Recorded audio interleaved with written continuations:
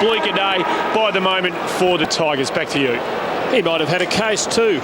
It did look as though the desperate late lunge might have thrust him forward. Oh, I thought you were talking about umpire Chamberlain in the report. Here it is.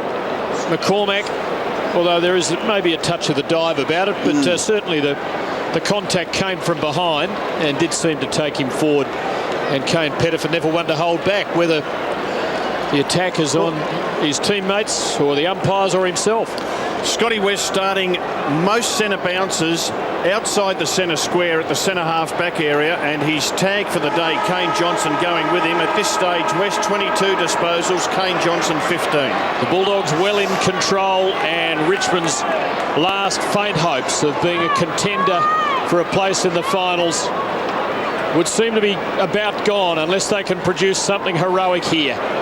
There's Faulkner, who we saw kicking that very clever goal during the third quarter. Free kick, Tigers' way.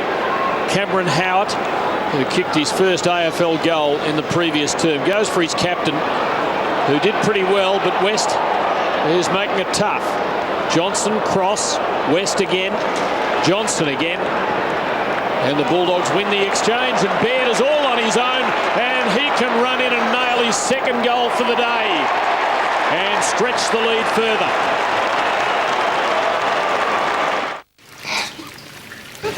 Right, Money, we're off. We'll see you at the party. Yeah, no worries, fellas. Bye. I'll see you there.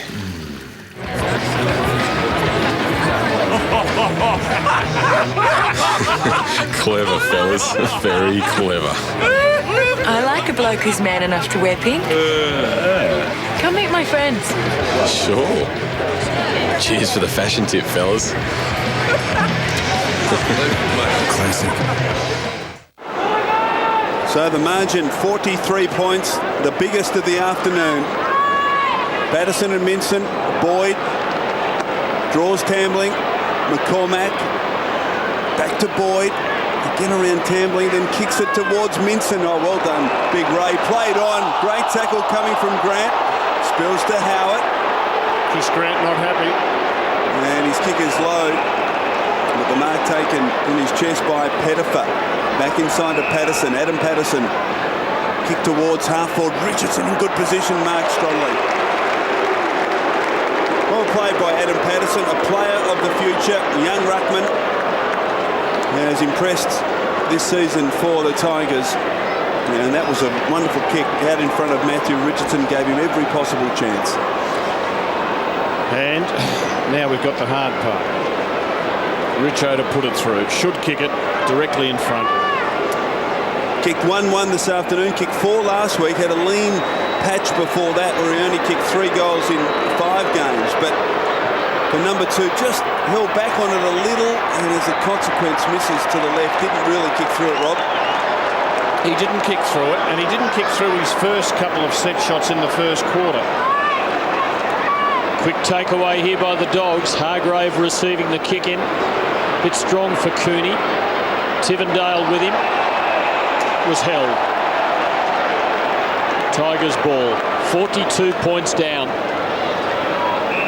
Patrick Bowden, who missed 3 times from set shots in the first quarter when Richmond got themselves into early trouble. Richardson again. Too far out this time.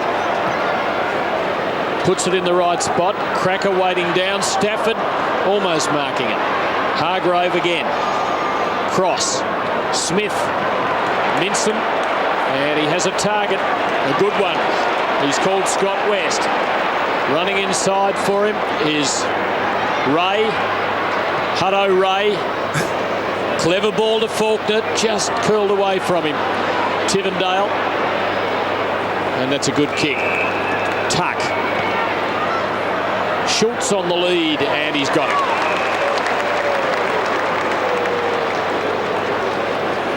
Should be able to kick it from there, but many of his teammates have missed this sort of shot during the afternoon. Farron Ray kick just really opening it up for the Tigers. Missing the mark, bringing it straight back into the corridor. Schultz goalless. He squeezes this home. And the Tigers pull one back, but still trail by 36 points. Get up, move, get up, move, get up, move, get up, move, get up, move, get up, move, get up, move, get up, move.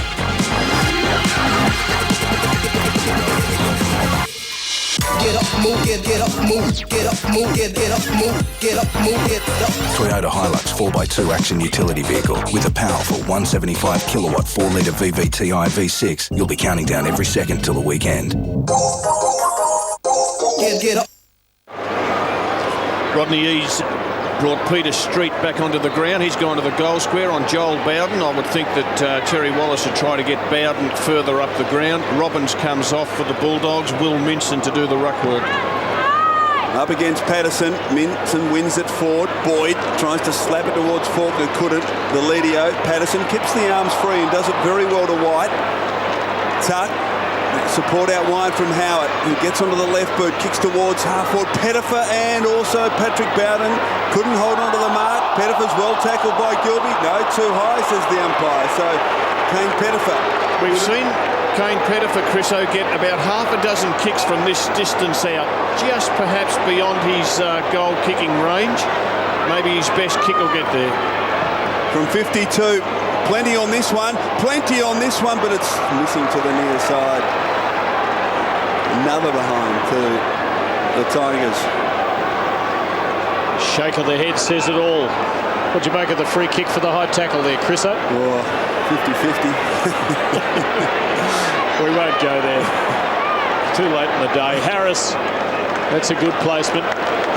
Griffin, I wonder if he has copped anything from the Tigers. I doubt it. Once the Bulldogs got away early in the match. Awkward one for Rains. Patrick Bowden supports him. Joel Bowden, disposal number 27. Deledio. Started well. Had to be benched, I think, with a minor injury for a while. Free kick, again going Pettifer's way. Getting a nice run with the umpires now after abusing them and getting reported just on the three-quarter time siren. Wilby put the hands in there. There wasn't a lot of force in it, but the umpire satisfied there was too much. Rains just didn't make the contact he wanted with that, and it's going to be tough for Richo. Didn't do too badly, just couldn't get it cleanly to White. Faulkner takes it away. Deledio helping it to Tuck now. Joel Bowden. That's a good kick. Schultz can line them up. Good player, Joel Bowden. So, fresh from his first goal, Jay Schultz having another shot, and this one looks a little easier. He's straight in front. Man on the mark 40 metres out. From their set shots today, the Tigers have kicked 3 goals, 10 behinds. Bulldogs have kicked 7 goals, 3. That's a shocking rate. They're due, and he strings a couple together. The margin, 29.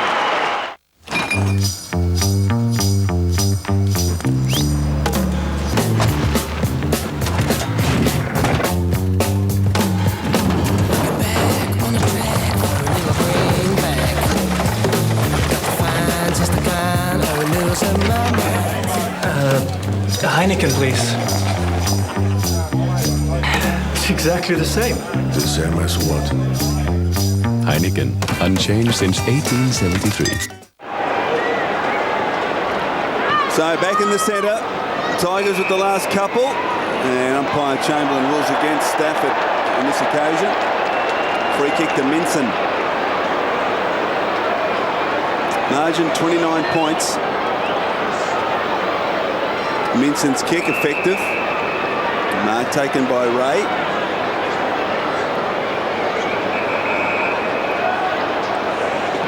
Handball off to Hargrave. Kick inside attacking 50 just towards cross. Foley is in close attention. And we've got a boundary thrown. Now here's the live ladder. And the Western Bulldogs there up to 6th position, but you can see how close it is in terms of points and also in terms of percentage, and how crucial it is for the Bulldogs this afternoon to press home this advantage they've got over the Tigers. But Richmond have kicked the last couple, and bring it out of defence with Kane Johnson. Richardson can't mark low down and you get a boundary throw in on the wing. The other interesting dimension of that is that Sydney and Fremantle are expected to win. Sydney play Essendon, Fremantle play Hawthorn. They're both at home. And we could have 5 teams on 44 points from 5th to 8th. Good movement by the Tigers. Foley receiving from Kane Johnson. Goes in the Schultz direction again. Morris able to prize it away this time and then flick it off to Power and McMahon. Gilby down. Cross gives to Ray, who could just about go all the way here. Seemed to deliberately guide it off the outside of his boot, and if he did, it was very clever. Grant, the bounce important. Polo hasn't had one of his best days. Baird's hand pass going nowhere, might get a second chance. Joel Bowden, cool in the traffic. Gives to Cracker.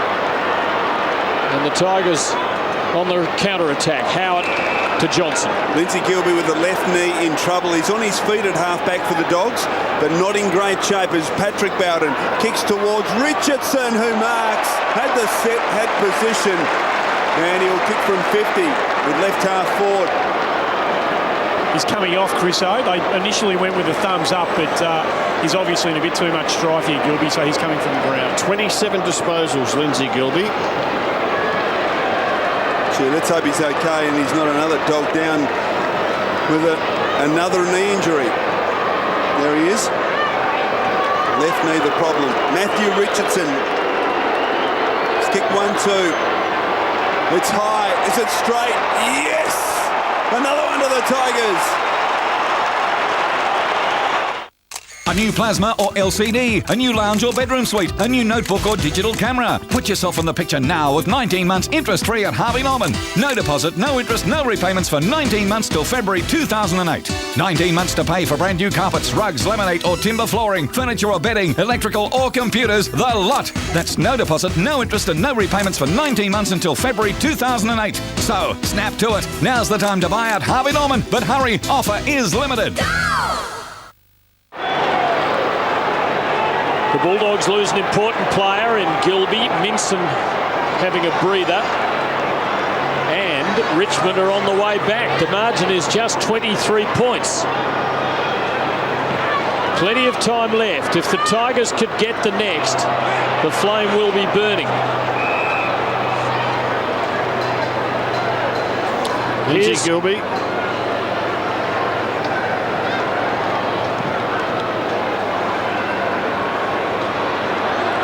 A bit of a twist as he came down. Let's hope it's not serious. Ray been good in this last quarter. Doesn't hit the target there. Beautifully done by Joel Bowden. Foley to Patrick Bowden. The brothers always seem to be close to each other. Pettifer, good stretch and grab. Has a man inside. Polo, he's got him. And the Tigers are running on in this game. Dean Polo from 60 to Richo. And he'll be lining them up again. And we have a game of football at the MCG. Quick movement of the ball. Pettifer's played a fine quarter, getting out in front of Rowan Smith. Polo makes a good decision here. Almost gave the handball to Rains, but Rains was being chased by an opponent. Keeps the footy and then sets up Richo with a neat little pass. The Bulldogs led by 43 points in the first minute of the quarter. Richardson misses. The margin is 22, but the Tigers are coming home. Next goal, all important. I reckon if the Bulldogs get it, game sealed. Richmond get it. Listen to this crowd. Eagleton. Harris. Conservatively goes back to McMahon, who can set up an attack here. Runs up the corridor. Sweeps it wide to Hargrave. Well done by Cracker. Just corralled him. Forced him to go back. And kick across the ground across. Will they play possession football? Just slow the tempo down. I think they might. He kicks it out wide. Harris, who's able to play on. Loose player on the wing. Morris. Oh, handball, a little sloppy. Let's Tambling in. Here they come, the Tigers. Around Boyd. crashes that tackle. Well done, Faulkner. Was able to effect a smother. Loose ball. Morris can't control it. Deledio gave it up to West. Slick hands to Street. Now cross. Around the body to Smith at half forward. Good strong pressure. Might have been a head clash. Pettifer kicks it out wide. Deledio free at half forward. Can he find a target? Or he went for the low percentage option. McMahon runs it out. Boundary throw, and he had two loose players short. Both Hyde and Polo screaming for it. And they were inboard too, Chris. Yeah. That's where he should have gone. He went for the wide low percentage option to the boundary line. Patrick Bowden it was who was in that head clash situation, and he's being checked. Street winning it down. McMahon helping it to Hargrave. Not safe yet. Schultz caught over it. Oh, gee, there was an arm over the top of the shoulder there, Tim. Well, I was going to just let that one go, Chris, but seeing as you mentioned it. He's on the bike, Lindsay Gilby, so they're obviously trying to work that pain and that injury out of that left knee of his. Just under 9 minutes left. Tigers need the next goal. Pettifer.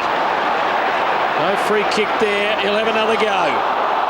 Still nothing doing.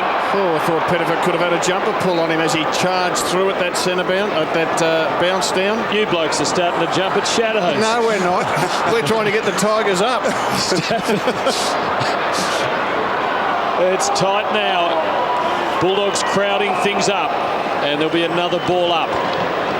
Bit over 36,000 at the MCG for Chris Grant's 330th game. Deledio on the sidelines for the Tigers. They could do him out with him out there at his best at the moment. Well played by Boyd, but he'll have to go back and get it again to Cooney. Now they're running. Eagleton with West inside him. Eagleton decides he can do it on his own, and why not? He's quick and he's good with both hand and foot. The feet especially dangerous, and even under pressure he's done it well. For Faulkner, can he finish them off with this? No, he won't. 23 points the difference. Gilby feeling a bit better. Looks as though he's ready to come back on, Timmy, for quiet. I reckon he might be required, Andy, because he's just dominated play when he's been out there. Still looks a little bit proppy to me as Joel Bowden kicks to Polo, half back. Around Smith. Left foot kick is effective. Howard. Beautiful kick to Pettifer's in space at half forward. Has to find a target. Or will he go all the way? Kane Pettifer! Ha, what a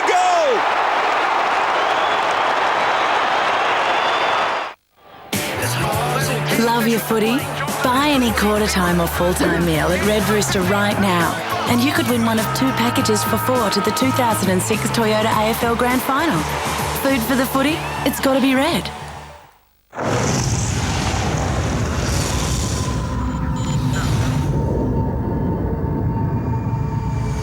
With new Camry, Toyota is looking at the world in a completely new way. Here we see Kane Pettifer. It's his 6th kick of the quarter, 3 marks, and he's given his team a real sniff. And Rodney Eade would be just a little toey right now because his team is stopping. Richmond coming at them. 3 goals would win it for the Tigers. Patterson, a good clean knock, but straight to an opponent. McMahon pumping long. Bulldogs need a goal. A goal would just about finish it. Joel Bowden surprised them by going onto his natural side. Patterson and the Tigers are running rampant. Foley, they're on the burst. They're dangerous. Goes long to not very much. Cracker got the hands onto it. Kane Johnson. Howard, big swing at it. Tuck couldn't hang on there. Chris Johnson in the back line for the first time in the game.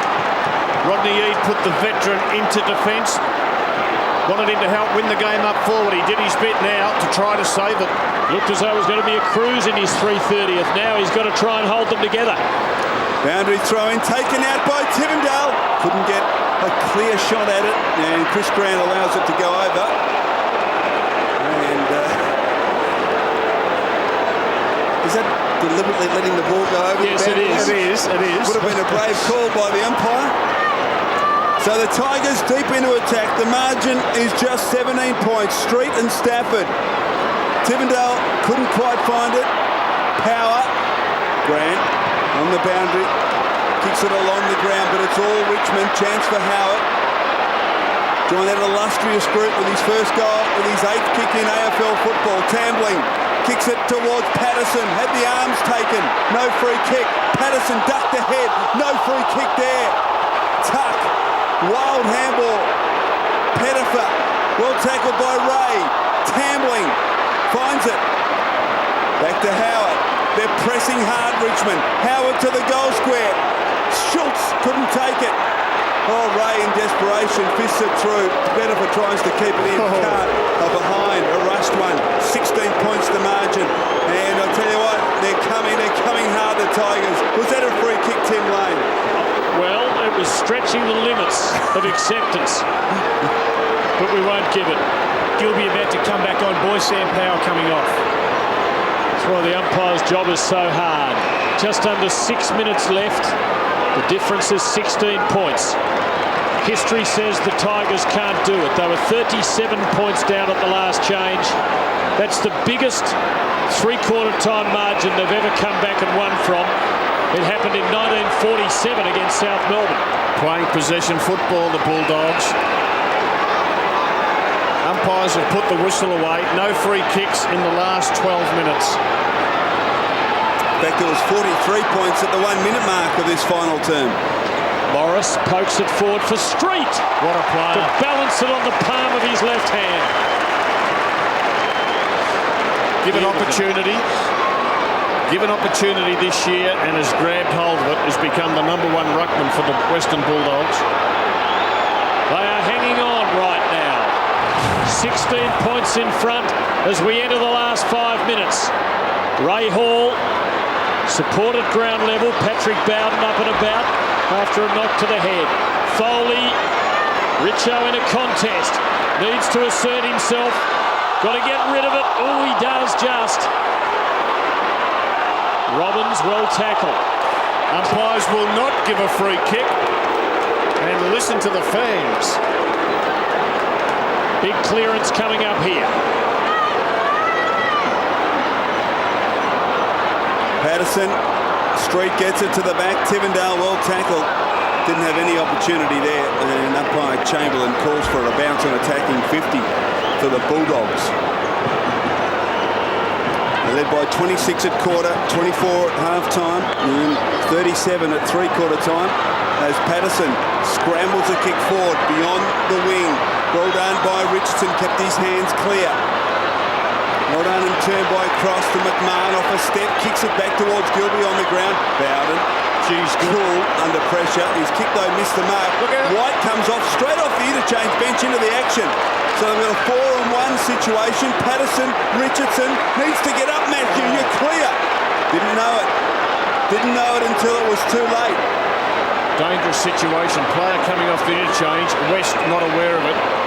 So Richardson kicks towards the top of the goal square. Gee, I don't know about the option. Chris Grant, the loose player back, has marked. Must have been fatigue, I reckon, Chriso. I mean, he really needed to move it on there, didn't he? And he sunk to his knees. McMahon. So just trying to retain possession at the moment, the Bulldogs. Cross. This fast-flowing, exciting brand of football that we saw in the opening half has all but disappeared as they try and hold onto this margin, which stands at 16 points at the moment. McMahon, now he goes because no one comes to him at all. In fact, there's a passage right through the gap as he kicks towards full forward. Stafford drifts across and takes the comfortable mark. Gives to Rains, goes to Hyde. Hasn't had a lot of it today. Chris Hyde, just his 9th disposal. Takes it backwards. They can't afford to waste time. Bowden to Bowden. Got to kick 3 goals to snatch this back. Patrick Bowden, they're trying to weave it into a position from where they can really attack. Tivendale, Deledio. Bulldogs back in big numbers. Ray with Pettifer. And Hargrave laying a useful hip and shoulder. It's come off a boot. It's the Bulldogs' ball and just came Pettifer's luck. He won't be happy. Daniel Cross. Gilby could see a gap that he could go through and decides in the end he will go. Kick not his best, although the Bulldogs with numbers around it. West put his body over it, needs to get it out. Grant, ball up. And the Bulldogs doing a pretty good job of tying things up. Richmond 16 points down. With a quarter time so far in the match and the number of goals kicked. 5 goals in this final term as Tivendale, under pressure, kicks with a non-dominant side towards half forward. Good control from Morris, tied the ball up, got it back under his control. The bounce at attacking 50 for the Tigers.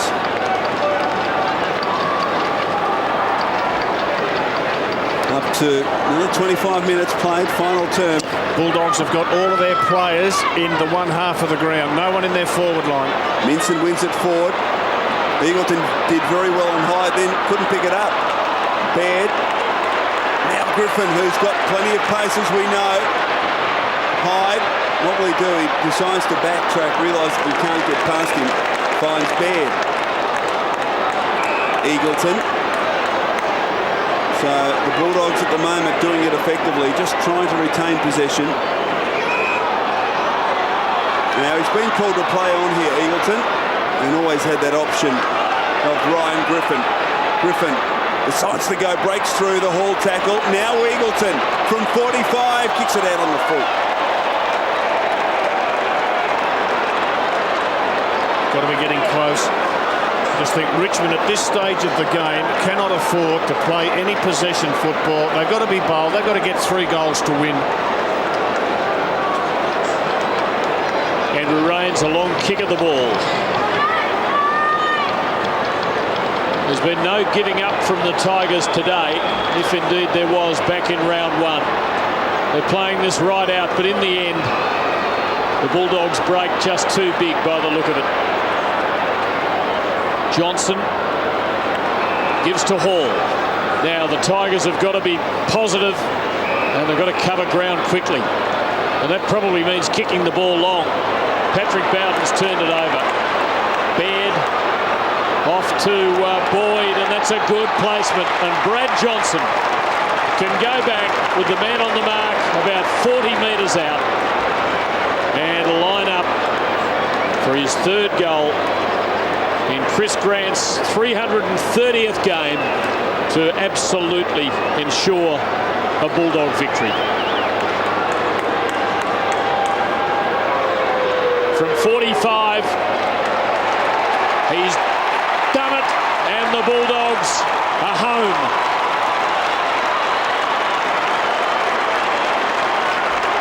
There have been some anxious moments in this last quarter, but they have always had that little bit extra up their sleeve. And this fellow is like an ace, an extra ace in the deck. He's just a wonderful player. And his good mate Chris Grant claps. He knows they're home now. Richmond fans leaving the ground in masses. Their team put up a pretty good fight. Chris Grant, 330 games, will end the game playing on the last line of defence.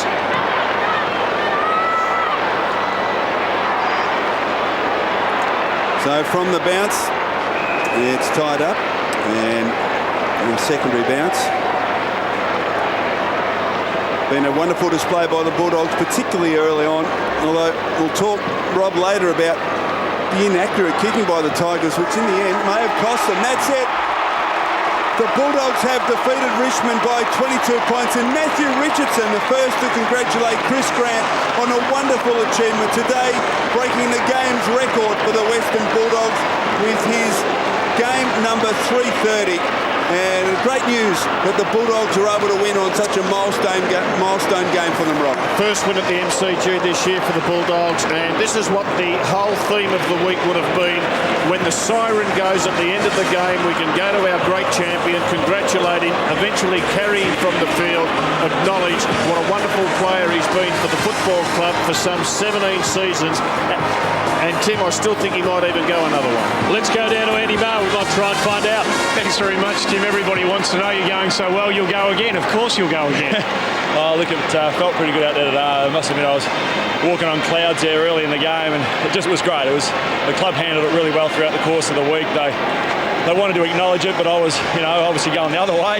But I think they did a pretty good job, and the guys had to do their part, and that was win today. So that was the most important thing. Everybody knows you don't like making a fuss about yourself. How do you cope when you are the centre of attention like you have been this week? Oh yeah, that's what I mean. I think I thought I was probably going to struggle more with it than I did, and the club were quite aware about what I wanted to do and what I didn't want to do, and they allowed me to sort of enjoy the week, and also just allowed the guys to prepare, because whilst it's a milestone game and all those sort of things, it was just important we won the game of footy to get into the finals. So that was probably what my most concern was. And any anxiety at all? 330 games later, a big game for you. Was there any extra nerves associated with it today? No, not really. Not really. A little bit emotional early in the game. Carrying the girls out and that sort of stuff, but that's to be expected. But I just allowed myself to enjoy it, and it was great. It was really good. And I guess really nice to get that first touch onto Brad Johnson to kick that goal, and for you to kick the second. What a great way for you to get into the game and just get amongst it. Yeah, it was important that I got into it early, so that was great. It was mate, they're all waiting for you. There you go. Good on you, Chris. Congratulations, mate. It's the only outcome, really, that this day could justly have produced. A hero of the game, and that picture says it all. Loved by his teammates, loved by rivals, loved by fans. The club record holder, 2 goals, a winning day, 330 games, and hopefully a few more where that came from yet. Respect's the word, Tim, that comes to mind. Respect for a great champion on and off the field. I think he'll play another year. I hope he does. I think he realises he's got so many talented youngsters around him that he could be part of a successful team, maybe even this year, because the Bulldogs will play finals, but I think they'll be an even better side next year, and it'll be fitting for Chris Grant to be part of that. The youngsters with their banners, they wouldn't know about the early years. How when he arrived in Melbourne, the club had just entered into a merger and he didn't know whether he'd have a team. And how 10 years ago he was nearly lured away by a club that promised a better future, but he stayed and he stayed, and the future's looking bright, and they've had another win by 22 points at the MCG. Oh my God! Before the game, earning the respect of the football world. They shouldn't respect it. Before the game, live next on 10. Now, Tony Pepperoni, Supreme and Meatosaurus Guy get their own pizza from just $5 each. Who invited I'll Pay You Tomorrow Guy? Ask for Domino's 555 deal. Any 3 large pizzas pick up from just $5 each. So what do you think? Well, the individual in question was driving a Ford AU Falcon, done about 90,000 Ks. And check this out. The camber of the front left wheel is out by 4 degrees. And that means trouble. Book him in, Davo. Nobody knows your Ford like we do. Visit your participating Ford dealer now and we'll expertly fit and balance new Dunlop tyres for EF to AU1 Falcons and Falcon Utes from only $99 each. Ford service. Nobody knows your Ford like we do.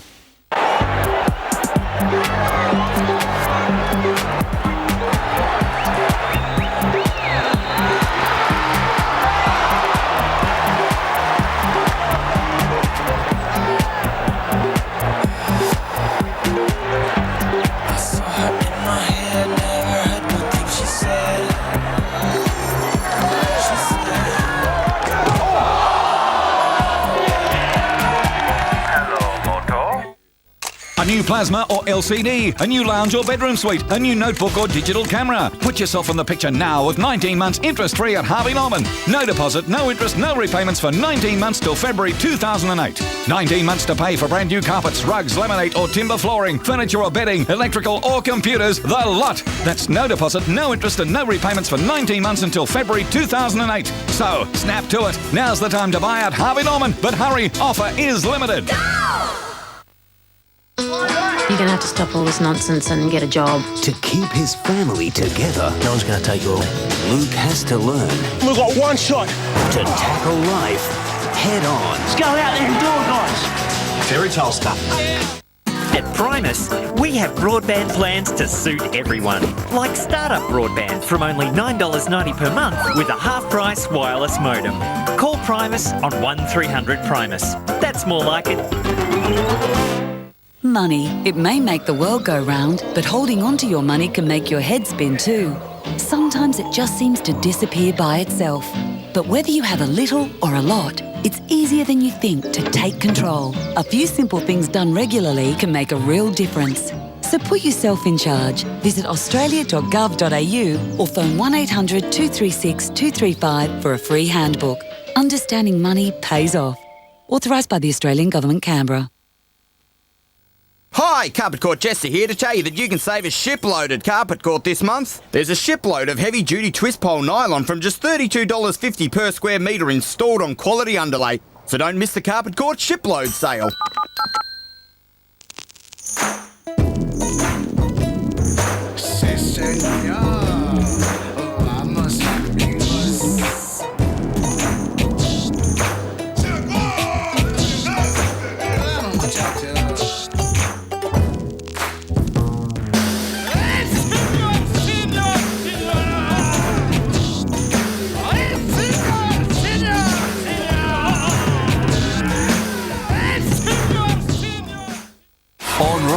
Misha Barton, Nick Lachey live in the studio, plus Nelly Furtado performs live. Saw Nelly Furtado the other day. I said, "You like a bird." She didn't even answer me. She just went, "Hello, hello." Rove, 9:30 Tuesday.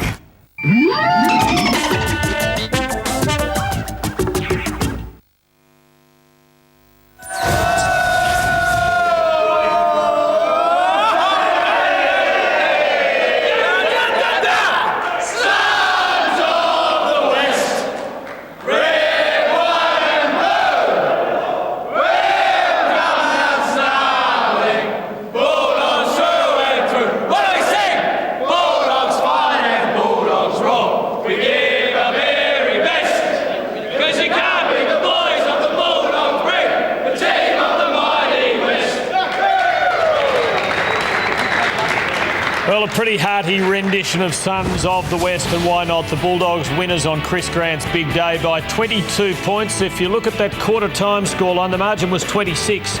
They kicked 10 goals each thereafter, and Richmond actually outscored the Dogs. It was the story of the shots Richmond missed. From set shots, they kicked 5-11 for the day, and they really kicked themselves out of this game. Brad Johnson, again the major contributor for the Western Bulldogs. Travis Baird among those who kicked two, playing just his third game for the club after a couple up in Brisbane. And Richmond just couldn't really find a true target all day. No, they tried pretty hard, Tim, but those wasted opportunities in the first quarter really hurt them. There was Patrick Bowden had 3 set shots from inside 50, missed the lot. Richo had a couple, he missed, and it just meant that they were chasing tail all day. Well, the Bulldog coach Rodney Eade was looking a little tense during that last quarter. He's in the winners' rooms with Andrew Marr. Thanks, Tim. Rodney, coaches get a bit tense, I guess, and a bit stroppy when sides come back at you the way they do. Are you going to be disappointed with that for the time being, or will you just revel in the fact that you've got the win on what's a pretty important day? I think it's a bit of both, Andrew. I think certainly we've got to enjoy the success, there's no doubt, but when you got that break at three-quarter time and to actually play like we did the last quarter was very disappointing. I think give full credit to Richmond. I mean, they missed a lot more shots than we did, but the 3 points we kicked the last quarter, they went back and got 3 goals from them, and it was very disappointing our use of the ball, which was probably the downside. Rodney, you've played with some champions, you've coached some champions. Tell us what you think of Chris Grant. Yeah, he's fantastic, isn't he? I suppose I'm unfortunate. I think in one way, I think I'm fortunate to be able to coach him and be in contact with him, but probably unfortunate to only have. It'll be 2 years, hopefully it's 3 years. You'd certainly like to coach him when he's at his prime. It'd be great for us now if he's at his prime. But a very humble, understated champion. Totally professional in the way he goes about it, the way he gets himself up every week. Super tough and super courageous, and obviously a great role model for our guys. Is the matter of whether he goes on still in question? No, at the end of, I think going towards the end of last year, Chris said then he didn't want to talk about it at the end of the season. I think it's going to be the same this year. I haven't spoken to him at all. I suppose I've let my feelings know in the media a little bit. I think he's still got something to offer because he's so smart and so brave and he can play both ends. I think surely we're going to have to go past him. But I think while with these injuries to these tall guys, he's been able to stand up. So hopefully next year hopefully Tom Williams can play and a few other guys that he can start handing over the baton. But I still think he's got a lot to offer. Rod, a lot of interest, of course, with Chris Grant, and he was terrific. Your team had a good win, but I was impressed with a couple of your youngsters who were given opportunity, haven't played a lot of football. Cameron Faulkner and Travis Baird. I thought they certainly made a contribution today to the win. Oh, for sure, Rob. I thought Cam Faulkner was terrific. We started him in the centre square, threw him to the wolves a bit, or threw him an opportunity. I thought he took that. He kicked a great goal. He's probably missed another couple that maybe he would have liked to have converted. But he is tough and hard, and that was his first game this year. He's had a couple of injury bouts during the season, missing 5 and 6 weeks at a time. And I thought Travis Baird, I think you're right, but he started off slowly, but he's quite a smart forward, and he's kicked 2 and gave 1 to Smithy as well. So that was a pretty productive day for him. The impression of the Bulldogs has been that across the season and even across games, your method is going to take a lot out of your players. Was that the story of the day today? Were they wearing out towards the end? I think that's an easy one to say, Tim, and you probably as a coach would like to say that. That offers a nice excuse for them, but as I said probably the last couple of weeks, and I'd hate to offer that as an excuse for our guys. I think we're better than that. I think we've freshened them up, and I think we had plenty of run. I don't think tiredness really is the reason that we turned the ball over so much, and then we're able to get caught on the rebound. So I still think they've got some run in their legs, but having said that, we obviously got players out. We've had to play 3 or 4 new players, and we haven't got a lot of height. So perhaps we're going to have to use our run more than the opposition, which may at times, I suppose, drain us. We're all going to look at the ladder. We do at this time of the year. You've had a couple of results go your way, one last night and one today with Melbourne getting knocked over. Do you ponder top 4 much? Is that something that in your quiet moments, do you do any of that at all? No, Andrew. This game's got a tendency to bite you on the backside when you least expect it. And I think we've just got to shore up being the 8. This will go close, and I suppose depends on the Geelong game. But I think our focus has got to be next week. If we can win next week, then we can maybe look for higher honours. And but they're certainly tight from 3rd to 9th at this stage. You don't mind if we do it on your behalf then, do you? No, that's okay, mate. You can do it on your show tonight. It'll be terrific. Congratulations. Well done. Thanks, mate. Back to you, boys. Thanks, Andrew. Well, I'm not sure about his players. I think the coach is probably glad that one's over because things were just a little tense in the last quarter. Let's have a look at some of the contributors. Lindsay Gilbey, biggest possession, and it did take a knock, gave Bulldog fans a scare in the last quarter, but came back and 28 possessions. He just had a fine game, Tim. Playing pretty much as a back flanker, back pocket. Tigers tried to get him out of the action by dropping him back, but as soon as the Bulldogs take possession, he knows he's got full licence to take off and run. So I reckon he would have done about 40 runs today from defensive 50 into forward 50. The great strength of his, of course, is his fantastic foot disposal. He's one of the best kicks in the competition, and he just continues to improve as a player, does Lindsay Gilbey, one of my favourites. Another very productive day for him. Jordan McMahon, 25 uses of the ball, and he has developed into a formidable footballer this year. He has, and this was the key to his game today, Tim. I'd like to know how many bounces he had, because I reckon it'll be up around the dozen at least. Whenever he gets it, he takes off. He draws players to him, and again, he's got neat foot disposal on that left foot. And Rodney Eads just developing a team of hard runners, fast runners, and great endurance athletes who've got some terrific skills to finish it off. So Jordan McMahon, quality player, and I just thought that Rodney Eade used him really well this year. He started him in the back pocket, probably played his first dozen games there, and as the season's progressed, Jordan McMahon's been given more of a midfield role. And the coach really has been able to use his manpower so effectively. There's Chris Grant's game plot, 21 possessions, a couple of goals, and is it a question as to whether he goes on? I think he will play next year. Look, he's got every right to wait and see. This was the first touch. Well, no, it's not. He had that later in the game, but he kicked a couple of goals for the Bulldogs. He got a handball now. He thought he should have been rewarded with a free kick there. It didn't come his way. I like the fact that below his knees, he's still very good. Now, he'll turn 34 in December, and yet he's not a one-dimensional player who just relies on his marking. Interesting, Tim, in the last quarter, when the game was really under a bit of pressure there, they put him in that back line. Now, what about that? Well, that is amazing. For the second time this year, Carlton has upset Melbourne. We all thought it was a fluke when it happened in round one, bearing in mind the courses that the two teams' fortunes took for the rest of the season, but the Blues have done it again to prove it was no fluke. Melbourne hold on to third position, but they exposed themselves now. They could be a little vulnerable, and the Blues have climbed off the bottom and demoted the Bombers to 16th position, Rob. Well, how come you and I have got big smiles on our face? That's a lovely looking ladder, isn't it? And look at the battle here for fourth position. St Kilda hold it. Collingwood play in Adelaide tonight. That'll be tough. The Bulldogs also on 44, and Sydney and Fremantle with games that they should win, both at home. Sydney play Essendon, Fremantle play Hawthorn. So we're likely to have 5 teams on 44 points, pursuing 1, 2 and 3 on the ladder. That's it from the MCG. Chris Grant's 330th a winner. The Bulldogs by 22 points.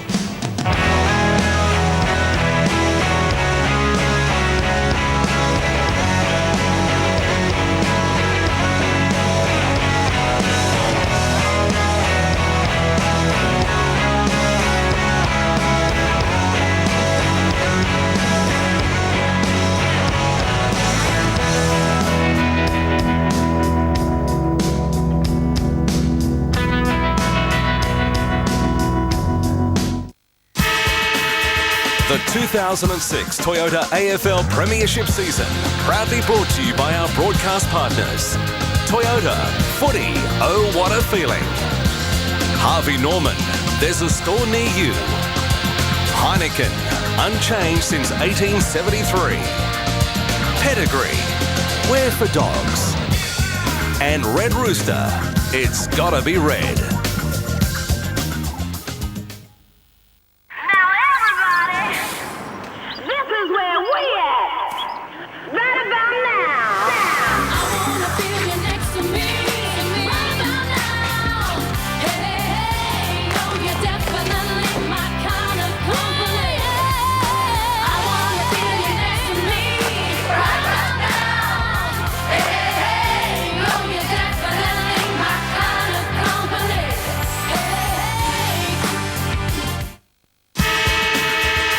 This program proudly brought to you by Toyota. Footy, oh what a feeling. Harvey Norman, there's a store near you. Aquamax Hot Water Systems, Australian made, Australian owned. And Jason, no one's tougher than Jason.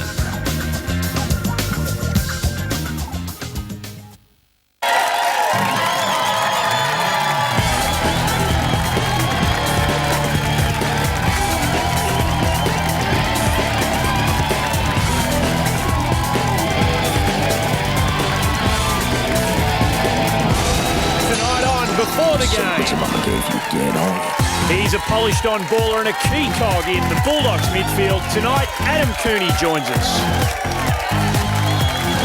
A hard nut of the Melbourne midfield, but tonight we'll see his gentle side when Brock McLean drops in for a chat. And Magpie Brian Strawn cuts a deal with an Essendon superstar.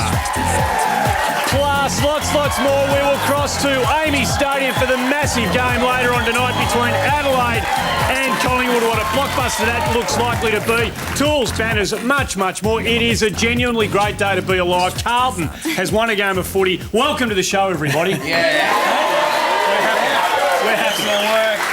I'm sure Brock McLean is going to be glad about you gloating like that, Andy. But, of course, the big news story of the week in football circles, Chris Tarrant and Ben Johnson involved in some kind of incident. Nobody really knows exactly what happened, but they're playing tonight, which should be great. Apparently bystanders knew the incident was over when Joffa put on the gold jacket. That's a bit... Collingwood will punish them. They have been made to stay in Adelaide an extra 2 days after tonight. So, to punish them. You know, they weren't out late. They were just really early for their recovery swim. Yeah. That's what I think happened. I don't blame them. I blame the other 42 players on the list who weren't there. You know? that? Well, they're a team. They should be all in it together. I blame the guy who actually did the motivational talk early in the week at the Lexus Centre. Check out who they actually got to do the motivational. I mean, that's... Yeah. You're asking for trouble. You know what I think is a minor miracle is that 2 AFL footballers have left a nightclub and not picked up. How did that happen? Yeah, no wonder they were angry. They've both got girlfriends, and I think so. Good luck to them. Mick Moldhouse has been very supportive. He's come out in defence of the guys. In fact, I think he's missed his calling as a defence lawyer because he had a very simple, logical explanation as to why we shouldn't harass Taz and Jono. I'll say that if they had caught Jack the Ripper and given him a spanking, would have spared his next girl. I would be surprised. Ivan Milat, I'd be very surprised. We are dealing with different types here. Neither of them have been involved in the Lebanese war. They were not in the car with Mel Gibson, and they weren't responsible for the rate change.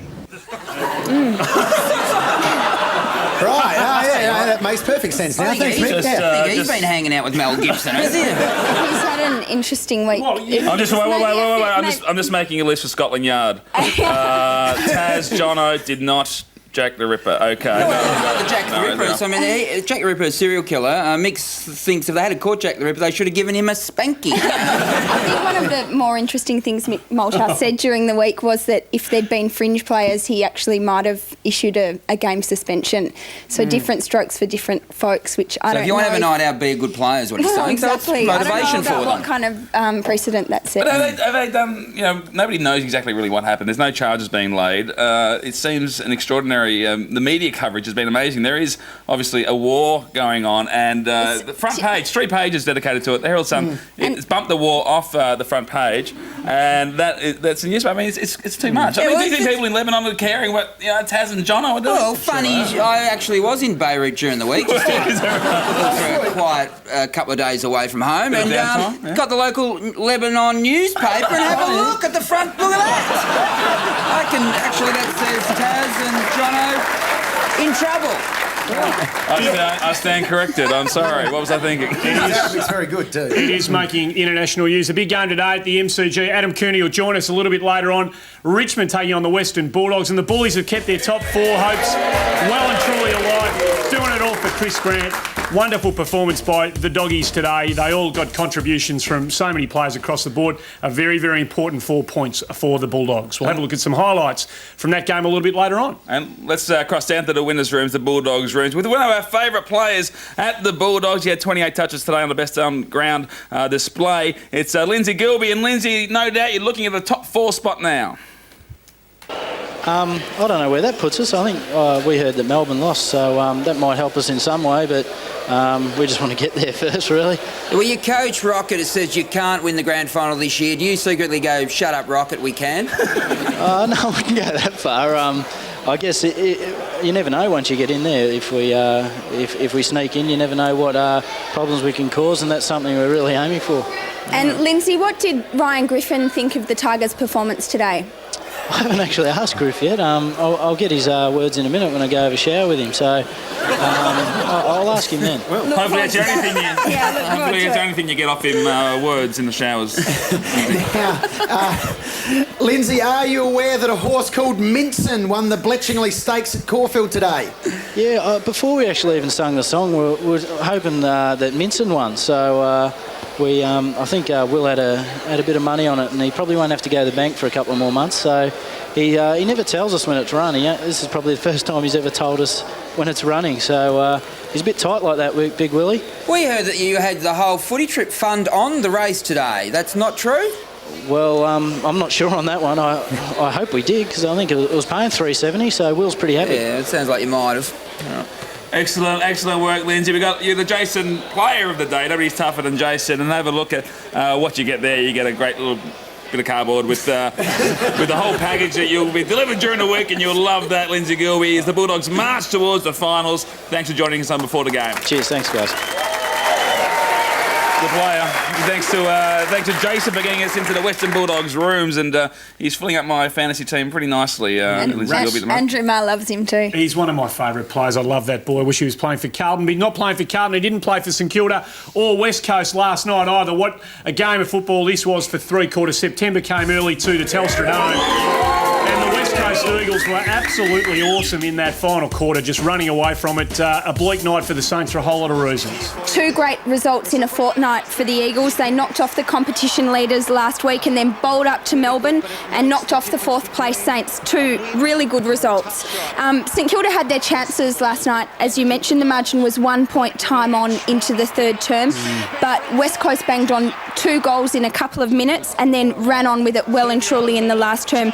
7 goals to 3. Chris Judd leading the way. He kicked 3 goals. Daniel Kerr, Ben Cousins, the honour roll for the Eagles. They are looking good. They're going to win the grand final. There's my prediction. You heard it here first. West Coast going to win the grand final. Pretty brave prediction, though. Don't know what the odds are. Sam, should they be favourites now? They beat Adelaide last week. West Coast. I'd take West Coast now too. Yeah, absolutely. And actually Sandy coming back into that. This adds that X factor to and the Dean Eagles. Cox to come yet. Of course. So they're looking good, but there was some not good news for the Saints last night. Really awful news. I mean, already they've got Justin Kajitsky, Aaron Hamill on the sidelines, Lenny Hayes. Last night, Matt Maguire was added to that list, and in the last 90 or so seconds of the match went down. We're not going to show you the vision of really the injury. Brave player, and that was a really brave act. He and it back was into a marking contest. He snapped his tibia and fibula. And he's in my dream team too, so a lot of victims in this one. It's exactly all you care about is your dream team. Come on, there is a man with a broken leg in hospital. He's a great player and he's a good guy. It's a bit like the Nathan Brown incident. The Saints are saying today the break was clean and there wasn't tissue damage, but really there's no way to dress up a broken leg. Sam, we are a football show. We should actually show the vision. We love Matt Maguire. Matt, if you're watching, we love you. You know that, and good luck with the recovery. But we are a football show. We should show the vision. But we understand that not everybody likes to see injuries to footballers. So what we've done, basically, if you want to see the Matt Maguire injury, you look at the left-hand side of the screen. For those who don't like watching footballers get injured, watch the right-hand side of the screen where we've organised a squirrel to water ski for you. There's the injury, pretty.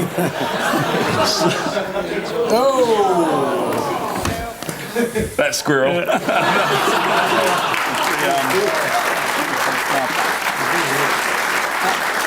I think St Kilda have named that squirrel on a halfback flank for next week. So. They might need to. But absolutely get better than Matt Maguire because he's a great bloke, Matt Maguire, and a great footballer. Absolutely. Another game today at Telstra Dome. Melbourne wanting to keep its top 4 and possibly even top 2 hopes alive were dealt a savage blow by Carlton, beaten by them for the second time this season. An unbelievable upset. Leading the way with 4. What a season he's having. Great to see Brad Fisher kicking 3 for the Blues. A wonderful, wonderful result. And what is it about Carlton for Melbourne? They knocked the Demons off in the first round. We thought it was a fluke, and they've come out in round 18 and done exactly the same thing. Demons, of course, missing a few today. Travis Johnston was a late withdrawal. Byron Pickett not there. Aaron Davey neither. David Neitz only managed 2 goals. Brendan Favola, you mentioned, kicked 4. The Demons got to within 2 points in the third and final terms, but the Blues, to their credit, for a team that hasn't been able to post a win since round 7, actually managed to hold their nerve. Dennis Pagan was wrapped with their intensity, and I think a couple of people sitting next to him might have been wrapped with that as well. Can I put it to the 3 Carlton fans on the panel, though? You won today. Are you happy to win? Or do you wish you'd lost because you lost the first draft pick? No, we're happy to win, but it's as a Carlton supporter, I'm in a really weird headspace. You know, I feel like a beaten dog that's just got a pat. You know, I mean, it's like I don't know how to take it. When are you not in a weird headspace though? All right, it's better to be off the bottom of the ladder. Oh, absolutely, it was great. I mean, it was good. And for the kids who are busting their backside every single week, who haven't tasted a lot of success, they deserved the opportunity to sing the song. Where does that come from the Demons? Well, we'll ask Brock McLean a little bit later on when he joins us on the show. Talking about the Carlton kids, though, there's, I think in the light of things that have happened this week, maybe Carlton should revisit who sponsors the Little League, all right? Let's have a look at Little League sponsors, all right?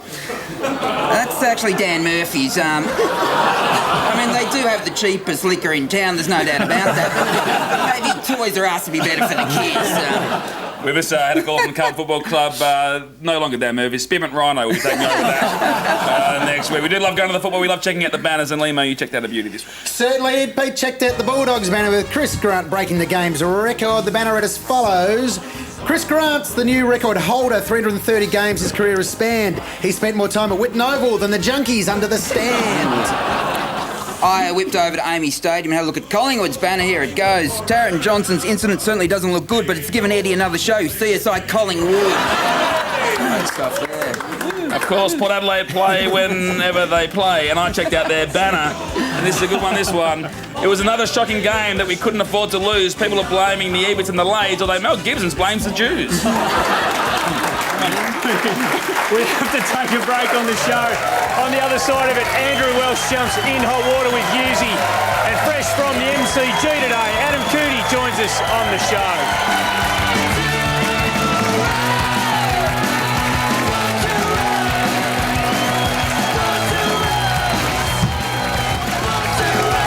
This year, it's all about rock! Premiering 7:30 Sunday. Let the idol auditions begin. Over 2 massive nights in the biggest search yet, we found unbelievable talent. And it won't take long. And they're simply unbelievable. 7:30 Sunday, you'll find out how Idol has changed. The music, the moments. Is that yes? Yes! Idol begins 7:30 Sunday and Monday on 10.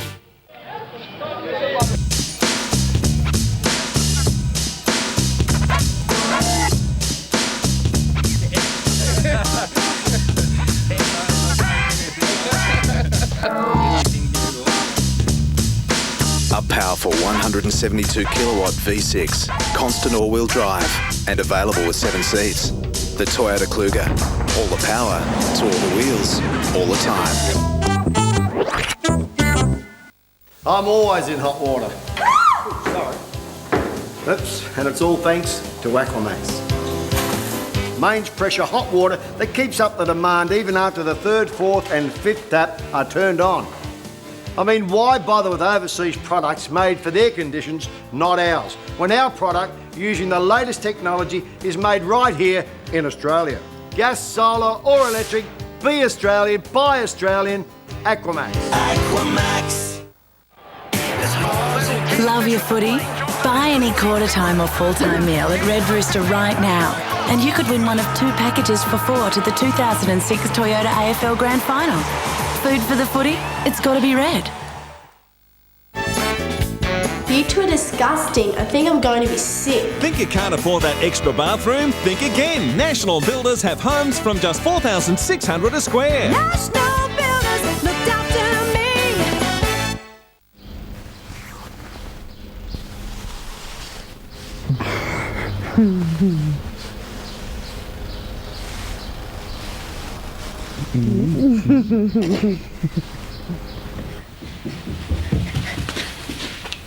Dad, Mum, anybody there?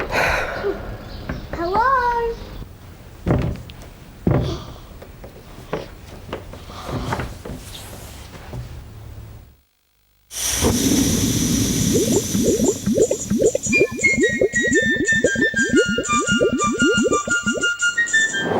What's the official address of Telstra Dome?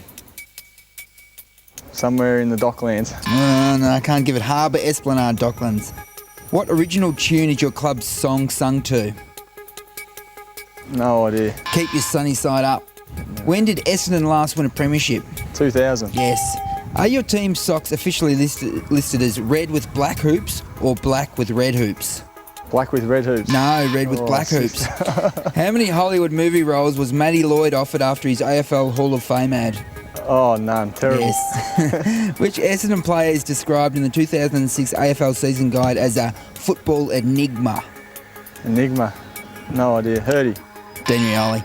I'm always getting Chris Heffernan and Aaron Henneman confused. Who wears which number? Hef's 26 and Henno's number 3. Yes. So you don't have to go to his party. What else can you say you were celebrating on Mark McVeigh's birthday? Oh, absolutely anything. He wouldn't know. Australia Day. Before Matty Lloyd, who was the last Essendon player to win the Coleman Medal? Or Simon Madden? Ted Fordham, 1966. Did Mark Johnson shave his bum for the Aquamax commercial? Yeah, he did everything. Well, apparently he didn't. He was wearing flesh-coloured shorts. Andrew Welsh, thanks for jumping in hot water. No worries, thanks, mate. The good folk of the West Meadows Junior Footy Club are very disappointed with that. They won't be picking up the $5,000 hot water system thanks to Aquamax after that less than satisfactory performance from Andrew Welsh. Our first guest on the show tonight is a super young talent from the Bulldogs, played a big role in what was a very special day for Chris Grant today. Joins us on the show, Adam Cooney.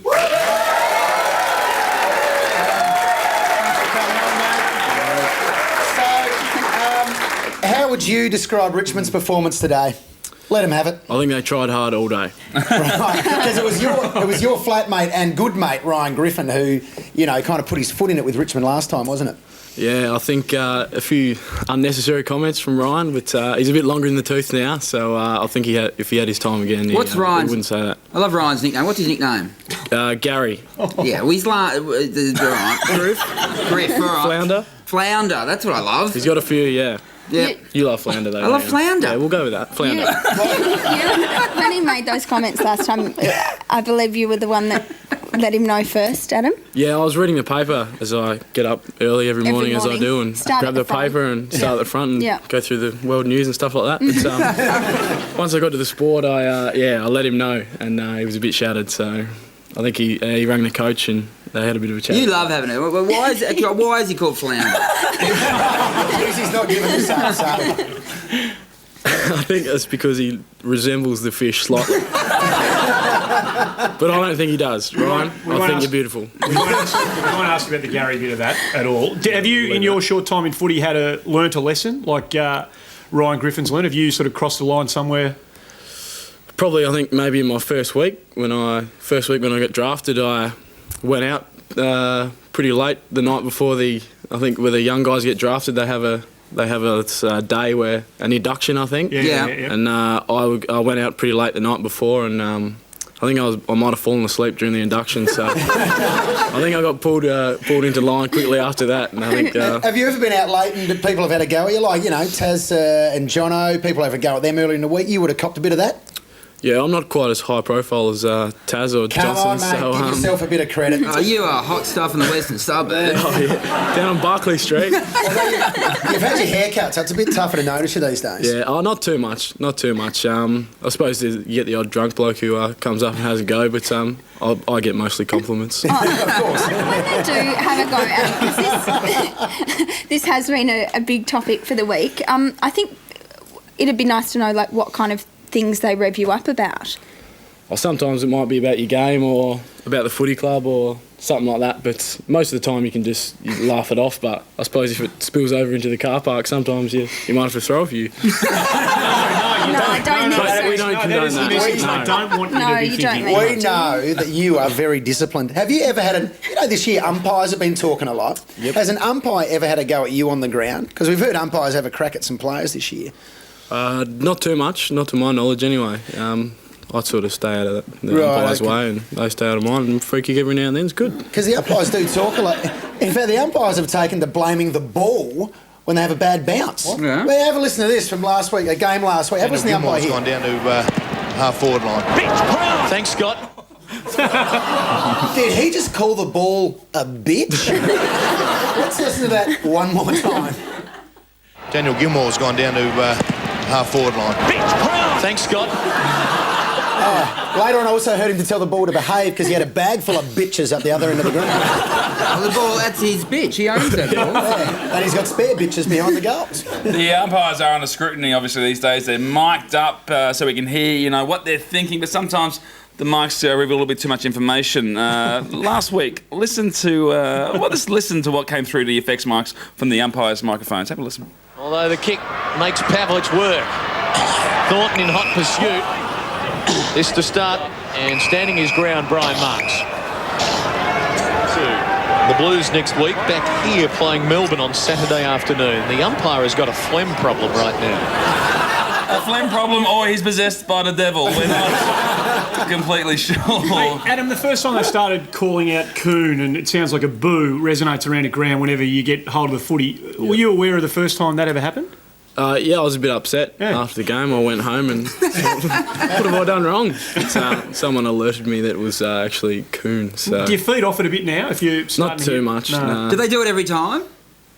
I don't know. I hear it sometimes, but so you don't get disappointed if you don't hear it. So. No, you kick 2 goals a day. You're all right. Dave, thanks. Because the good thing is, when the opposition are yelling boo, you can pretend they're saying good. Yeah. Either way, I'll just go take the positives out of it. Plenty more to talk to Adam Cooney about. He's going to stick around after the break. A huge day for Chris Grant. On the other side of the break, we're going to cross to Amy Stadium. A massive game coming up tonight. Collingwood v Adelaide. We'll cross there to find out how conditions are when we return.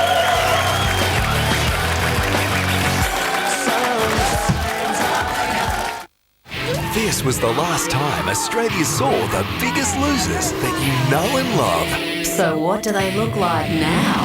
6:30 Sunday. In a Brainier special, the biggest losers are coming back together. Awesome, kids, awesome. We all want to know who's got the biggest brain. But what we really want to know is who's got the smallest body. I can't believe you guys. Australia's Brainiest Losers, 6:30 Sunday on 10.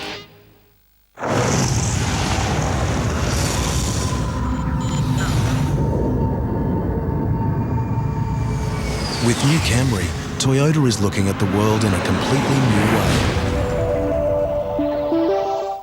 Planning a summer getaway or maybe a winter escape? Then you have to be at the Flight Centre Limited Sun and Snow Travel Show. Get expert advice from the world's top travel companies and be inspired by free travel presentations. Exclusive savings only available at the show. That's right. Save on airfares, tours, hotels, car hire, insurance and much more. Plus book at the show for your chance to win great prizes, including a UK holiday, a 14-day East Coast adventure or New Zealand car hire. Don't miss out. One day only. The Sun and Snow Travel Show. Sunday, August 6, Grand Hyatt, Melbourne, 10 till 4. It's free.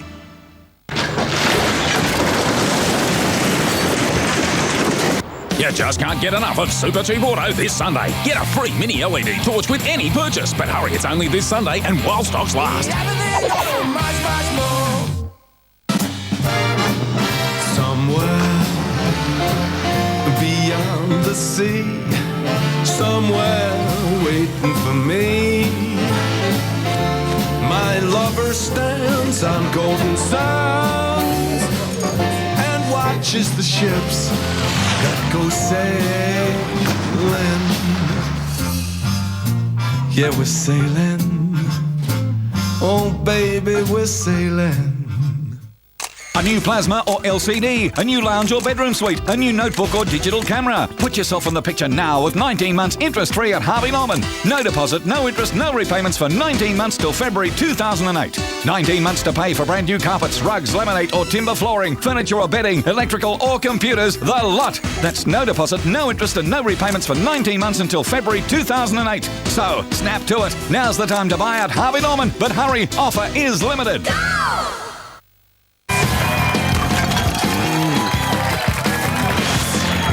Welcome back to the show. Adam Cooney, our special guest. Let's just recap the scores from the MCG today. The Bullies victorious over the Tigers. They did it pretty easily. Richmond came at them late, but it was a pretty solid performance by the Bulldogs. And just another polished performance, Sam. Big day for the Dogs, and they jumped out of the blocks really early, kicking the first 7 goals of the game. Richmond did fight their way back into it, actually outscoring their opponents after quarter time, but ultimately they were their own worst enemies. They managed just 5 goals, 11 from their set shots, and in a woeful first quarter they kicked 6 points, only Patrick Bowden and Matthew Richardson having a bit of trouble in front of the big sticks. And absolutely memorable day for Chris Grant.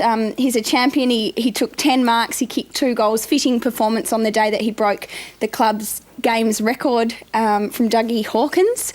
And he said afterwards, which I thought was really interesting, that it's not going to be a physical issue for him. He feels physically he could play for another 5 years. It's just a mental issue for him now, and whether he can stay enthused and all of that. But I'm sure, Adam, you like to try and keep Chris enthused about life and football. He's a very enthusiastic person himself, so Do you think I don't have to do too much of that himself, but he's looking good. He's looking good for an old man. He's still got the... I'm sure he won't mind me. Do you reckon he's still... I reckon he's underrated. Like, he's played 330 games now. Like, if he was at a bigger club like a Collingwood or an Essendon, he would be an absolute, like, champion legend. Like, he never seems to be kind of rated with your James Hirds and... Yeah, I think that's probably because he hasn't won the Brownlow. Maybe if he got the Brownlow. Yeah, well, he got the most votes one. Well, yeah, I think so, but he was suspended. But yeah, that's true. He could have won it, but he didn't. Yeah. Well, he could have, but he didn't. Yeah, I understand. But can I ask you? Sorry, Adam. Dave. One of Dave's jobs is pointless interjections, and he did it really well. He's a great player. And talking about James Hird, didn't James Hird do a speech for your team during the week?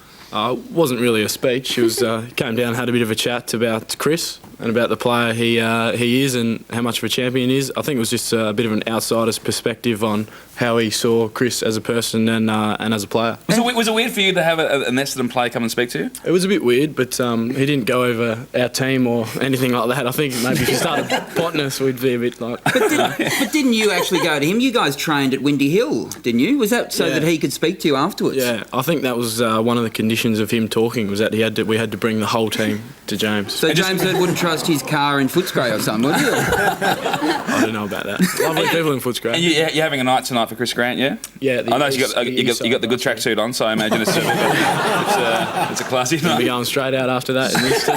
Strawdy's not too far away. It doesn't sound like the Bullies will be watching the game tonight, but it is a huge game at Emmys Stadium. Collingwood taking on Adelaide. Massive game. Stephen Quartermain's over there. Will be bringing us the action. I just wonder how you're going, Quarters. Have you survived the trip over and arrival at the ground?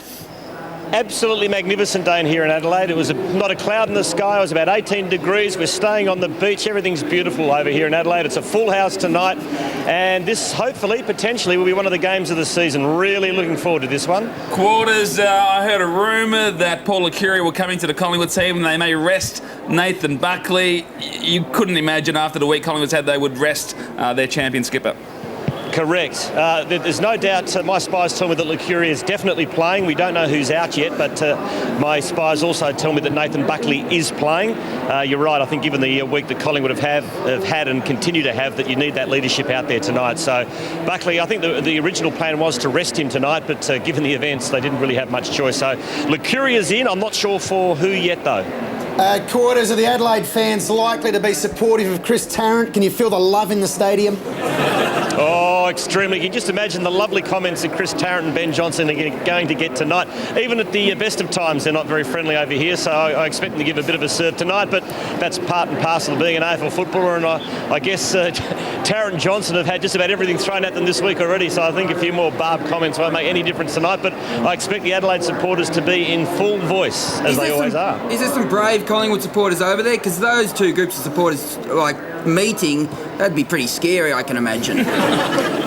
Yes, very scary, David. Look, they're Collingwood wherever they go. I just have a look around. It's a couple of Adelaide players behind me. But there is a lot of Collingwood supporters around here. There always are. They're pretty good, the Magpie fans. They travel wherever they play. So there'll be a good smattering here, but certainly well and truly outnumbered, as you'd expect over here. Stephen, looking forward to enormously. Going to be a massive game for a whole lot of different reasons. Pies are a big chance too. Don't worry, Pies are a very big chance. I'm one of the few that give them a very big chance tonight, and I've been in good tipping form lately, boys and girls. So the Pies aren't without a big chance tonight. Well, what a lovely note on which to leave us. Good calling. We'll be watching. There you guys. Stephen Quartermain joining us. Interesting to see Nathan Buckley out there. One Collingwood player who won't be out there, of course, is Brian Strawn. We're about to catch up with the latest exploits of the great man, but we just need to backtrack to last week and recap what happened, because that leads into this week. He gave away this car as part of the Toyota ambassadorial program to a very dodgy-looking Collingwood supporter. The car never came back, basically. Strawn had completely buggered up. He owed Toyota $30,000. He went down to the Telstra Dome. They asked him to go down, tried to kick some goals to raise some money for grassroots footy, needed to raise $30,000, could only raise 15. Such was his poor kicking. Robert Walls had some very interesting things to say about Strawny's kicking. Even with the Auskick kids giving him a hand with the ball, Strawny let them down. So he still needs to find $15,000 from somewhere. That's where we pick it up this week. He's gone back to the Toyota dealership. Let's see what happens next.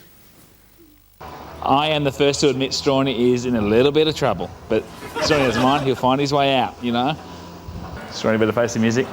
Ta-da-da-da. Hey! That was horrible. My grandmother kicks better than that, Strawny. Well, your grandmother's obviously a very talented footballer. She is indeed. All right, so 3 Corollas or a Land Cruiser?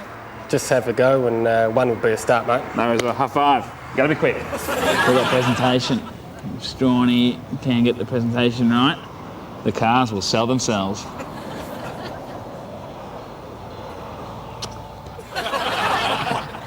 White car, White Lightning. Toyota Leopard. Toyota smaller than the Leopard. I owe Toyota some money, so I need a miracle, and who knows where that miracle is going to come from. Thanks, Stroney. Stroney! Hey, Ambassador! How you doing, man? You well? Yeah, but I must say though, you've got some bit of talent, but your kicking Saturday night, geez, it was ordinary. It was windy, Lloydie, at the Dome. It was windy, as you know. Well, I know you're in a spot of bother, and as a fellow ambassador, how can I help you? You can buy a car, Lloydie. Come on, you're making the yen. Buy a car. This is a good one. Buy this one. I'll admit I'm going all right, but this one looks a bit expensive. Okay, so we'll put it on Hurdy's account. He is one bloke that will not miss the money. Lloydie! I'll put some gas in it, mate. I'll be back in a sec. All right, good stuff. Stroney's back in town. Don't you worry about that. Here we go. Stroney, where is he? I knew he'd put on a bit of weight, but I didn't think he was this slow. This is ridiculous.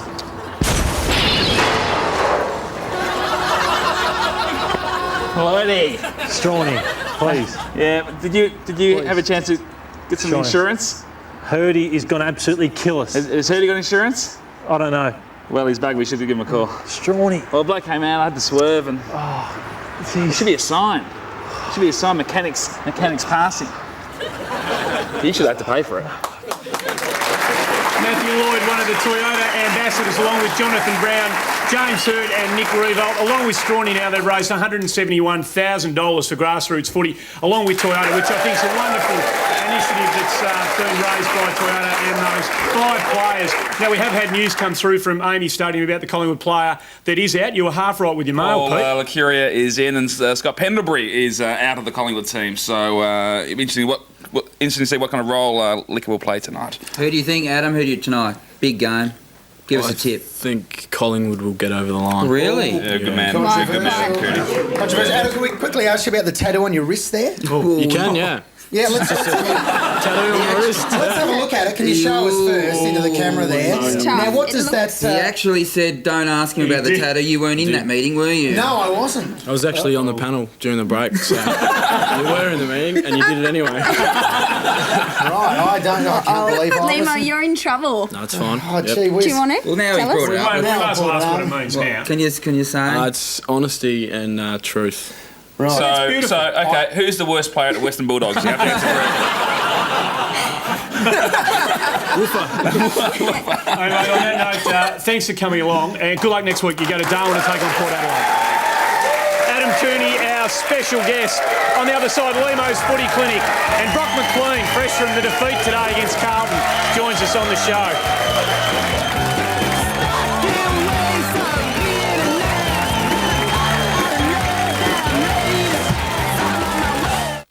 Is coming first all that matters? If you don't come first, you don't come at all.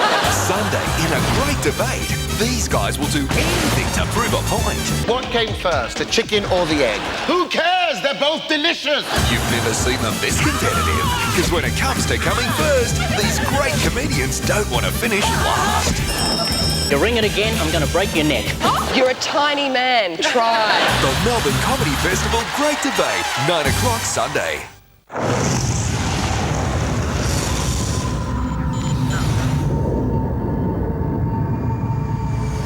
With new Camry, Toyota is looking at the world in a completely new way. Compare the pair. Same age, same income, same super contribution. Yet there could be a lifetime of difference in their final retirement payout. Her fund does not pay commissions to financial advisors. Her fund does pay commissions. Her fees are lower. Her fees are higher. Industry super funds are run only to profit members. Industry super funds, a lifetime of difference. Comparisons show projected outcomes applying today's average fees of industry super funds and retail master trusts over 20 years. Differences in fees may change in the future, and this would alter the outcome. You'd never clean your kitchen with a dirty sponge, so why wash your dishes in a dirty dishwasher? Grease and grime builds up to clog the drain. Finish dishwasher cleaner dissolves grease and grime, even down your drain. A cleaner dishwasher means cleaner dishes. Finish dishwasher cleaner.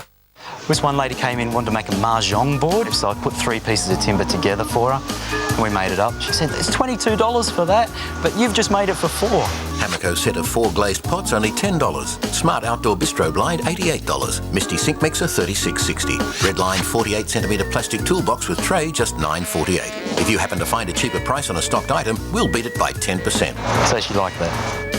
Bunnings Warehouse. Lowest prices are just the beginning. There's an industry super fund for every Australian income earner. And for people working in professional, administrative and service roles, your fund is Care Super. To find out more, call or visit the website.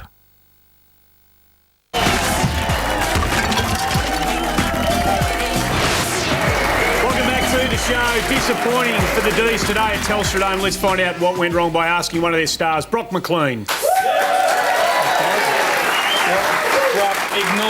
Ignore all the smirks coming from these. Well, you play for a team. You play for the only team in the league who realises how good Carlton are. Yeah, we always say in the meetings leading up to the game that Carlton are a really good side. We just can't seem to get over. You actually really believe it now, don't you? I do. We've got a lot of belief in Carlton. Did you look at the last game at all, like when they beat you, or did you just look at the 14 losses between then and now? We had a little bit of a look at the last game and a few of those losses, but yeah, we always just seem to play dumb footy against Carlton for some reason. And it's not 14 I don't know why. No, 15, I think. Well, 15. Well, you have to play dumb footy. Not as crap as you think, Lima, obviously. Well, they have lifted themselves to 15, so we give them How some much credit. videotape do you watch leading into games? We do a... Of football. I'm not sure about your personal stuff. I don't need to know, but... You'll have to ask my housemate about that, but... Jared Rivers, he's into all that sort of stuff, but moving on. What sort of stuff? I'm not going to elaborate, I'm going to keep it... Educational videos. He likes to learn about biology, doesn't he? The German movie industry is thriving at the moment, that's all we need to say. But Brock, how much study... On a Monday, we'll do a review of the game, and then usually on a Tuesday or a Wednesday, we'll do an opposition report, which we have a bloke that Barry Prendergast who looks after an opposition report every week, and then on a Friday after our last session of the week, we'll have another little bit of a look at vision in our lines. Did Barry have the week off this week? Yeah, he was in. He might have been on holidays. The coach might have given him a couple of weeks off, so that's why we might have lost. Did you feel like you struggled to adjust to that loss of Pickett and Davey and then Travis at the last minute? Oh, look, there's 3 pretty important players to our side, and we're always going to miss them. But it's been one of our strengths this year. It's been our depth. If a few players have been out injured, we've been able to bring in players that have just filled the gap. And as I said before, we just seen them play some pretty dumb footy against Carlton. They drop a lot of numbers back, and we seem to still kick the ball long to Nita and Robbo, who are in the forward line in a 3-on-1 or a 4-on-2 sort of situation, and 9 out of 10 times the 4 are going to beat the 2. We're glad you came on, Brock, because when I approached you after last week's game, you weren't so enthusiastic. Take a look at this. Hey, Brocky, Peter Hellier, do you want to come on before the game? Oh. That hurt. I won't lie. That hurt, Brock. Who were you flipping the bird to? There's a guy who's in our coterie group, and Garry Wilson, his name. He's a big shot plumber, and every time, no matter how we play, win or lose, he's always getting into me. So I thought he was getting into me along then. So I thought, I'll get back at you. So that wasn't a fun bird. That was a serious bird. It's like, He actually has a crack at you. What does he say? I can't really say too many of the things that he repeats or that he says to me, but I'll get him back one day. Is your coach the sort of coach that sits on these sorts of defeats, or does he let you blokes know how he feels straight after the game? Yeah, it depends how he feels today. It was as soon as we walked in, there's no time to sit down, boys straight into the rooms, and a really good short and sharp bake. And was it 2 words? Hit the showers. Was it 2 words? You know, how short was it? Was it a lot of swearing going on? Was it angry? A few adjectives and a few nouns and a few verbs, but we love Neil Danaher here, and for us, he's always fun and having a good time. But at first, he looked really angry. And he picked up the board, and I thought he was going to throw it at someone. So I think a few of the boys ducked at first, but as I said, short and sharp bake, and then we were out of there and in the showers, and all the boys were pretty quick to get home, I think. Being a younger player, I guess, I mean, you're quite upbeat this evening. I suppose you'd rebound quicker because next week is just around the corner. You can't really dwell on or sook about it because there's not much we can do about it now. But, as good sides do, they bounce back. And, a lot of the boys were we sort of had a bit to say, between each other after the game. But I think if you asked everyone now, we're pretty quick to move our focus on to next week. We're playing Sydney, who are a really good side, last year's premiers, and we need to be in our game if we want to have a crack.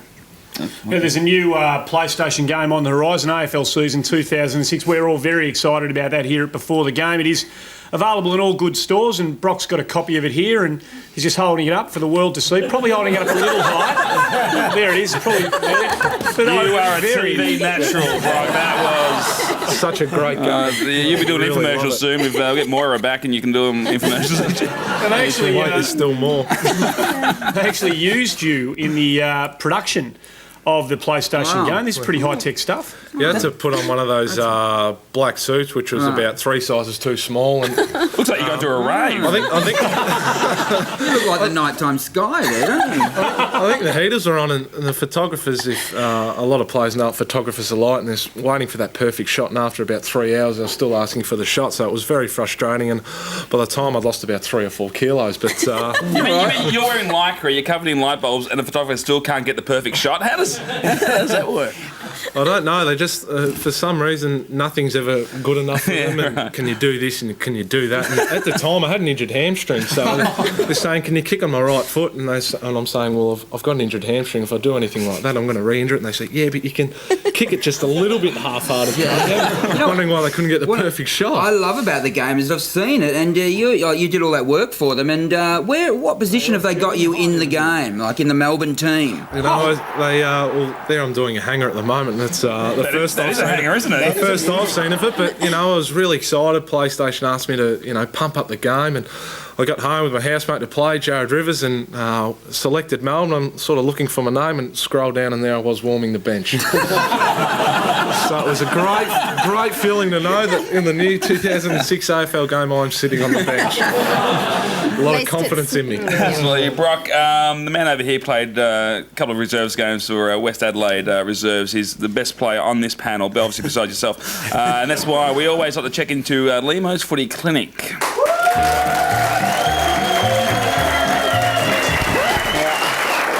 I'd like to thank 1989 for releasing that photo. Now, Brock, Jeff Whitey goes right in the ruck, doesn't he? Yeah, he's one of the best ruckmen going around. You would say he's very reliable, wouldn't you? Well, this week we're focusing on the centre bounce. Now, it's very important at the centre bounce to get a good run at the contest, particularly in this instance against Peter Street, because he's about 17'35". So you've got to run in very solidly, step onto the left leg, leap very high, and I tell you what, Jeff White does it beautifully here. Let's check it out. Poised, ready to go. This is poetry in motion. Here comes Jeff White. Oh, hang on a sec. There we go. Down he goes. The only way that could have been funnier is if it was Justin Kazitsky.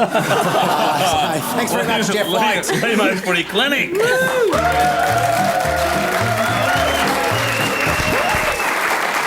take a break. Stick around. Brock McLean to join us on the other side. When we do return, the NAB Box Pops with Fitzy, and we'll award the time-honoured tool of the week.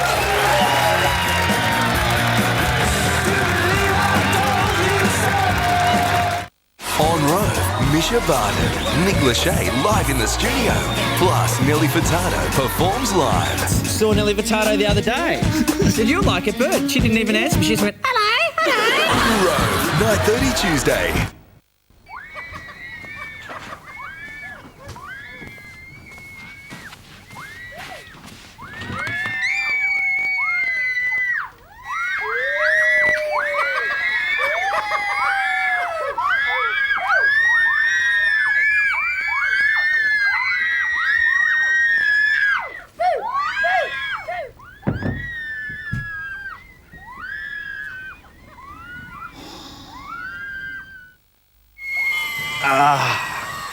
This is as good as it gets. Is it? Is it? Is it? Is it as good? Bush's has the flavour. Is it as good? Is it as good as Bushels? Is it as good as Bushels? Is it as good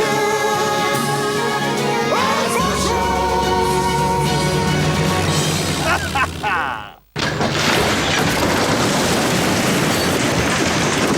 You just just can't get enough of Super Cheap Auto's 2-day super sale. Kenwood car stereos $118 or 400 gram export degreaser a low $1.69.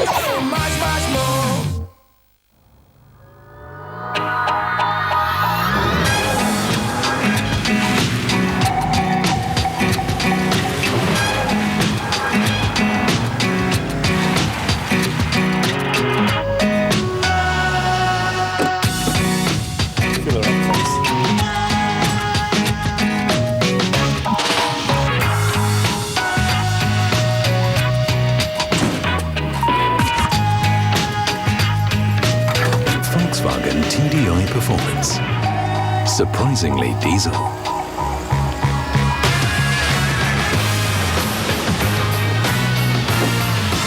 Volkswagen, aus Liebe zum Automobil. This week on the show, Misha Barton. I think you find she's dead. Also, Nick Lachey. I think you find he's dead. Hang on. No, he's not, sorry. And Nelly Furtado. She's alive. She's alive? Road, 9:30 Tuesday. Jay, you're Mick Molehouse, you're looking at me, you want to rev me up. What would you say to me before I went out on the ground? Play good. Opponents have the ball, so don't give up on chasing them and trying to get the ball. You're a large cog in a large machine. I'm not really sure. You're the coach, you have to fire me up. Whenever we get the ball in the forward to get running, you have to believe in yourself. You're a good player. Believe in yourself. Believe yourself. Is that what you said? Yes. Kick it long to the goal square. Yeah. What would you say to Richo to fire him up, Corey? If you win, you get Maccas. Oh, that's brilliant. Do it for the team.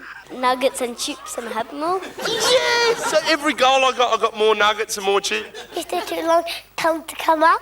Tell them to come up. Come up! You're too long. Like that? Yeah. Don't worry about everyone else fit, so you're a very good player. Get out there and win! Turn around to the side. Look at that, Rats! It's the Rat Star Brothers! Thumbs up, Rat Star Brothers. Woo! Thanks to the National Australia Bank, Ryan Fitzgerald out there doing some wonderful work with the magnificent youth of Australia. Brock McLean's our special guest. Has there been one piece of advice that coach has ever given you that stuck with you through your entire career? Oh, I think my first under-10s coach, Stanley Cocken at Aberfeld, he just said, enjoy yourself. Yeah. And that's sort of something I've prided myself on. If you're not enjoying your footy, then you shouldn't play. And basically, that's the number one reason why I play footy. So He's a wise man, Stanley. He's very wise. He's a very wise old man. Is it hard to remember, to have fun when it's such a serious business and Neil Danaher yells at you after losing the cup? Sometimes you can lose focus of enjoying yourself, especially in front of 60 or 70,000 people. But, there's 40 blokes on the list, and we're all sort of big kids that they sort of bring you back to reality a little bit and make you have a bit of fun. Absolutely. Well, we have a segment. It's a very prestigious segment. It's time to go to now, Brock, and I think you might enjoy today. It's the home hardware.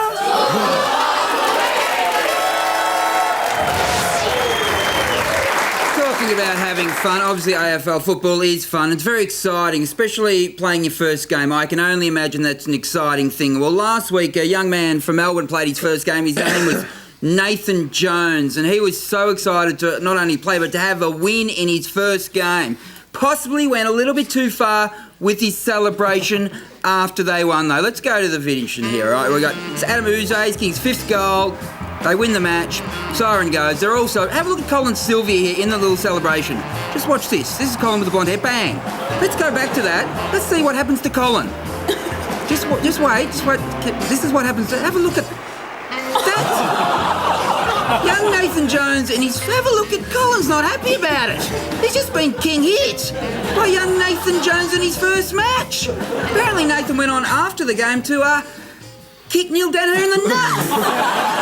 Seriously, Nathan, you've gone too far. That's why you've won Tool of the Week. You get a spanner. There you go. Unbelievable spanner set.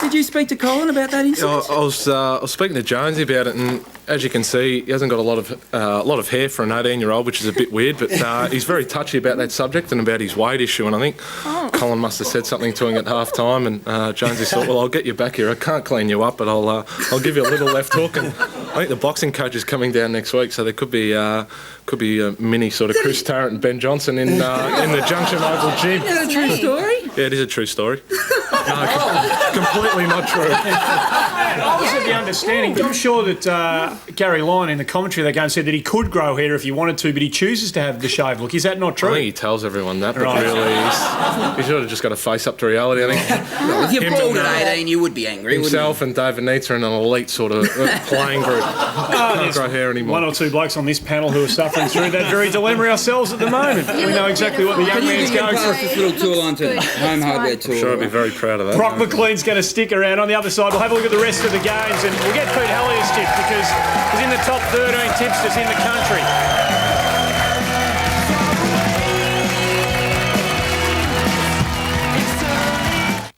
You're just minutes away from 10's bone-crunching Amy Stadium showdown. What about that?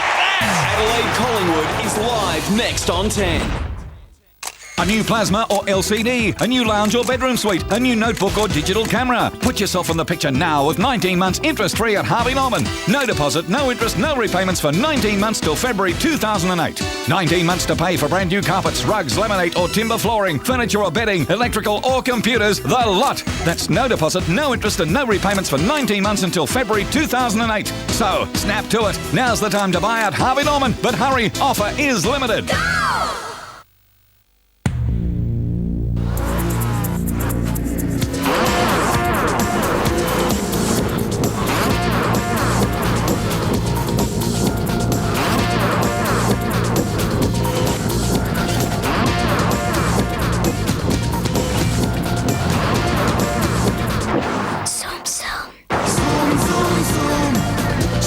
The amazing Mazda RX-8, a sports car like no other. Kick back and make every day a lazy Sunday. I know you think that I shouldn't still. Lazy Sunday. Double album out now. It's gotta be red, gotta be red, gotta be red, gotta be red. I've lived 1,000 moments, lived them slow and fast. It's hard to keep a track of all the good times that I had. Hey, yeah. It's gotta be red, gotta be red, gotta be red, gotta be red, gotta be red, gotta be red, gotta be red. Because Red Rooster chicken is roasted, not fried, it's gotta be red. Ultimate's end of season massacre is on now. Prices have been chainsawed on Australia's #1 brand of wood heaters and gas log fires. All floor stock must be sold at never to be repeated prices. Ultimate, leading the world in heating technology. All pants are off Tuesday with a raunchy night of comedy. Oh, baby. It starts when a new Saucy Simpson sails at 7:30. And who?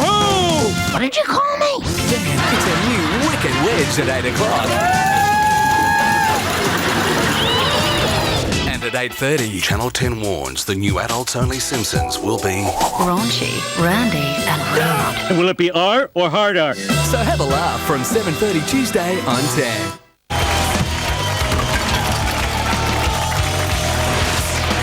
Welcome back to the show. You want to watch the show next week? That's where you've got to be at those times. Melbourne and Adelaide. Melbourne 6:30, Adelaide 6 p.m. Check the guides in Brisbane and Sydney. Adam McPhee, our special guest. To watch the footy and enjoy it as much as you hope to do, you should do it with a footy record by your side. Ah, yeah. There it is. Chris Grant on the front, games record holder. Bulldogs. Actually, interesting article in there where I actually defend Anthony Koutafidis and man to my right actually pots the Carlton legend. No, I don't pot him. We were asked to enter into a great debate on page 12 of the footy record and this you week. said he should retire. I said he's done enough for the Carlton Footy Club. You've done enough, Cooter. No, I can't believe you're best player of the last 10 years and you've told him to rack off. Andy, no, that is a disgrace. But he can do more by staying there next year, Andrew. Well, I think it's just time for the next vault of leaders to announce themselves. Who would you pick tomorrow? To be the captain of the footy club next year? Yes. One of the trainers? Tomorrow? Mark Murphy. No, Brendan Favola. There. You are kidding. There you go. You are kidding. There you go, Brendan Favola. Big game. Not that anyone cares. Big game. Very big game. Thanks, Sam. Very big game tomorrow at Sydney. There's still a top 4 chance. The Swannies, if they can get there, who knows what they might do come finals time. Anyone tipping the Bombers in that game? I reckon Essendon are a shot here. They're on a roll. They've won one in a row. Yeah. No, there's no way they'll win tomorrow. Absolutely no way. If they win, I'll give you all $2. Brisbane Geelong at the Gabba. Geelong probably the most disappointing side in the competition this season. Does anyone really care? No, it doesn't. I mean, seriously, other than Geelong supporters. It doesn't really matter, does it? But Geelong have said mathematically they can get in. Let's have a quick look at the ladder and see what has to happen for Geelong to make the finals. That's okay. Let's have a look. They're currently 9th on the ladder, and we're going to have a quick look. I hope we're going to have a quick look. Thank God we're going to. This is what has to happen. Okay, they're 9th. We need to create a final 9 for Geelong to make the finals. That shouldn't be a problem. It's a bottleneck. It's a bottleneck. I don't think that's going to be Fremantle and Hawthorn, of course, the other game. Big game for Fremantle. They're trying to shore up finals hopes, Lumo. Can I quickly... Hawthorn will have a crack. I mean, Spider... Is Spider going to Sydney? I want to know. Sam Lane, what's the goss? Apparently not. And I asked someone in the know yesterday, and he said no, because you can't do deals before they're released. Oh, come on. I didn't believe him, incidentally. I got one for you. Brock McLean will one day you'll captain your club, Melbourne. There you go. There you go. Very flattered, Dave. Thank you. That's the biggest compliment in football, that, when Hughes says that. Kangaroos in Port Adelaide's the only game. Hey, Brock, thanks for coming on. Brock McLean, our special guest, along with Adam Cooney. Thanks for watching the show. Huge game coming up next. Adelaide v Collingwood. Enjoy the night. Enjoy the rest of your weekend.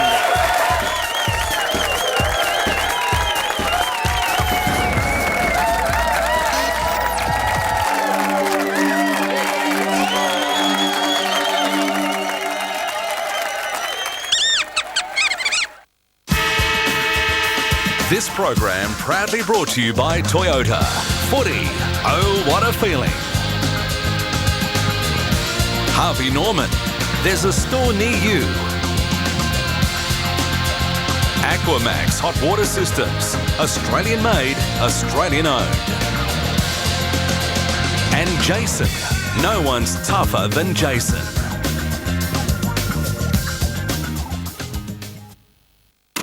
Hello, Australia. I'm David Tench. Channel 10's the only place you'll see David Tench. Does this tie suit my eyes? Hey, boys, what happens down the mine stays down the mine. I love Coldplay.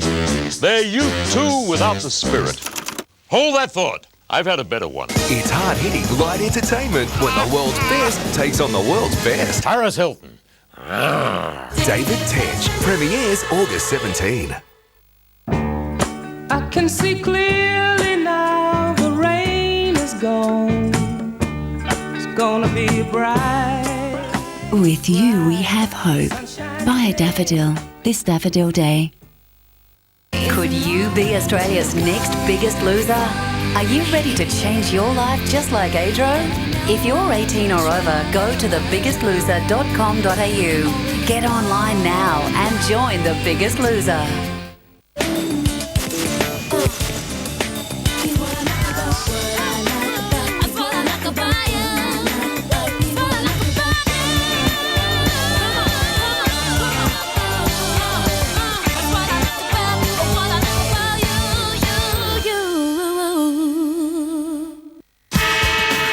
The 2006 Toyota AFL Premiership season, proudly brought to you by our broadcast partners. Toyota, footy, oh what a feeling. Harvey Norman, there's a store near you. Heineken, unchanged since 1873. TAC, 120 hours practice. Make it your goal. And Motorola. Hello, Moto.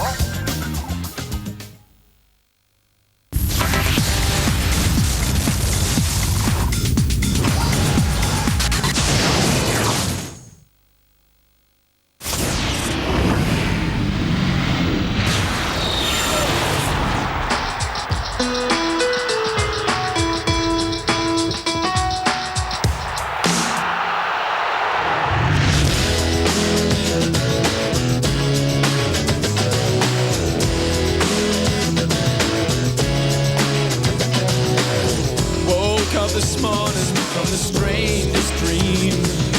I was in the biggest army the world has ever seen. We were marching as one on the road to the Holy Grail.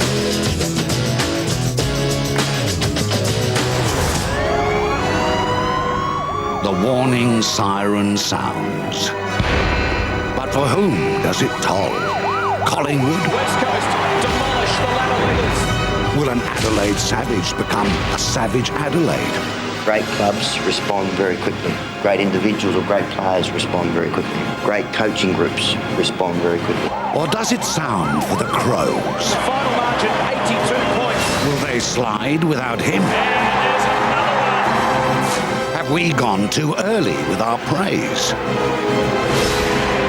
Are these blokes really that good?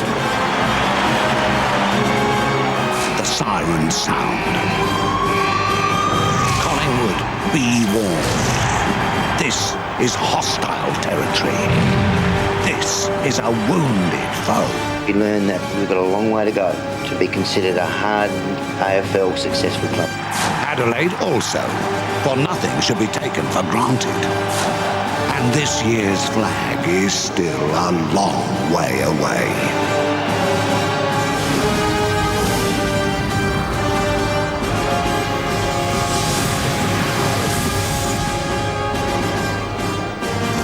Oh yes, this is a massive game for all sorts of reasons. Not surprisingly, a full house at Emmys Stadium. Perfect conditions. The Crows first versus the Pies fifth. A big week for both clubs. Adelaide coming off an embarrassing defeat. Collingwood fighting a running battle with the media after that stoush involving Chris Tarrant and Ben Johnson. As I say hello and welcome. Saturday night football, round 18. It is Collingwood versus Adelaide. Malcolm Blight, it's been a big week. Let's get the obvious one over and done with first. Would you be playing Chris Tarrant and Ben Johnson tonight? Stephen, I always thought that discipline and selection, when they cross paths, was always tough. I think you're coached to win. I think Mick Malthouse has made a brave decision. Not everyone's going to agree with it. But I think in the final analysis, you've got to play your best team always. So good luck to those boys. Here's the boys arriving. Chris Tarrant shaved the scone too, I've noticed. Is it the phone call the coach dreads, in the middle of the night or whatever when the news breaks? It is. It's a terrible thing as we watch Collingwood come on the ground now. It is, Stephen. I mean, no one likes to see it. I hope it's all over and done with and the boys can now play some footy. Well, what have they learned from the Eagles last week beating the Crows, Collingwood, I wonder? Well, the handball happy Eagles, and they've continued on with it. So I think this was the game that I looked forward to about 6 or 7 weeks ago. Collingwood was flying then, obviously the Crows. Both have turned that around a bit in the last couple of weeks. So I think it's a very important game for Adelaide to stay on top spot. Well, what about the Crows? I mean, did we overrate them, or was last week just an aberration? No, I think it's one of those that you probably have. Most teams seem to have one a year, maybe two. I think Adelaide think it was, but this is a huge game for them tonight. Let's have a look at the ladder. Speaking of how huge it is, it's a real logjam now after the Demons were upset by the Blues today. Well, it's extraordinary, the battle for that final top 4 spot. How's all the legs 11 in there? They're lovely numbers, aren't they? Yes, Collingwood 11. I mean, they can really cement something in that top 4, can't they? I thought Neil Craig, when he said, look, they've won 14 games, but he said great teams bounce back quickly. Adelaide really need to get their 15th on the board. Let's take a look at the teams as we welcome Anthony Hudson. One change for the Pies, Hutto. Certainly is, Quarters. Good evening, everyone. And not unexpected that Paul Licuria is the late change. He's into the team for young Scott Pendlebury. And Licuria, you'll remember, has had some pretty good games here. He may even tag Goodwin as we have a look at the Collingwood lineup. Of course, their defence has given them a great run. When they get it forward, Alan Didak is the man that's hot at the moment. He's averaging 18 possessions and 2 goals a game, and he's the #1 man in the AFL for goal assists. In the ruck, I've also pointed out Josh Fraser there. He could have the edge around the ground. He's been in great form. If he can be a link man, it'll be a good test against Biglands and Clark. Turn our attention to the Crows. And of course, no panic at selection despite the fact they had 26 goals kicked on them last week. Graham Johncock, who just signed a new 3-year deal, has been sensational. He's given them a great drive, 20 possessions a game. He's without Andrew McLeod again down there. Maybe he'll go to Didak at the other end of the ground. Matthew Bode plays a huge role in locking the ball in. No one's had more tackles in the 50 than Bode this year in the AFL. Well, Malcolm mentioned perhaps we got a look last week from the Eagles at how to crack the Crows. They went handball happy. The Eagles average 135 handballs a game normally. Last week, They had a staggering 227 trying to penetrate the disciplined Crows with that short, quick movement of the ball. They also played on at all costs. They won the stoppages, particularly close to Adelaide's goal. And it'll be interesting to see if Collingwood try to employ the same method, whether they've got the skill and the talent to do so. Well, what a week it's been. Plenty of words spoken. Even Andrew McLeod had his say on the Collingwood matter. What a pity we didn't have Darren Goldsmith, our old mate, mic'd up before the game. Even he looked a little bit lost for words there, Quarters. How about a few more Brownlow votes might have been the message. We will have a microphone, no doubt about that, on Darren Goldsmith tonight. More dramas for Collingwood today, Malcolm, with the spat between Tony Shaw and Eddie Maguire. Look, this imploding, what effect does that have on the players and the coaching staff as they prepare for a game? Well, first off, Stephen, I despise that stuff. I mean, I just reckon you leave that alone. I think when you're chasing the footy, it doesn't. But I think if the game gets a bit tough, there might be a couple of players think, oh, gee, we're blueing as a footy club, and they drop off. I don't think initially, but can happen. Big night for these two men, Tarrant and Johnson. Will they drop their bundle, or will they well and truly fire up and help the Magpies to victory? It's a huge night tonight at Amy Stadium. Looking forward to this one. It is Collingwood versus Adelaide. All the action next on Saturday Night Football.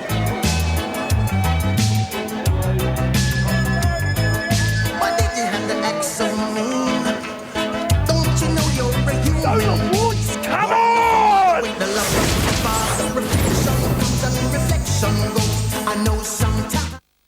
This was the last time Australia saw the biggest losers that you know and love. So what do they look like now?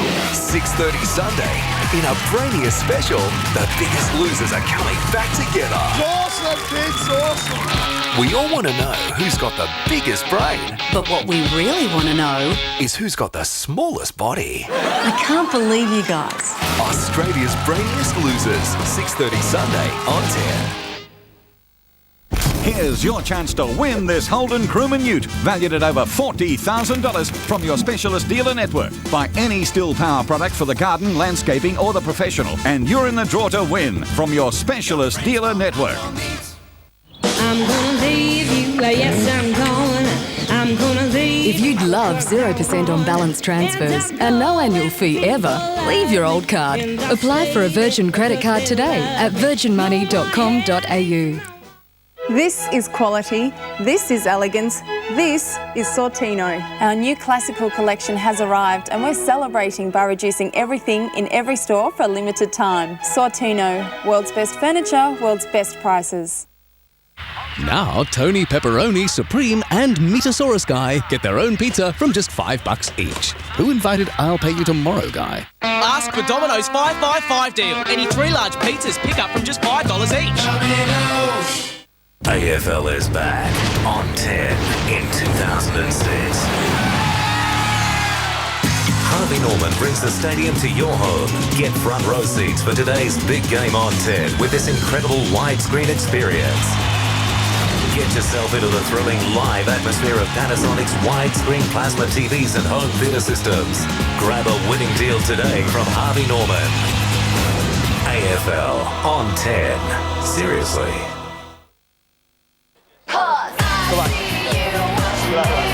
Nathan, Jess. Good luck, mate. Your call before it's thrown. Thanks, Jess, when you're ready.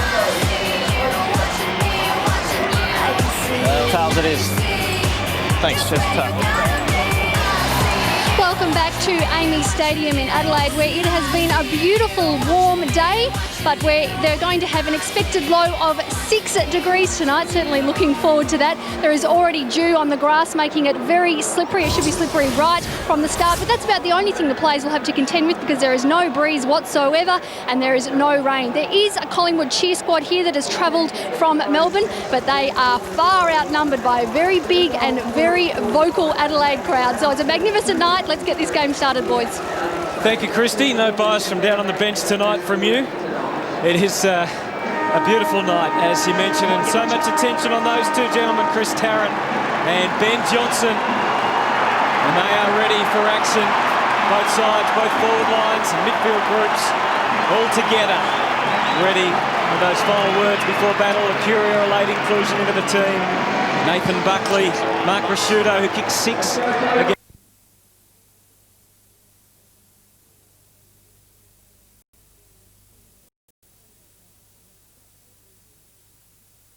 merciful as we know you can be.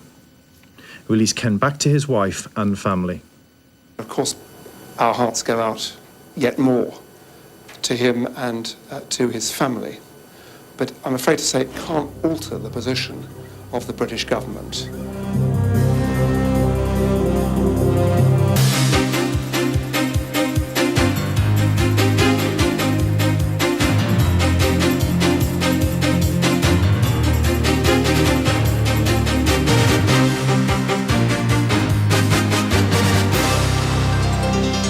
Good evening and welcome to Lateline. I'm Tony Jones. Having hacked the heads off 2 American captives, the terrorist al-Zarqawi now dangles the life of the third man before the world, held by a few tenuous strands. As we speak, the 62-year-old British man Kenneth Bigley is either dead or awaiting his turn to be slaughtered on camera. So is there anything at all the British government can do to save him? Is there any hope of secret back channels or the intervention of Iraq's Islamic religious leaders who appear mute in the face of these horrors? Well, shortly we'll cross to Baghdad, speak to a man who's met the killers, Australian journalist Michael Ware. First are the headlines. Homeland insecurity. Australia's private sector increasingly frustrated with the quality of the government's intelligence. Health and interest rates. Mark Latham and John Howard play to their strengths on the campaign trail. And the Reserve Bank warns of the growing debt bubble threatening household wealth as the IMF says Australian houses are 20% overpriced. Well, the British Prime Minister Tony Blair faces an agonising choice tonight. He was the subject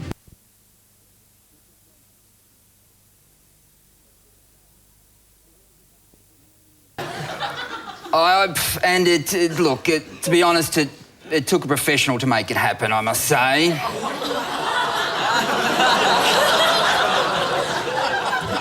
I'm sure my girlfriend's parents are going to be glad that they're watching this, but yes, it did, yes. What happened? I was 22, I was living in Perth. A friend of mine at the time said, we've got to make this happen, because I'd told everyone by this time, you know. I was like trying to get sympathy at every corner, you know. And he said, we're going to make it happen. And I said, well, what do you mean? He said, I'm going to take you somewhere and you're going to make it and it's going to happen. And I said, look, what? I mean, I couldn't make it happen when there was no clock ticking. So when the clock's ticking, how the hell am I going to make it happen? And he took me to a place which I'd obviously never been to before, and there was all these girls there, and he said, I had to pick, and I picked a girl who looked gentle. I explained the situation to her, you know, and she was very understanding, and well, she made it happen, and I was very happy. Very great. And look, I don't mean to turn this into a sex therapy session. I do apologise, but after that, was the problem gone? Were you no longer? I mean, it reappeared from time to time. Yeah. I think but the overall problem was gone. Yes, Andrew. Yes, pretty much. Yes. But the good thing is, when you're about 60, you can do those ads Pele is doing. Yes, I will be able to do those ads. Yes, yeah. I mean, if those drugs had been around at the time, maybe I would have got there before 22. You were the Ducks of your school. I was. And your school reports also said could do better. Yes. How did you manage both? Well, I was the Ducks of a very bad year. I swear to God, I was Ducks of the school, and if I wanted to do chiropractic, I wouldn't have been able to. So I didn't get a very good score, but we had a shocker year that year. I mean, every other year, I had remembered that the Ducks of the previous year had got introduced to the school the next year, you know, at the first assembly of being the best person from the last year. I was waiting for my call in February and it never came, you know. They ignored me. Is that right? Well, it is right. When you left school, you did all sorts of jobs, including working at an abattoir. What did you do there? I used to wash the sheep carcasses as they come off the line. I was the last person to deal with the carcasses. I went to university actually for 6 weeks and quit doing computing back in 1989, just before it took off. So I was there for 6 weeks and I quit that because I didn't want to live in Melbourne. I was happy to live with my mates back in Warrnambool, and so I worked in an abattoir. You tried everything, didn't you? You did a whole lot of stuff. You were a bricklayer, a shop assistant, all sorts of things. And you've talked about this on stage. You'd always get fired. Why did you get sacked from so many things? Because I wasn't very competent. I wasn't good with my... Because I was doing jobs like bricklaying. I was a bricklayer's labourer, so I wasn't actually the bricklayer. I was the guy who used to mix the mud and I couldn't mix good mud. You've got to get the right amount of cement to the right amount of water to the right amount of sand, and I just couldn't get it right. And I was so paranoid that I'd always put a bit more of something else in to try to, because I thought it wasn't right. Yeah. So I'd be there for about an hour, and then I'd wheelbarrow it over to them, and they'd go, "That's crap," and just pour it out. And I'd be left there going, "Sorry." So it was tough. Yeah. Were you a goer at all these jobs that you tried? Because your stage actors, of course, is somebody that just, was a bit lazy, didn't care. No, but I was a goer. I did try, but because I failed, then I'd pretend that I was lazy to people when I actually tried my hardest, I mean, I started a job once as a bricklayer's labourer, and I was trying really hard, and 15 minutes into the job, the guy in charge said, "We're going to have to let you go." This is 15 minutes in. What had you done? I don't know. I said, "What, the economy's taken a bad turn, has it?" But he said, "Look, mate, you look like a dreamer. You're going to walk off the scaffolding. Just go now." But I turned that into a joke. I just started doing stand-up then, so I took all those times I get sacked, I'd take it straight to stage and get a laugh out of it and make it okay. Like, I went to the stage that night and said, "Yeah, I got sacked today from my bricklaying job, 15 minutes in." And the guy sacked me, and in the joke I go, "Well, yeah," and I said to him, "Well, what are we doing tonight? We're going to go out and send me off, How's me super looking? Am I going to be okay?" So, when you were 22, yep, you gave up drinking. I did, yes. Absolutely gave up drinking. Absolutely, yeah. Why I was hadn't that? even turned 22, I was 21 still. Wow. Because from the age of probably 15 to the 21, almost every time I drank, I got so drunk that I couldn't remember. Do you know what I mean? So it was like, I wasn't very good at it. And was this what all your mates did as well? Pretty much. A few of them were hardcore. I was one of the hardcore ones who used to do it all the time. So, yeah, but it really was getting to me I was getting locked up, not for being violent, but I used to fall asleep on the road and stuff, And I'd wake up in the police cells and go, "Oh, I don't want to be here." Once I got one of the last times I ever drank, I went out. We started, I think, about midday, and then it got to about 4 o'clock in the afternoon. We'd been drinking a lot, and then all of a sudden it was 10 o'clock in the morning, and I woke up and I was at home, thinking, "Wow, have I been abducted by aliens?" I didn't know what had happened for 12 hours or longer, and I walked out into the lounge room, and my mother said, "Well, I see you've achieved your objective." And I said, "What do you mean?" She said, "Your day in court." And she showed me like an arrest sheet, which I didn't even remember, which had shown that I'd been in the cells for 4 hours, that let me out, and I'd gone home, and I still couldn't even remember going home. Do you know what I mean? I must have been that drunk. And then a few days later, I got pulled over by a taxi, and he said, I said, "What's going on?" He said, "Don't you remember me?" And I said, "No." He said, "Well, I'd picked you up from the police cells and dropped you home, and you said you were going in to get some money. You never came out." So by that point, I thought, right, maybe I've got an issue here. And I haven't, a few weeks later, I gave up. That takes an enormous amount of discipline. It's one thing to cut it down or to say you're going to and do it for a little while, but you've never drunk since. Was it a hard thing to do? Well, I started, I think it was in November of 1992, and I said, "I'm not going to drink till Christmas Eve," right? So it was like 6 weeks, including my birthday, so it was a fair time. This is a 21-year-old, just before I turned 22. And that was hard. Those 6 weeks are really hard, because my friends who were used to me, being one of the ringleaders, and they go, "What are you doing?" I said, "I'm just going to have a break for a little while." And I got to Christmas Eve of that year, which for me was always the biggest night of the year. Christmas Eve, you got absolutely rotten. Yeah. And I thought, hang on, if I drink now, I'm going to be just like I was before. And I just said, well, that's it. And that was like 11, 12 years ago now. Was there also a sense of ambition allied with this, that if you kept drinking, you were basically going to stuff your life up? There was, actually, because, I mean, I'd read, a little bit previously, I'd read that every time you lose memory while you drink, you injure your brain. And I thought, well, hang on, that happens every time I drink. I must be running out of brain cells. And so, yeah, I could see a pattern that I thought I was going down, or a road I was going down. I didn't want to go down that road, so, yeah, I just stopped. Yeah. What was your first stand-up gig like? Terrible.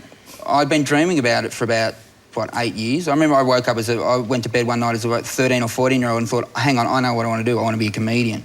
So it was always in my head. And it wasn't until I was 22 that I started. I was in Perth. I was bumming around doing the labouring jobs, and I thought I'm going to have a crack. And I went on stage, not very well prepared, and I just died. I was just horrible. The lights come in your eyes, and it was like I was being interrogated. And I was like, I felt like my whole life was I was just kidding myself, you know. So, how could you not be well prepared? I mean, it's a big thing to do, to go in front of an audience and say, listen to me. Yeah, well, I didn't realise that until I got in front of them. What were you thinking? I was thinking that I'd tell a few jokes, a few stories about my life, and that they'd laugh, but they didn't. So I felt terrible, but I still wanted to do it. So I thought, if I don't do it next week, I'll never do it again. So I went back to the same club the next week and basically talked about how I died the week before and got a bit of a laugh, and so sort of went from there. When did you realise that the comedy was working for you? Probably my third gig ever was, I felt like I killed. I may not have. If I looked at the tape, I probably didn't. But from that moment, I walked off with this huge high, and I thought, wow, I will never not want to do this.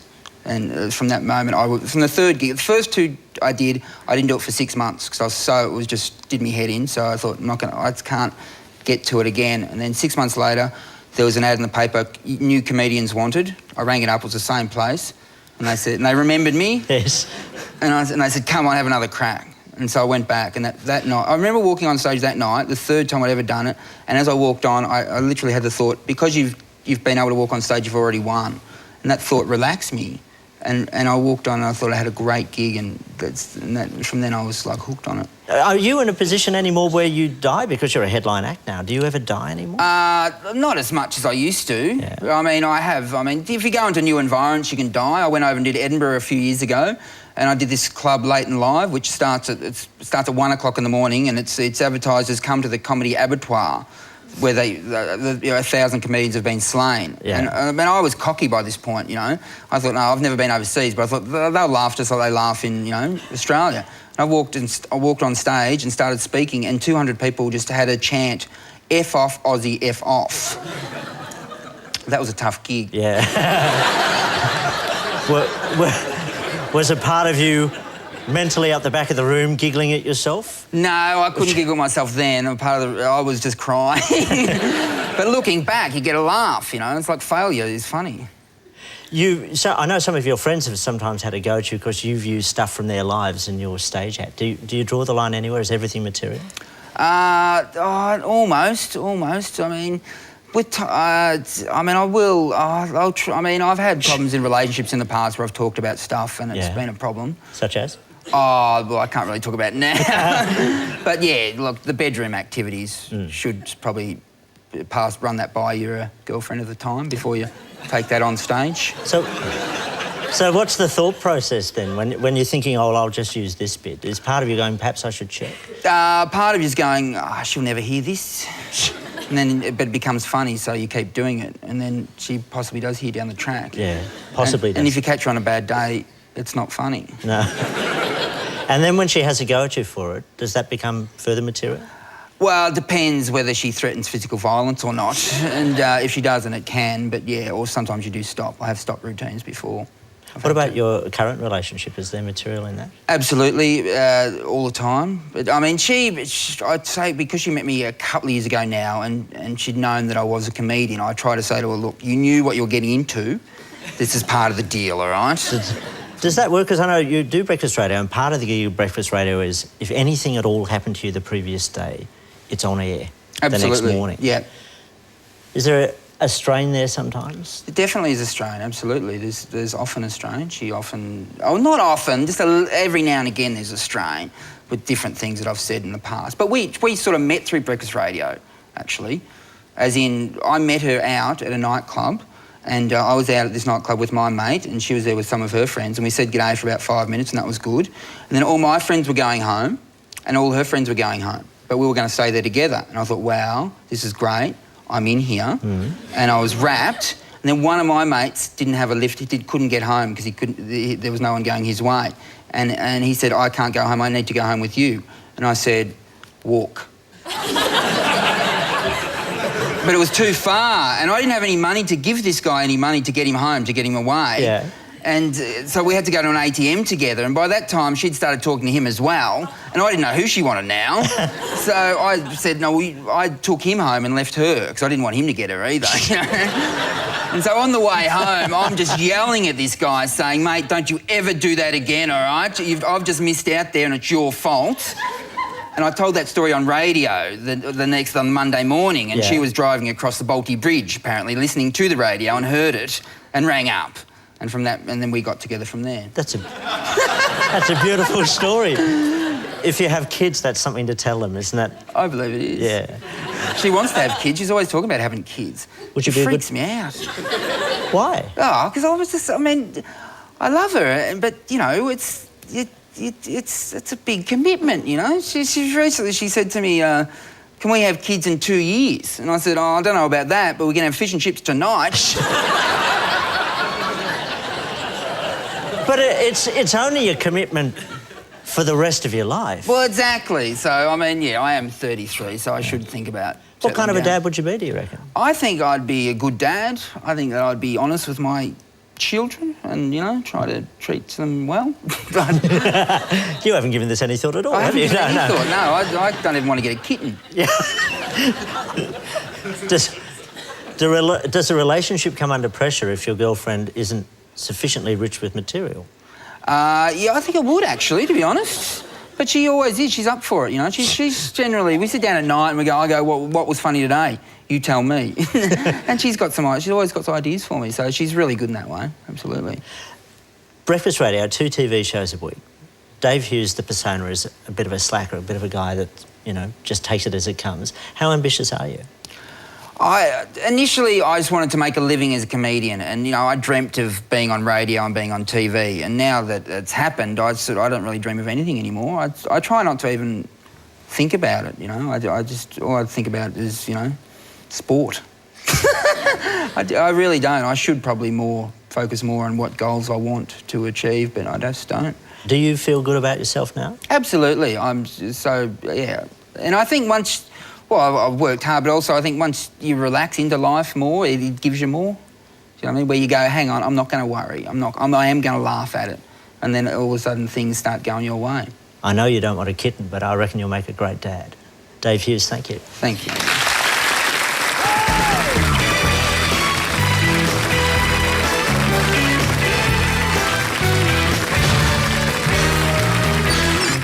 If you'd like to know more about Enough Rope, and God knows I would, here's how to find out. Go to our website, abc.net.au/Enough Rope, and all our nasty little secrets are there. That's all for tonight. Until next week, good night. See you.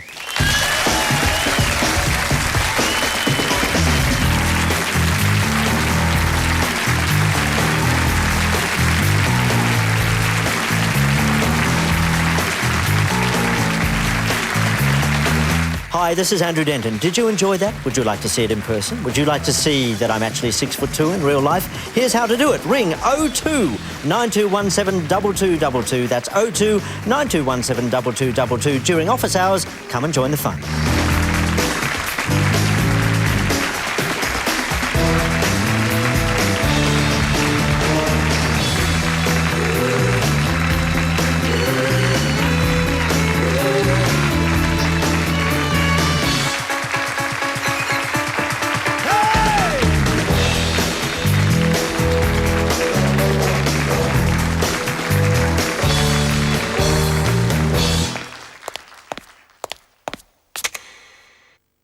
In 2001, only one team was prepared to confront the big issues. Look, I've spoken to the Liberals, I've spoken to the Nationals. Only one team was prepared to put their bodies on the line. Idiot. Always in the thick of it, through victory... We've done it, yeah! ...and defeat. I'm the loser, Graham! Now they're back, with the least biased coverage ever attempted. Accurate results, expert analysis. I'll be arrested for going near the Prime Minister on election day. The Chaser decides, 9 o'clock Thursday. Dave Hughes, Corinne Grant and Will Anderson. bringing you more humour. You're a funny man. More controversy. There's been a bit of controversy about this, though. And more sensible debate. You know, I mean, it's not maybe I don't know. Now at the special time of 10 past 10. That's right, 10 past 10. The Glass House. It's at 10 past 10 Friday. If you're looking for great garden and outdoor living ideas, visit Gardening Australia Live. Explore the fascinating show gardens or lose yourself in the luscious plant pavilion. Quiz the experts on the latest trends and designs for your dream garden. Experience the colourful floral design pavilion. Taste gourmet creations by celebrated chefs and view the extensive outdoor furniture innovations. With hundreds of exhibitors, there's something for everyone. At Gardening Australia Live, September 30 to October 3, Caulfield Racecourse. Pre-book your tickets now and save. Hello, I'm Trevor Borman on assignment in Tahiti. I'm here to investigate something many have neither forgotten nor forgiven Mother France for. The bomb, the blame, and the man who wants to take the French out of French Polynesia. Hello, I'm Lisa Miller in North Carolina, where there's a race against time to save one of America's great music traditions, the blues. That's Foreign Correspondent, 9:20 Tuesday.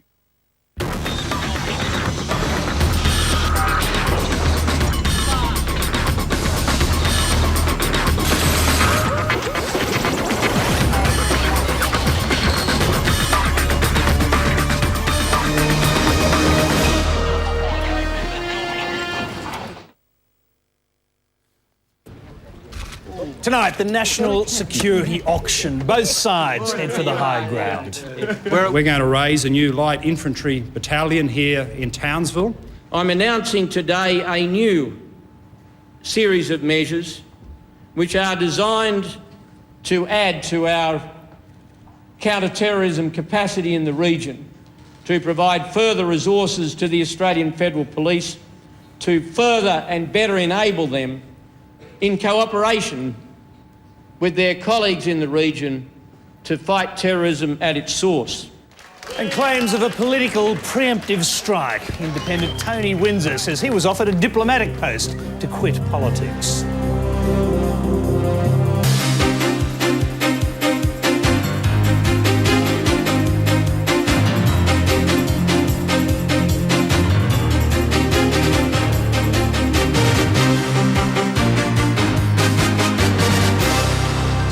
Good evening, welcome to Lateline. I'm Tony Jones. Yesterday, the Prime Minister jumped all over Mark Latham's refusal to contemplate preemptive strikes against terrorists in the region. Today, Labor struck back at the very idea as dangerous and destabilising. We actually do know where terrorist operations, bases, training bases are in the Southeast Asian area. We actually do know that they are training to threaten Australians and Australian interests. Why doesn't the Prime Minister preempt? Why doesn't he attack them? It's known now where they are, and he can attack them. But the point is, of course, he doesn't do that. He doesn't do that because it would poison our relationships with them permanently. Our interview with the Shadow Defence Minister, Kim Beazley, in Townsville shortly. First are the headlines. Early results, the former General Bang Bang Yudhoyono takes the lead in Indonesia's presidential elections. Iraq's Prime Minister says the escalating violence won't derail plans for democratic elections. And it's not easy being green. Candidates for Wentworth front up at a Wilderness Society forum to show their true colours. Well, week 4 of the election campaign has begun with major new defence and security announcements from John Howard and Mark Latham.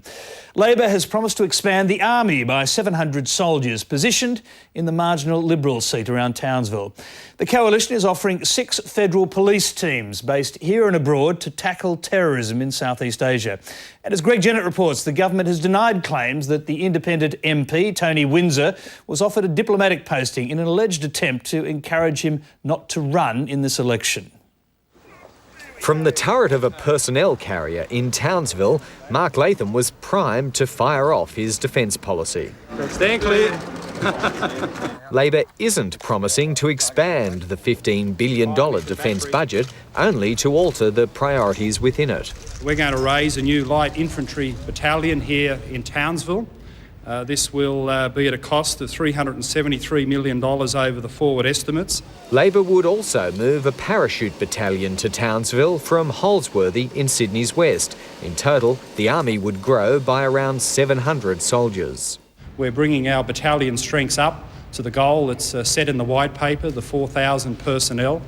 We're doing it with a good strategic agenda, of particular benefit in Townsville. It wouldn't be the end of Labor's changes to defence. The rest would come in a new white paper and equipment shopping list to be drawn up in its first year in office. Raising an additional battalion is quite expensive, and we wouldn't want a situation where other elements of our capability were cannibalised to pay for that. John Howard has found money for his own spending in the north. The top of Australia, on the tip of the arc of instability in our region. And in the most marginal seat in the country, he's promised $50 million to upgrade Royal Darwin Hospital to handle medical evacuations and mass casualties, as it did after the Bali bombings. It is part of our regional role, it is part of being a good neighbour, of being a good friend, of being a faithful partner to our allies and friends in the region. Being a good neighbour under the Howard plan also means getting into the neighbour's yard. He's promised to base 2 federal police teams in Southeast Asia, with another 4 units stationed in Australia, ready to be sent offshore to help foreign police track down terrorists. And I know they will provide important further reassurance to the Australian people of our determination to work effectively within the region to fight the threat of terrorism and to make sure, as far as we humanly can, that it never comes to Australia. From out of left field, the campaign has also thrown up claims of an unusual new diplomatic appointment. Labor has asked the Electoral Commission to investigate the suggestion by independent MP Tony Windsor that he was approached by political figures he won't identify, offering a diplomatic post if he didn't recontest his New South Wales seat. I had been approached by a messenger a couple of months ago to see whether there was any inducements that I would accept to remove myself from the premises in terms of being the member for New England, not standing at this current election. The Prime Minister's office says it's not aware of any such offer being made. And Mark Latham has today denied allegations made under parliamentary privilege in New South Wales by former Labor Party member turned political foe Sam Bagshoon. Only months ago I was asked to brainstack by head office and senior members of the Labor Party, including Mark Latham. I'm told by the party office that nobody joined in that branch in 2003, no one at all.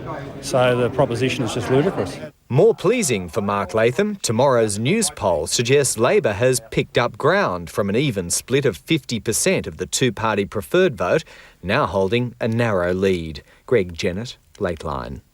In news just in on the national security front, Malaysia's Deputy Prime Minister has tonight rejected John Howard's idea that Australia could launch preemptive strikes or base counter-terrorism squads in Malaysia. Mr Najib Razak has said that Malaysia has the capacity to deal with any terrorist threat and Australia must respect its sovereignty.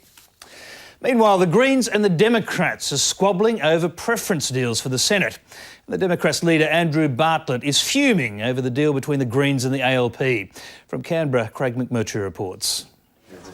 It was a weekend of wheeling and dealing over the flow of Senate preferences between a host of small parties and candidates, with the Democrats trying everything to counter the Greens' preference deal with Labor. It's a massive sellout by the Greens, but it also shows that the Greens and Labor do have one common agenda, and that is to remove the Democrats. There's a backhanded compliment here. The Greens are doing so well that other parties feel like they have to get together. Aside from Victoria, where others may squeeze them out, the Greens now look more likely to pick up the last Senate spots in New South Wales and Western Australia at the expense of the Democrats.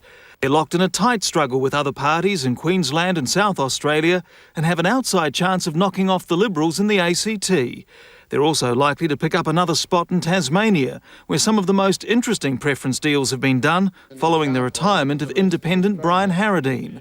According to ABC analyst Anthony Green, in Tasmania, the government now appears likely to fall short of winning its prized 38th Senate seat, giving it half of the upper house. The Australian Democrats have lodged only one ticket with preferences towards Labor, and so are family first. So in the final cut-up of preferences, it's more likely that Labor's going to reach the third quota than the Liberals. Meanwhile, in the lower house, if the race stays tight, there's still the possibility of a hung parliament. It's really within the realms of possibility. More than any other recent election, the Calare Independent and his colleagues Tony Windsor and Bob Catter believe they could find themselves holding the balance of power. Would you wake up with a sense of excitement or dread? I think it would be more dread. With me, excitement. You know, I would have a grin from ear to ear. The major parties certainly wouldn't. Craig McMurtry, Lateline. Indonesians have gone to the ballot box today for the second and final round of presidential voting. The current president, Megawati Soekarno Putri, is up against her former security minister, Susilo Bambang Yudhoyono, or SBY as he's also known. It's the first time an Indonesian president has been directly elected, and in pre-election polling, Indonesians look set to embrace the opportunity to throw out their leader. Well, for the latest on the election count, the ABC's correspondent Tim Palmer joins us now in Jakarta. Tim, we're hearing very different polling results from various outfits there. What's the most reliable indicator of how it's going right now? Yeah, clearly the most reliable source here is a sample of booths across the country done by the National Democratic Institute with another Indonesian NGO assisting them, and that has proven very accurate in the past legislative poll on the first round presidential election. And what it tells us is that Indonesia is to have a new president. There's been an enormous rebuff of President Megawati, probably mostly over economic policy. Instead, her former minister, as you said, Susilo Bambang Yudhoyono, a general at one time in the Indonesian army, will now get his chance to run Indonesia's civil government and see whether he can turn the economy around. He appears to have won around 60% of the vote. In fact, that quick count by the National Democratic Institute at this stage, around 62% to Megawati's only 38%, a real landslide. And in fact, a spokesman for the NDI said the only way that the result could go against him at this point is if it is rorted somewhere along the way. They're so confident of their figures from this voting sample. Of course, rorting is not something that can ever be comfortably ruled out, I suppose, even at this stage. But how is the voting system working to make sure that's impossible? Well, the voting system has some terrific inbuilt protection against that. As you're probably seeing from the pictures there, an enormous number of polling booths across Indonesia, nearly 600,000, and that means an average of around 200 Indonesians voted at each booth. You'd find in downtown Jakarta and some of the kampungs here, there'll be 3 or 4 booths in the space of around 50 metres, and that means with only 200 votes to count, pretty much everyone from that area comes down to watch each vote held up one at a time, the name called out, and the votes are posted on a whiteboard. So it's very difficult to hide the results, and even if you were to manage to rort one or some booths, very difficult to try and get that right across a country of 600,000 booths. All right, Tim, it's clear that you're prepared to basically call the election to what will be President Bambang Yudhoyono. What can we expect from him? I think we can expect to some extent more of the same, and that's largely because we haven't heard anything different. He simply hasn't had to spell out any distinct, clear policy along the way. He's promised to improve the economy, he's promised to end corruption, promises that we've heard pretty much from every politician during this long 6 months of electioneering of this year. And yet voters have picked him largely because he has the characteristics of leadership that they trust. So while this has been a policy-free election, it now remains to be seen exactly what policies he is going to put into place, whether he's going to pursue the kind of policies that saw subsidies removed from commodities with prices going up that made Megawati very unpopular. What he really needs to do, of course, immediately is to fight corruption and to reduce unemployment if he's to avoid the same fate as Megawati. How likely is he to tackle Islamic extremism front on, and particularly the really difficult issue of the minority, it has to be said, of the Islamic schools that still seem to be churning out JI adherents?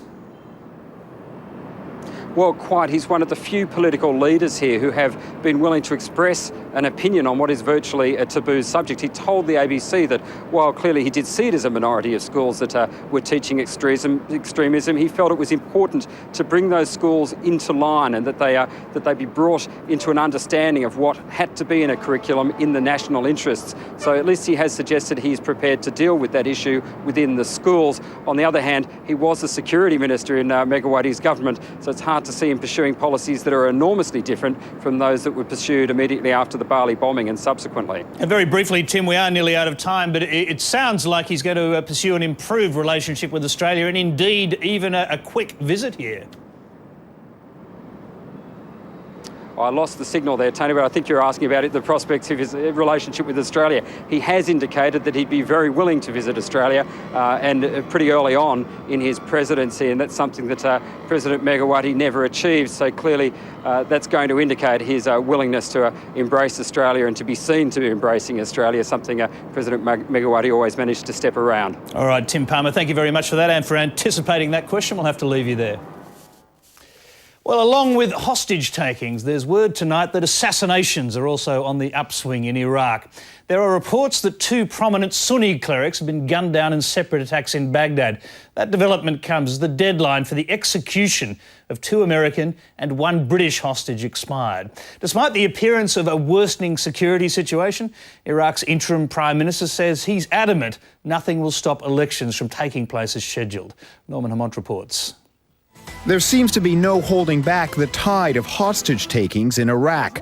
This weekend alone, kidnappers threatened to kill 18 Iraqi National Guardsmen being held captive. Another insurgent group released this video purporting to show 3 Iraqi Kurds. Moments later, their heads were cut off. Their captors allegedly claiming the political party they belonged to cooperated with the Americans. The deadline for the execution for another trio of hostages, 1 Briton and 2 Americans, has now passed. My name is Jack Hensley, and my job consists of installing and furnishing camps at Haji Base. The 3 were working as contractors for the U.S. military. They were seized last week from a house in Baghdad. Their families have made appeals for their release. I am pleading and begging for Jack Hensley, Jack Armstrong, and Ken Bigley to please come home safely. Despite increased bombings and insurgent attacks, Iraq's interim prime minister continues to say his government is winning the battle with insurgents.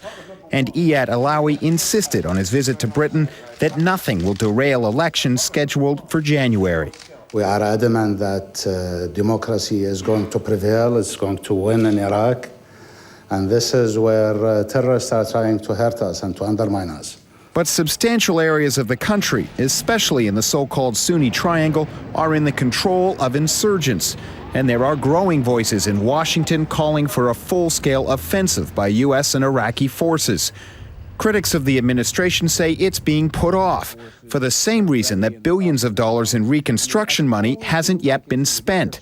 Everything to do with Iraq is on hold until after the election. Why, with 6 weeks left to go, are they not doing the stuff the last 6 weeks and now that urgently is needed? My only guess is they figure they're going to settle this thing when the election is over. By that time, they may inherit the wind. You might expect a Democrat to say that, but even prominent Republicans are voicing concerns. Senator John McCain, one of the speakers at last month's Republican convention, is warning the U.S. must move against insurgent strongholds such as Fallujah now. We're not going to have those national elections until we get rid of the sanctuaries. We've got to go in there. We're going to have to sustain, tragically, some more casualties. And the longer we delay with these sanctuaries, the more difficult the challenge is going to be. For George W. Bush, the dilemma is obvious. Carrying a big lead in most polls, it's better to focus on matters at home, such as surveying the damage from Hurricane Ivan, than to draw more attention to the death and destruction in Iraq. Norman Hermont, Lateline.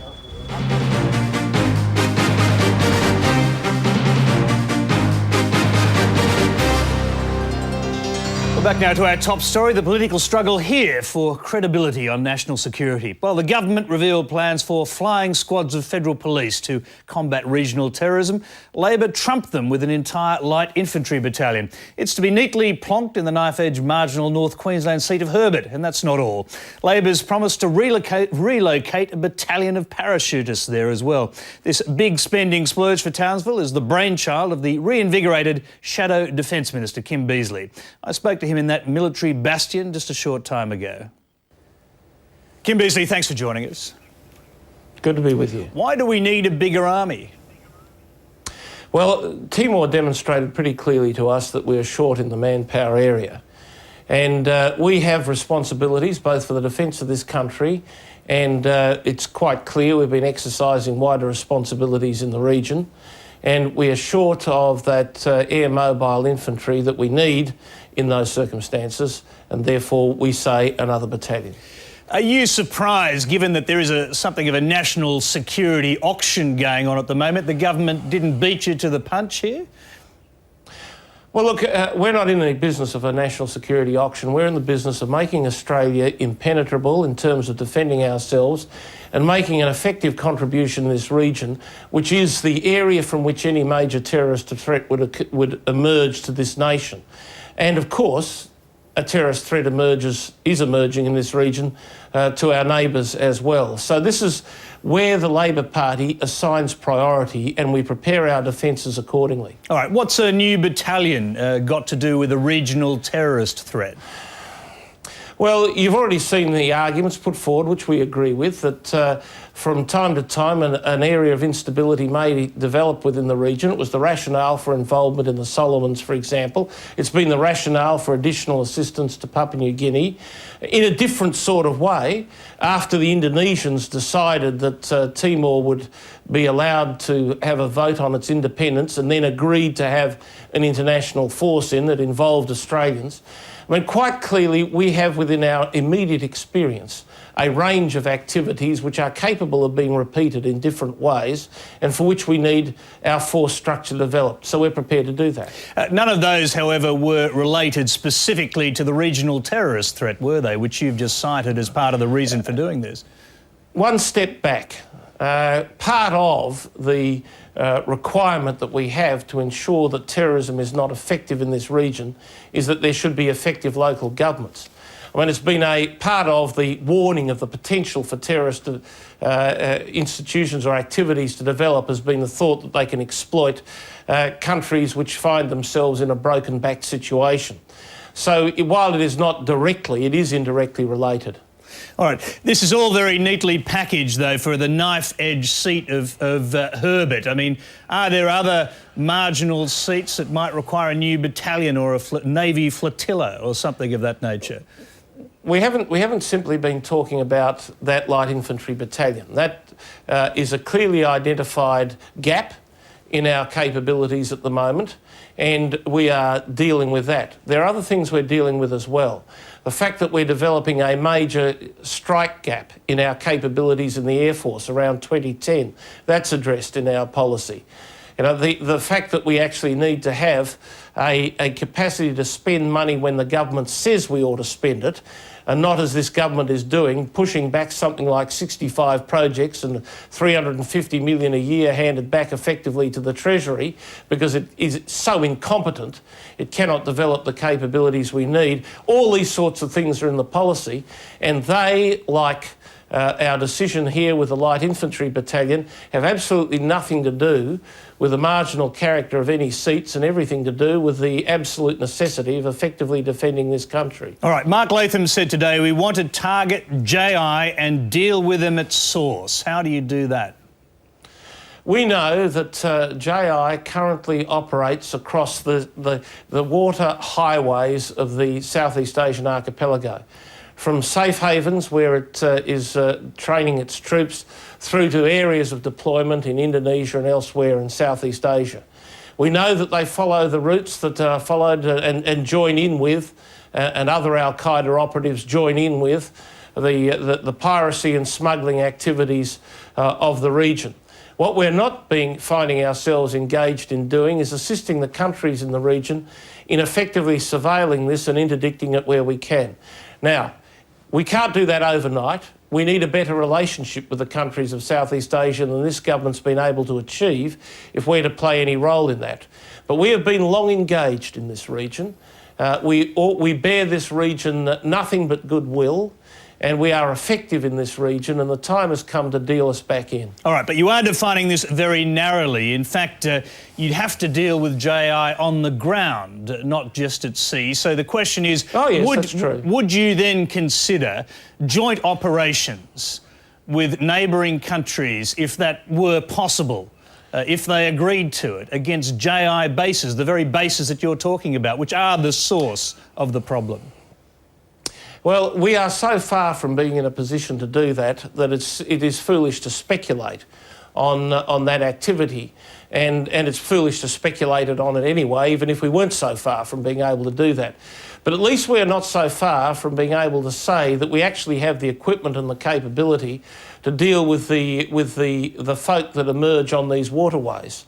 And we ought to be positioning ourselves, entering into the agreements, negotiating with the countries in the region in order to be able to do that. Well, after September 11, the US sent special forces and other forces into the Philippines precisely to try and track down whether there were terrorist operations there. Why wouldn't Australia seek to do something similar?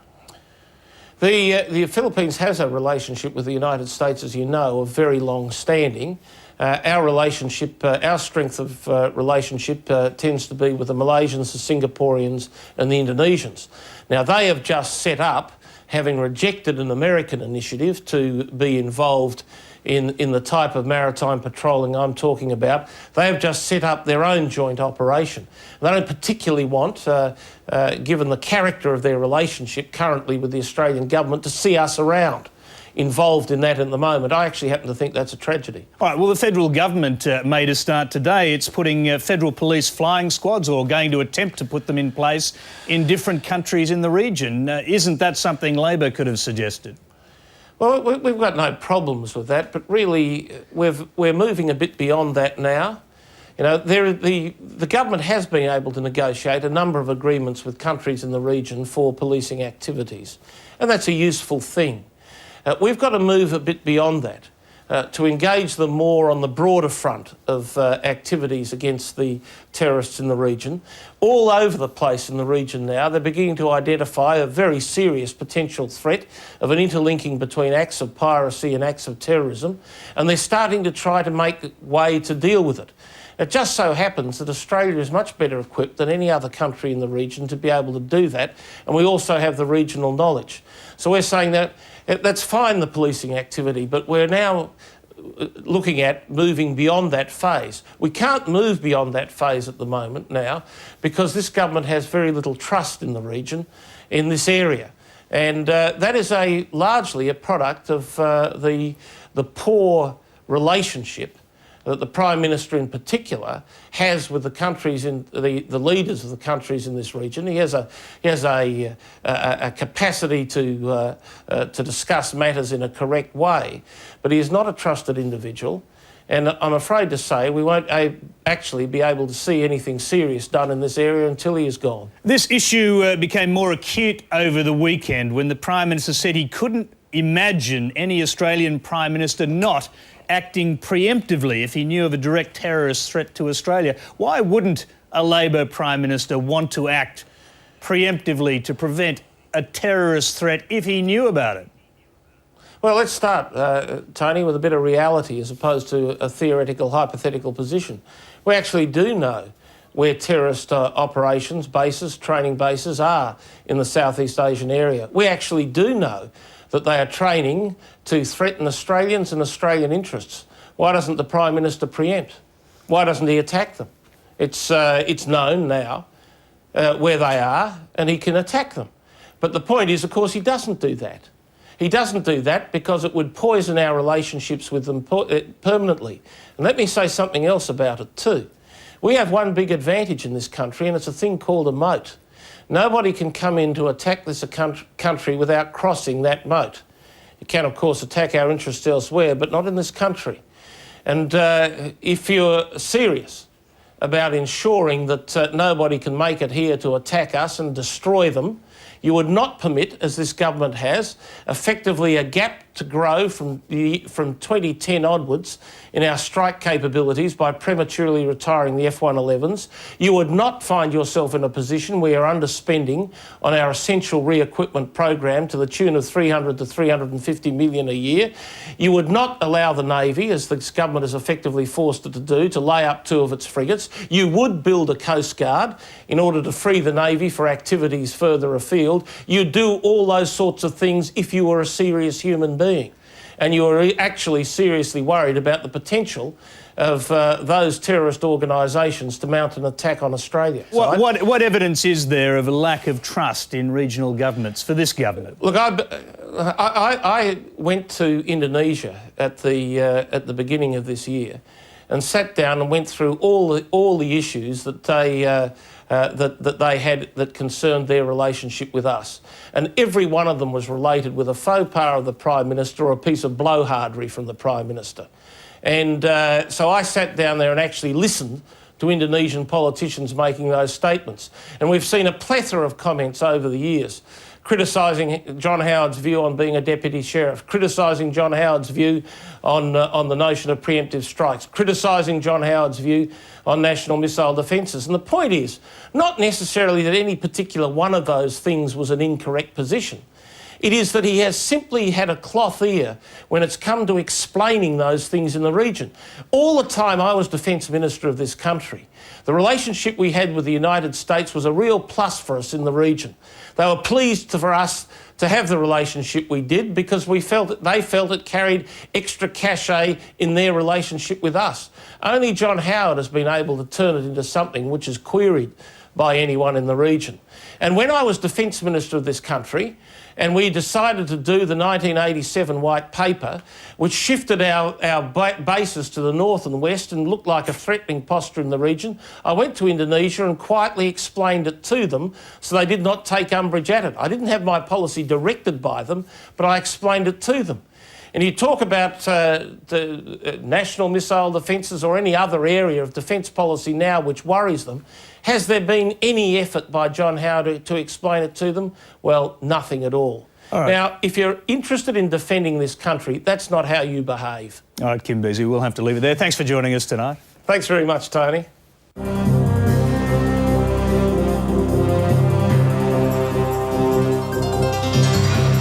Well, it's a long way from the well-heeled Sydney electorate of Wentworth to the pristine wilderness of Tasmania's old-growth forests. But tonight, the high-profile aspirants for that strange seat, including the Republican merchant banker turned Liberal Malcolm Turnbull and his monarchist rival, the defrocked Liberal candidate Peter King, faced off in a metaphorical wilderness of their own. The pair joined other candidates at a meeting called to discuss Tasmanian logging practices, but it quickly became a rowdy bidding war for the support of voters who, keen for live entertainment, crowded into the local council chambers. Steve McDonnell was there for Lateline.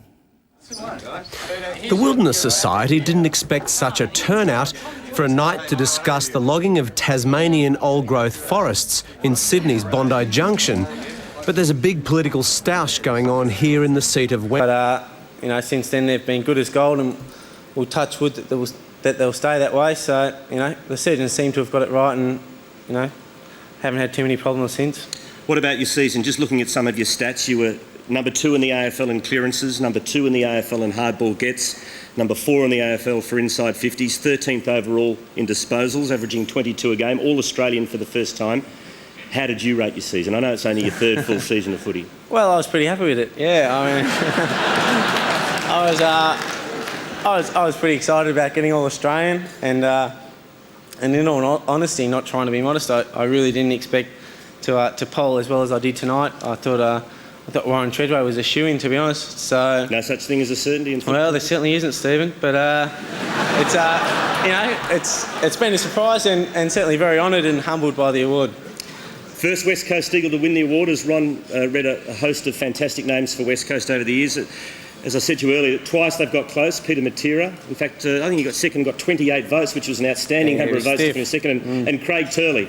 So a bit of history as well. Certainly, yeah. I was very fortunate to catch the end of Peter Matera's career, and it was a real honour to be able to play with Peter because he was such a skillful player and a really good bloke around the club. So I guess when you realise the players who've missed out on the award, players like Peter and other great players, you are, as I said before, you definitely feel very humbled by the award. Now, your parents are here, Andrew and Lisa. Good timing. You've done your homework? Yes, they are. Andrew and Lisa are here, and Lauren will be watching it at home. Sister, That's right. So, it's great to be able to share it with them, and it's just great that they can all be a part of it. It's great to get your parents along. Definitely. The boys looked after it. Who paid for the tickets? Well, they live in Melbourne, so the tickets were not an issue. But, the Brownlow tickets. Yeah, that's what I mean. You're confusing me. I've had too many drinks. But I think the Eagles may have covered the tickets. Hopefully there's no salary cap problems there, but I'm sure we'll work it out if there is. What about your parents? What sort of influence were they? Or what sort of influence was Dad on your footy career? Did he have much of a footy career? Well, he didn't have a great footy career. I don't think he might try and tell you folks he does now. But they've been obviously a huge influence on. Not just my footy career, but my whole life. And I don't think you'd get any better parents. And they're very much responsible for me standing up here tonight. You're a man of many talents. What did you get in VCE? Was it 92.5? Well, 92.16. You've just missed out, Stephen, but you've done well. Close enough. Well, you've done well. So you're smart ass as well. Those vodka lemon limes just kept coming, so there you go. And at the ripe old age of 21, you're on a board of a company. That's right, my inventory. I'll get the plug in. It'll be wrapped over there. But warehouse inventory management's the go. So if you've got a problem with it, call my inventory. Well done, mate. Now, the hard questions coming now. Your contract expires at the end of 2005, does it not? Sure does. Happy over at West Coast? Very happy.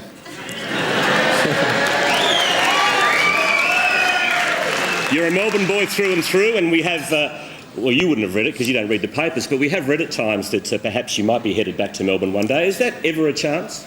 Well, not in the near future. I think anyone who's part of the footy club at the minute will realise, the exciting opportunities that lay awake. We've got a lot of good young players who are improving from, week to week and year to year, so it's an exciting time for the club and, wouldn't want to be anywhere else. And obviously you've got lots of nice, kind words for your coach and your teammates. Yes, they've given me plenty of opportunities. And, in all seriousness, the sort of awards like this, you generally don't win alone. The support I get throughout the games is phenomenal. The blocks and the work the other boys put in for me during the games is a real credit to them.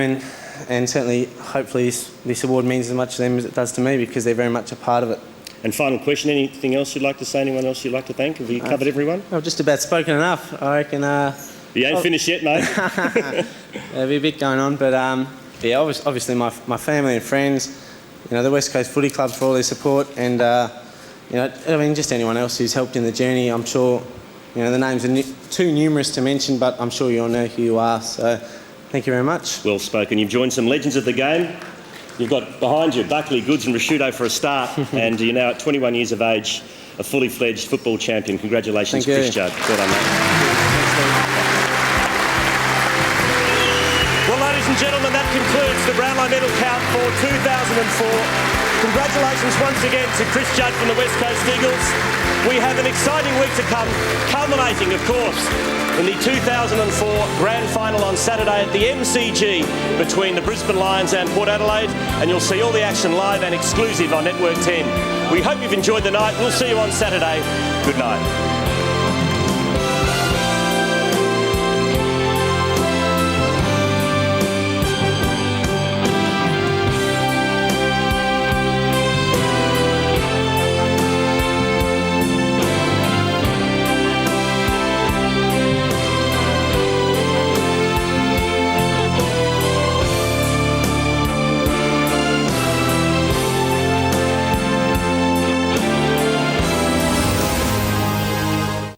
The 2004 Brownlow Medal, proudly brought to you by Toyota, Oh What a Feeling, and the Panasonic Viera. Checking the latest in sport, the Brisbane Lions are expecting forward Jonathan Brown to be fit for Saturday's AFL Grand Final against Port Adelaide. Scans today cleared him of a serious knee injury. The power trained today without ruck forward Brendan Lade. He was rested with general soreness. In the NRL, the Bulldogs are giving injured 5'8" Braithen Astor maximum time to prove his fitness for Saturday's preliminary final against Penrith at Aussie Stadium. He's improving by the day, but is still doubtful for the game with a cracked sternum. I'll just rest it all week and wait till the latter stages of the week and do my best and have a bit of contact, see how it feels, and if I feel I can play, I definitely will. In the other final, Cowboys back rower Glenn Morrison expecting to overcome a bruised ankle to line up against the Roosters. In golf, Europe have retained the Ryder Cup after the team matches against the United States. It's the fourth time in the past 5 meetings the Europeans have won over the Americans. They won the 35th Cup by a record margin. Last-minute inclusion, Kieran Modra picked up one of the 2 cycling gold medals at the Paralympics in Athens. Amputee Peter Brooks won the other gold in the individual pursuit.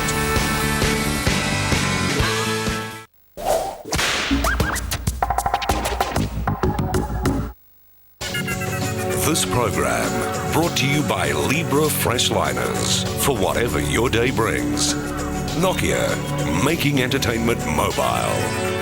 And the Panasonic Viera. The following program is classified PG. It contains sexual references.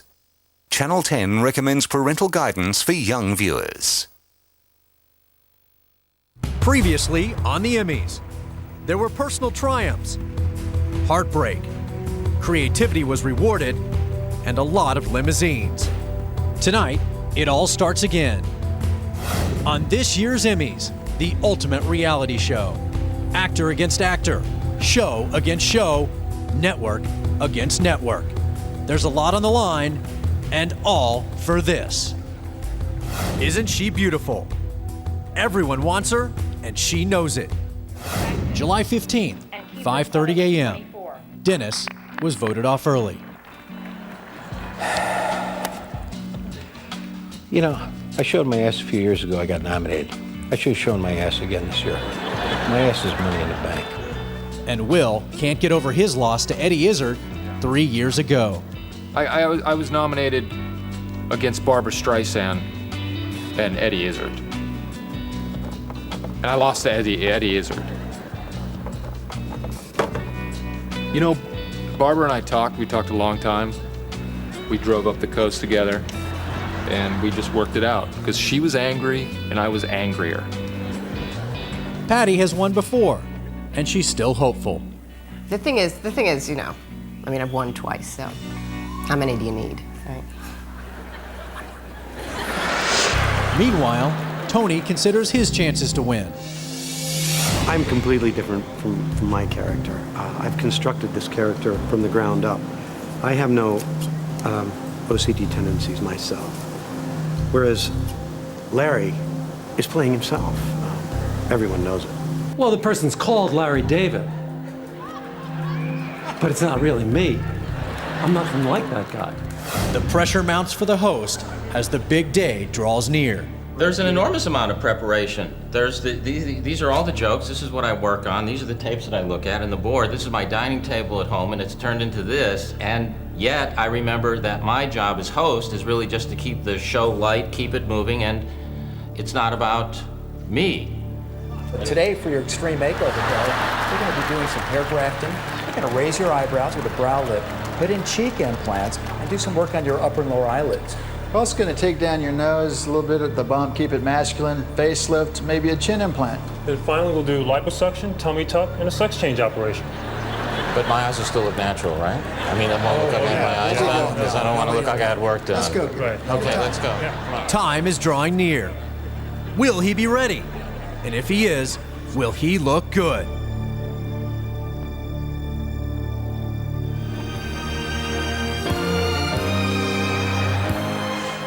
I'm beautiful. You look great. Thank you. You're welcome. Good luck for the hosting, Garry. Yeah, good luck. Good luck. Thanks. This is a big help. It's an emotional night. Who will win? Find out tonight on the Emmys. Live from the Shrine Auditorium in Los Angeles, it's the 56th Annual Prime Time Emmy Awards.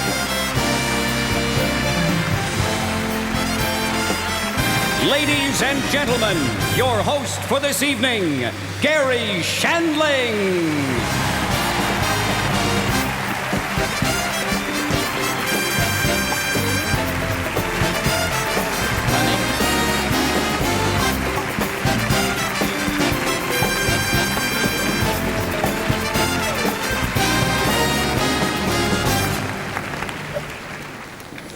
Thank God that worked. I had no surgery done. That was a sketch. Pleasure to see you. Pleasure to be back. I hosted 4 years ago. Anyone here from 4 years ago? And I've been here when I've won. I've been here when I've lost. And there's those people who are here for the first time, who are nominated, everybody gets an Emmy gift bag. Let me tell you what's not in there. An Emmy. I have rifled through that thing and taken that facial certificate to the spa and had the receptionist say, "You lost, didn't you? Come on, we'll get some of that bad disappointment out of your face." So let's talk about how television and the world have changed since I was here 4 years ago. Let's see if we can figure this out. I cannot tell one reality show from the other. I was watching one the other day. It was taking place on the street. There were these gardeners arguing with these contractors. I thought, okay, this is interesting. Who's going to get eliminated here? Then a garbage truck pulled up. The garbage man formed an alliance with the gardener, and then a woman who was clearly a hooker walked up, and she rang the doorbell, and then my doorbell rang, and I realized I've been watching my security camera for 45 minutes, thinking this is a good show. I could sell that show. What's in front of Gary's door? I know there's a lot of executives here. If you're interested, I'll be here for 3 hours. Talk to me about it. It's to the point now when a television commercial comes on, I go, thank God, professional actors in a story.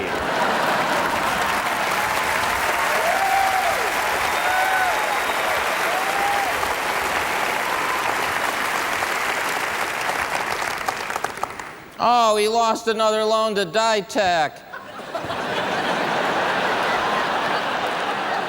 I get that. I've watched The Simple Life. I think Paris Hilton is right for me. I'm still single. I'm going to have a kid when I'm 90. That's my plan. I'm going to have a baby when I'm 90. Hire one nurse for everybody. I'm taking the Tony Randall route. Paris Shandling. Or Gary Hilton. I don't care, whichever way she wants it. I'm just telling you, I got towels that say Shandling and towels that say Hilton. I'm ready.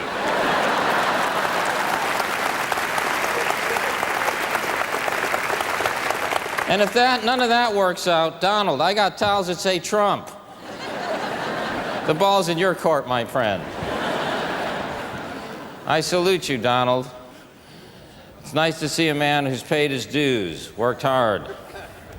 We all know what it feels like to have to build 80-story condos and gambling casinos just to get our foot in the door in show business.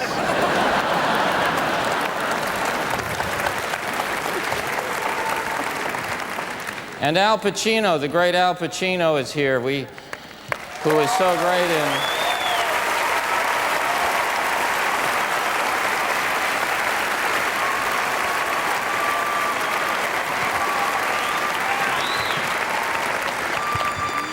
You tell me another award show that has this kind of range, Donald Trump to Al Pacino. So great in Angels in America. What a wonderful, touching...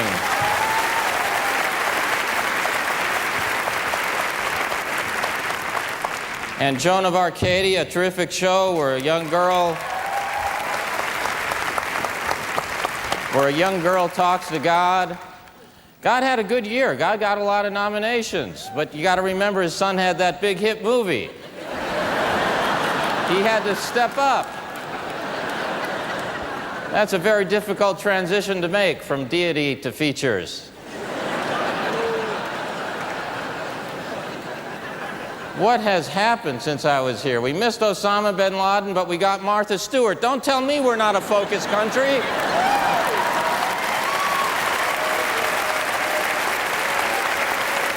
Don't we feel a little safer? Don't we feel a little safer? You think Osama bin Laden's sitting there thinking, oh, they're getting warmer. They get Dan Rather, they got me. Where's it going? If the conservatives want to stop homosexuals from having sex, shouldn't they let them get married? That seems to stop my married buddies. I don't know what's going on.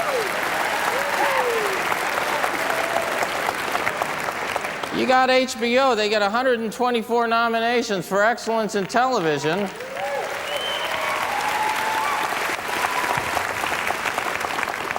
Their slogan is, we're not television, we're HBO.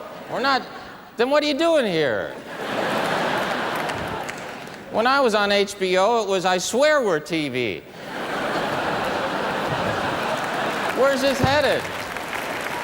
You got a show like Deadwood. That's a good show. That's a fascinating show. It's a Western.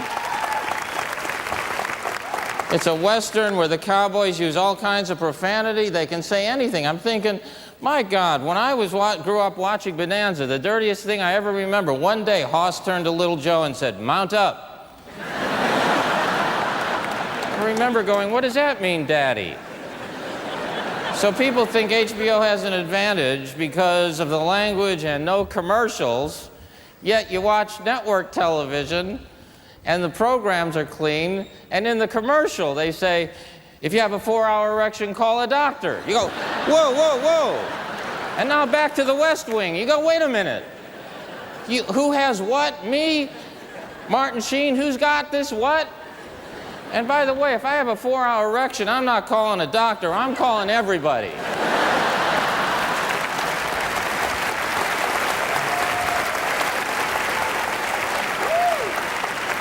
My doctor's like 25th down the list, because he's got cold hands. I am getting blinked. We're going to move on. We're going to move, as we move on into the awards section of tonight's program, which is the part that always slows it down. I want to remind you all of something I have said many, many times. To remember, it's an honor just to win. And the rest of you enjoy your facials.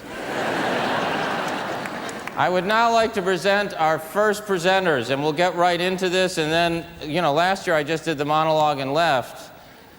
But what luck, I'm going to be here for the whole 6 hours. Here are the presenters from Sex and the City for the first award. She, the very beautiful, of course, talented Sarah Jessica Parker, and the man who plays that character named Big, which I read for. They said, too big, bring it down. Chris Noth, please.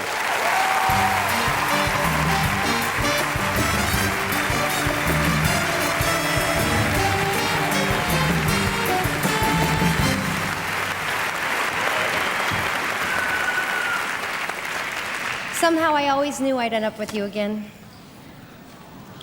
Well, this may be an awkward way to say this in front of all these people, but will you marry me? No. But it was a very kind offer. And shocking. We. Oh, so the nominees for Outstanding Supporting Actor in a Comedy Series are Peter Boyle, Everybody Loves Raymond.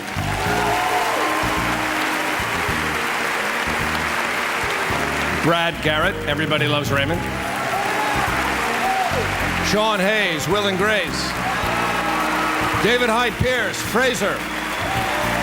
Jeffrey Tambor, Arrested Development. And the Emmy goes to David Hyde Pierce, Frasier. This is the 11th consecutive nomination for David Hyde Pierce, and this is his 4th Emmy win. Frasier holds the record for most Emmys won by a series.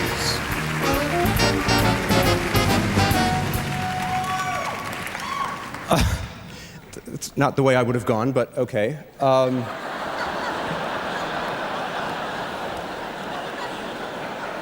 Congratulations to Sean and Brad and Peter and the ferociously talented Jeffrey.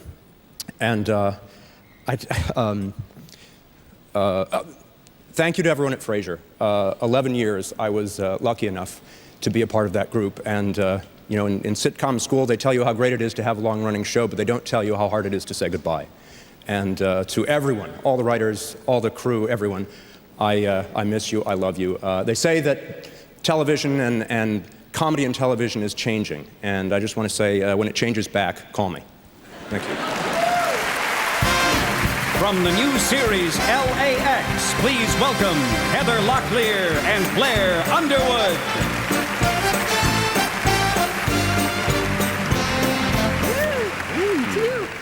Good evening. Let's keep this party rolling. Woo! Blair and I are honored to present the award for Outstanding Supporting Actor in a Drama Series. The nominees are Steve Buscemi, The Sopranos; Brad Dourif, Deadwood; Victor Garber, Alias; Michael Imperioli, The Sopranos; and John Spencer, The West Wing. And the Emmy goes to Michael Imperioli, The Sopranos. This is Michael Imperioli's 3rd Emmy nomination and his first win. In addition to acting, Mr. Imperioli has also written 5 episodes of the series.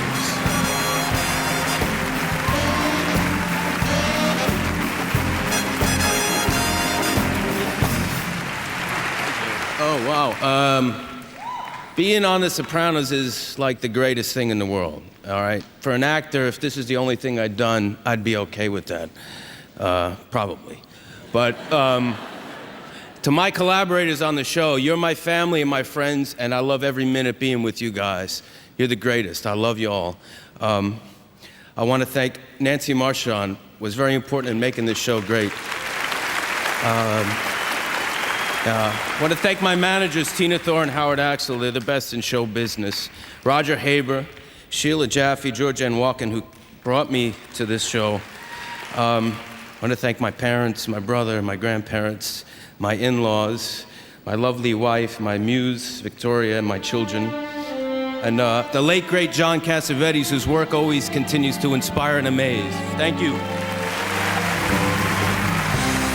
We will continue with Billy Crystal, Donald Trump, Matt LeBlanc, and the Emmy for Supporting Actress in a Comedy Series. Will it go to Kim Cattrall, Kristen Davis, Megan Mullally, Cynthia Nixon, or Doris Roberts? Have you seen my family? Where am I? Not yet. How long have I been gone? How did I get here? Where have you been? What do you think happened to me? Where am I? Everything looks so different. The 4400 is coming. Why can't I remember? I don't know what's happening.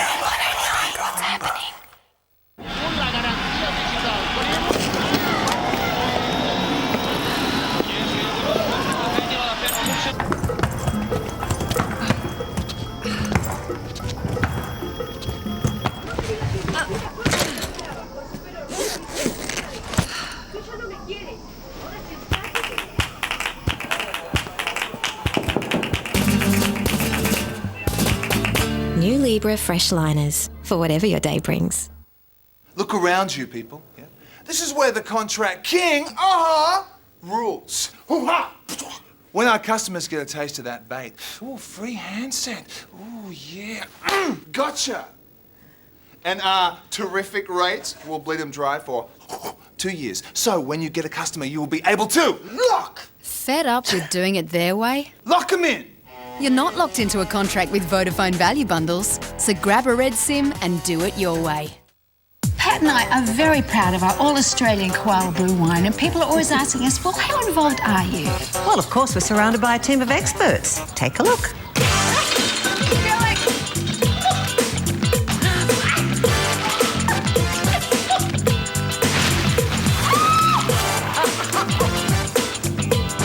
Is that the right footage? Actually, all we have to do is taste it. And all you have to do is drink it. Koala Blue, the taste of Australia. One man, 2 albums, Sweat and Suit. 2 new albums from Nelly. Already 2 hit singles and counting. Including the #1 smash, My Place. You can have it all with Nelly.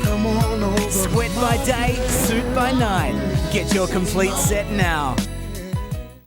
The Jimmy's and Foyle's great split system air conditioner sale is now on. How about this? A top-of-the-range 3 horsepower unit with famous Hitachi compressor is only $999. So rush to Jimmy's and Foyle's for the aircon deal of a lifetime. Be there.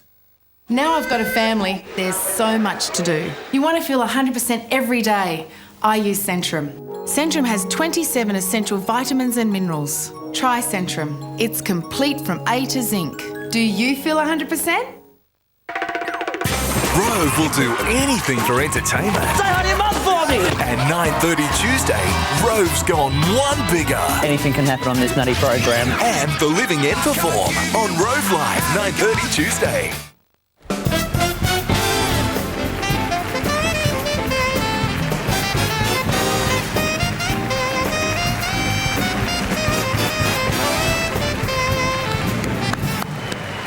Welcome back.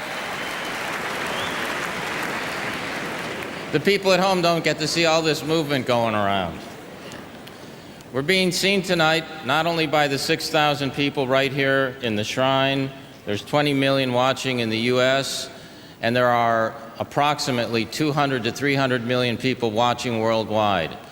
And I want to say to all of you, I'm buying you a car. You just go into any dealership and I'll give you the credit card number. It's Harpo Winfrey Productions. I don't need to go further with this joke. It's not a real credit card. I was going to do the credit card number and everything, but then we know I'm not buying everyone a car. I'm here to introduce the next clip. Who in this room hasn't tonight had an audition with 2 people as lovely as this? You sing like a robot. Okay. Slightly out of tune, robot. Mr. Trump, I'm sorry to interrupt you. Jason, this is a tough one. You're fired. You want to be a recording artist? Yeah. Look, let me explain something you've obviously missed. American Idol is a singing competition. Who chose this stupid concept of the 3? Eric. Don't say it, Mr. Trump. You're fired. Ladies and gentlemen, Emmy nominees Simon Cowell and Donald Trump.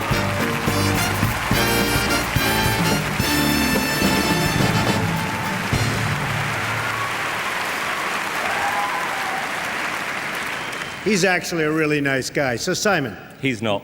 That's true. It's probably true. What do you think of my show? Fantastic. An unbelievable talent and a mastery of the medium. Really? And the clip package of us, what do you think of that? Wonderful, especially you.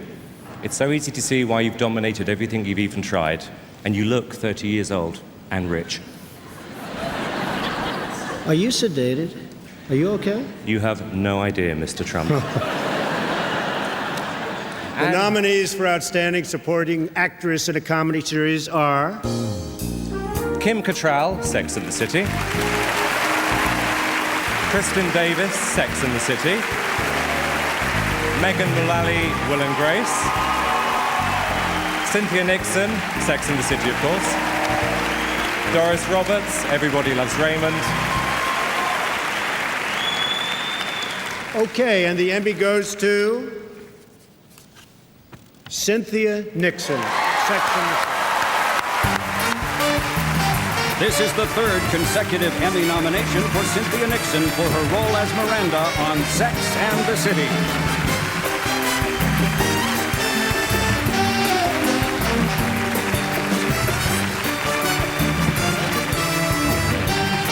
Thank you very much. Oh my goodness, thank you. This is very unexpected. I would very much like to share this with my 3 co-stars, Sarah Jessica Parker, Kristen Davis, and Kim Cattrall.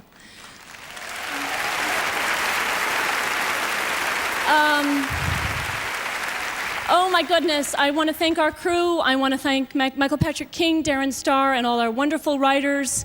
HBO, I would like to thank Emily Gerson-Sains and Angela Tarantino, who take better care of me than I take of myself. I would like to thank my wonderful mother, who is here with me tonight. And I have been acting for 25 years, since I was 12, and I hope to act for another 50, but I don't think I will ever have another job like this one. I miss it, and I thank you. Thank you. From the Emmy-nominated series Arrested Development, Portia de Rossi and Jason Bateman.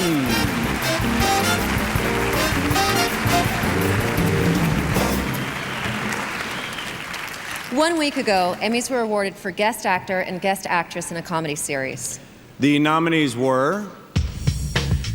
For Guest Actress in a Comedy Series, Christina Applegate, Friends. Eileen Brennan, Will and Grace. Georgia Engel, Everybody Loves Raymond. Cloris Leachman, Malcolm in the Middle. Laura Linney, Frasier.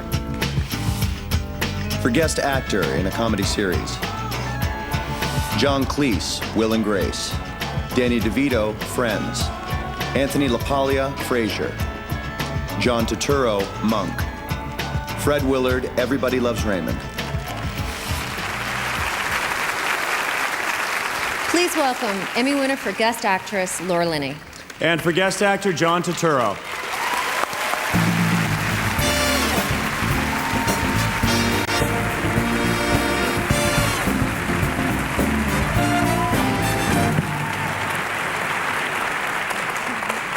It takes a lot of talent and a lot of patience to direct the stars of a comedy series.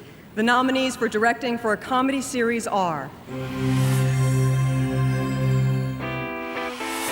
Joe Russo and Anthony Russo, Arrested Development. Brian Gordon, Curb Your Enthusiasm.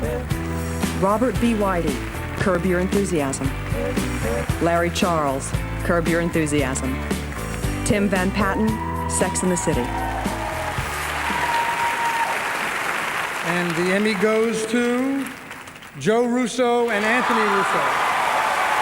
Arrested Development pilot.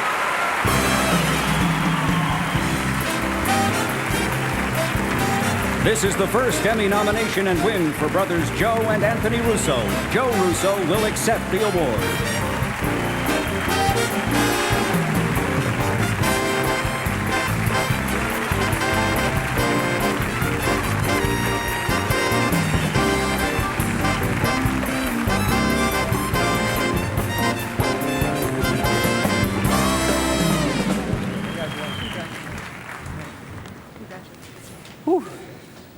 Well, this is dedicated to the brilliant Mitch Hurwitz, the heart and soul of Arrested Development. He's not only the funniest man we've ever worked with, but he's also the most generous. To the incredible support of Ron Howard and Brian Grazer and the tenacity of David Nevins and Katie O'Connell, this is also dedicated to a truly exceptional cast whose talent was awe-inspiring and whose friendship is cherished. To the Academy voters and critics, thank you for keeping the show on the air. And most importantly, thank you to our family who are here tonight, our sisters, our parents, our children, our wives especially. Thanks so much, and thank you to you, Joe.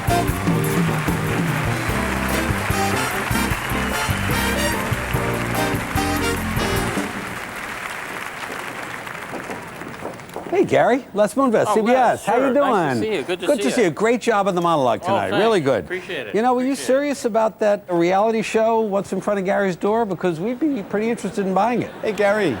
Les. Oh. Chris, good to see you. Hey, Chris, you know Les Moonves? Hey, Chris, congratulations. Nice HBO's to see doing you. fantastically. Hey, thanks. Gary, I love that door idea. That Gary's door idea.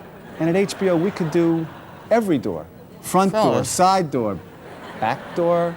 Gary, at HBO, a lot of people the next day will be talking about it at the water cooler. Yeah, what, 7? Fellas. At CBS, we have 18 million viewers. Fellas, don't I have a contractual problem in that I pitched it on ABC? Right. I got to get back out there. We'll talk to you later. From According to Jim and Desperate Housewives, Jim Belushi and Terry Hatcher.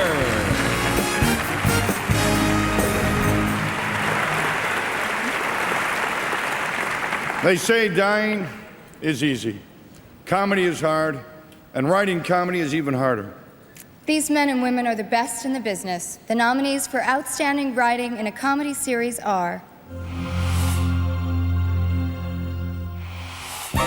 Mitchell Hurwitz, Arrested Development. What's this, Mitch? Okay. Can we call Mitch down here? Hey there. Yeah. Yes, could I please say hi instead of hello? Do that as scripted. Christopher Lloyd and Joe Keenan, Frasier. So, we've been talking about ideas for a new series. Yeah, we know a lot of people say, Frasier is over, let it go, but your character. There are so many stories left to be told, that's what we keep thinking. It's so rich, America is not done with you. Garrett Donovan and Neil Goldman, Scrubs.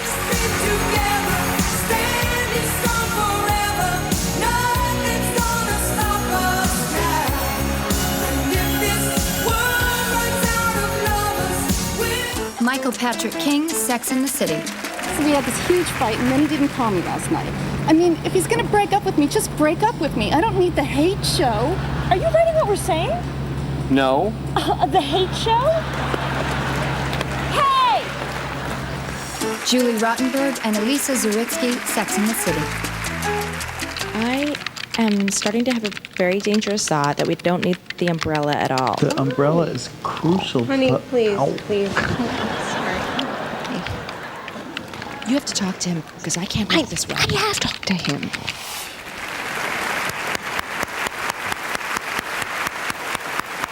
And the Emmy goes to Mitchell Hurwitz.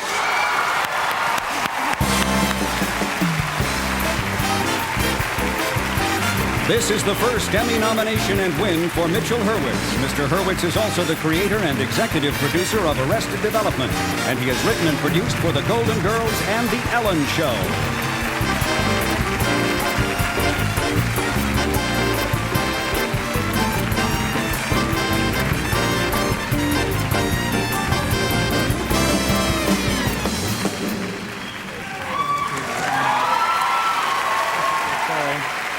That's my corner back there. That was so lame. I apologize for the, it was 2 months ago when we shot that. I had no idea that it would look like that in front of this crowd. Thank you so much for this. This is such a huge, huge honor, and I fear a giant mistake. I want to thank my family for being nothing like the people that we depict on our show. And I will say seriously, this was the hardest thing I've ever done, and my wife, Mary Jo, encouraged me and said, only through struggle can you have success, so I just wanted to share that with you. And not my wife, I don't want to share. We're not into that. I want to say, Ron Howard had this creative vision of doing a show that was single camera. I'd like to sing this now, if I may.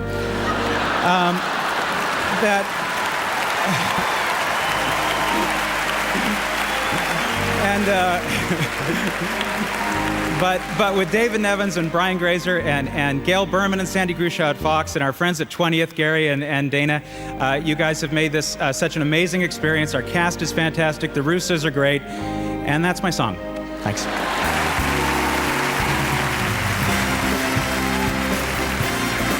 We'll return with Jon Stewart, Misha Barton, Kiefer Sutherland, and the Emmy for Supporting Actress in a Drama Series.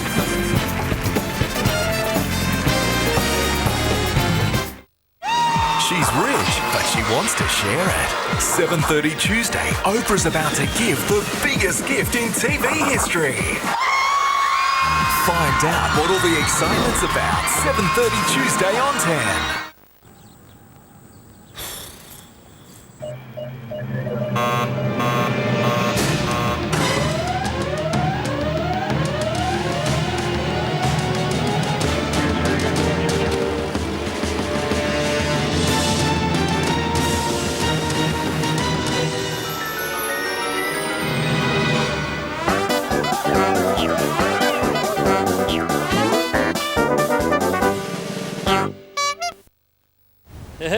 walk the dog, huh? Come on, boy. Hey, come on, come on.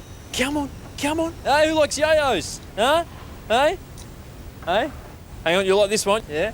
Loop the loop, huh? Huh? And away we... Oh! Yeah. Get more attention with Australian Unity Smart Start. Hospital cover plus heaps of extras like optical from only $9.50 a week. At last, Cole Elliott out now on DVD. Cole Elliott and all his crazy mates deliver the best laugh you'll have all year. If you're serious about your comedy, get yourself a copy of Cole Elliott's new DVD coming to a town near you. Available at Sanity and all good retailers. It's not just the advanced technology or world-class blades. It's the way it's all put together. No razor shaves better than Mach 3 Turbo. The closest, most comfortable shave. Mach 3 Turbo from Gillette. Looking to update your car? Need a holiday? Renovating? Or just want to consolidate your debts? Do you need a personal loan? If you have stable employment and a good credit history, we can lend you up to $30,000 at bank rates approved over the phone within 1 hour. Some terms and conditions may apply. Call Money Ideas 24 hours a day on 1-800-800-112. 1-800-800-112. We say yes more often. Whether you're working out or working hard, you'll want to feel 100%. I use Centrum. Centrum has 27 essential vitamins and minerals. Try Centrum. It's complete from A to Zinc. Do you feel 100%? Nelly's back, creating hip-hop history. 1 man, 2 albums. Sweat by day, suit by night. Get your complete set now. I know a place where we can go. Once we knew Delphin were developing here, we were happy. We'll just look around, it's a quality place. Well, living near work is a godsend. I mean, I'm in business and I know people in Sydney that would kill for my lifestyle. Delphin's done a great job on it. It's got an atmosphere of its own. Visit Delphin's special places at Craigieburn, Caroline Springs, Pakenham and Edgewater. I know a place where we can go. With Smart Start health cover from Australian Unity, you get more attention from only $9.50 a week. And right now, we're giving you 30 days health cover free after your first month. So join Australian Unity now. Call 13 29 39. Welcome back.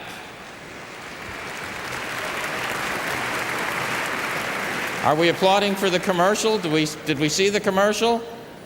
This just came in from Fox News. They have declared George Bush the winner in Florida.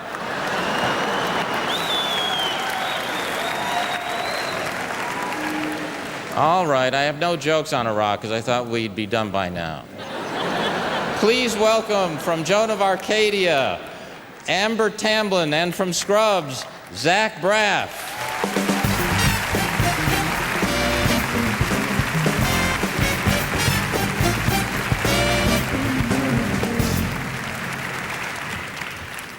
The women nominated for supporting actress in a drama series play characters who are smart, others manipulative, some sexy, treacherous, one's even the town drunk. Reminds me of theater camp. Don't you know God? Can we got a better joke than that? All right. The nominees for supporting actress in a drama series are Stockard Channing, The West Wing. Tyne Daly, Judging Amy. Dre DiMatteo, The Sopranos. Janelle Maloney, The West Wing. Robin Weigert, Deadwood. And the Emmy goes to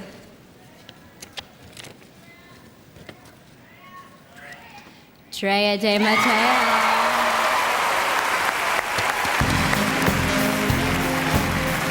This is the first Emmy nomination and win for Dre DiMatteo, who plays Adriana on The Sopranos. The Sopranos received 20 Emmy nominations this year, including Outstanding Drama Series.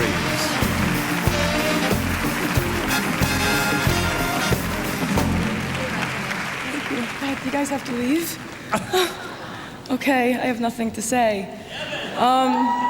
There are so many people that are responsible for this. But if I even try to thank any of them right now, I might puke, choke, cry, or die. And you've already seen me do that, so I'm just going to say thank you and go have 10 drinks, and I'll thank you all later. Thank you.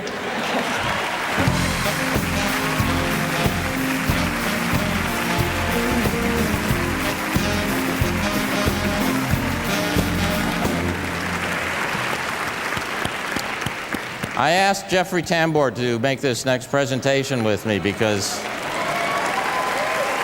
I have not worked with him since we worked together on the Larry Sanders Show, so I thought it would be nice to have him. I'm sorry you didn't win tonight. You're okay with that, right? Fine.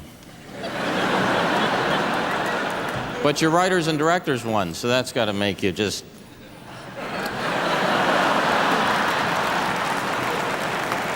Would you do me a favor? Would you just say it before we move on? Say what? Say hey now. I think everyone wants to hear you say it. No. Yeah. No, you don't get it. No. No. I'm sorry. That was a different time. I'm really not in the mood now. Yeah. And right. It's not my process, and that is not how I work. Yeah. I had forgotten this part. Okay, then don't. Here from the OC is the beautiful Misha Barton. Hey now.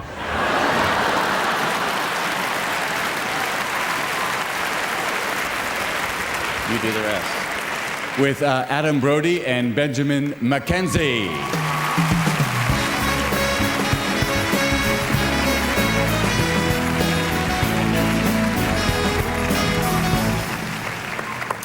During this past season, television dramas continue to achieve a high standard of excellence. And here are the 5 reasons why. The nominees for Outstanding Directing for a Drama Series are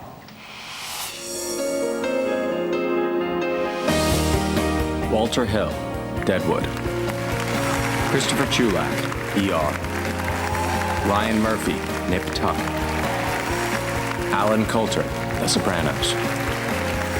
Tim Van Patten, The Sopranos. And the Emmy goes to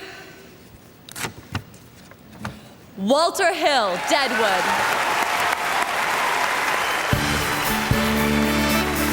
This is the first Emmy nomination and win for Walter Hill. Mr. Hill has also written and directed for the series Tales from the Crypt.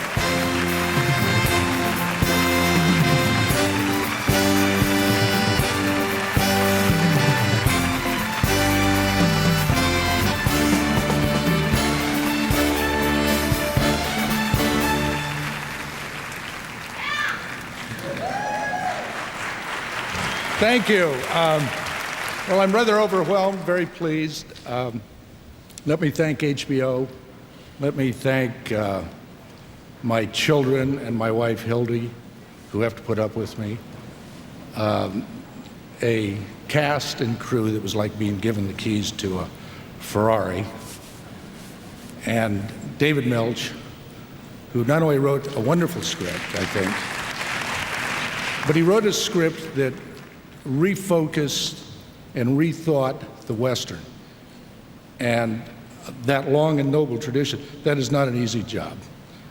And thank all of you. Thank you. And John Burnham, Jill Gillette, thank you.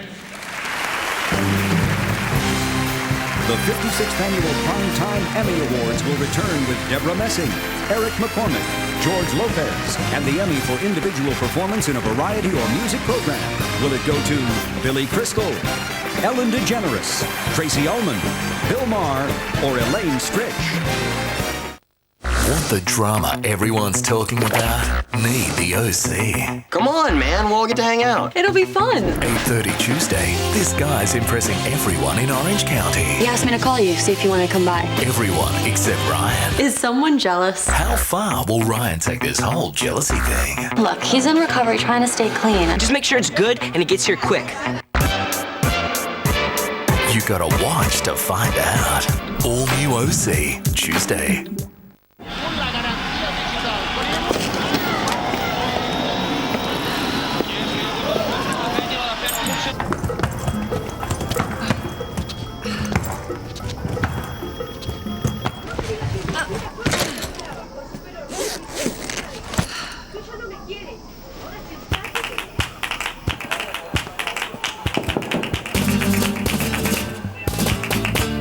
Zebra Fresh Liners for whatever your day brings.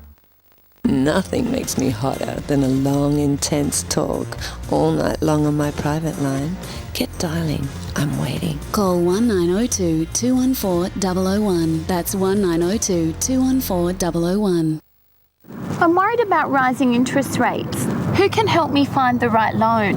Fintrack can help. I'm a first home buyer. Who can help me? Fintrack can help.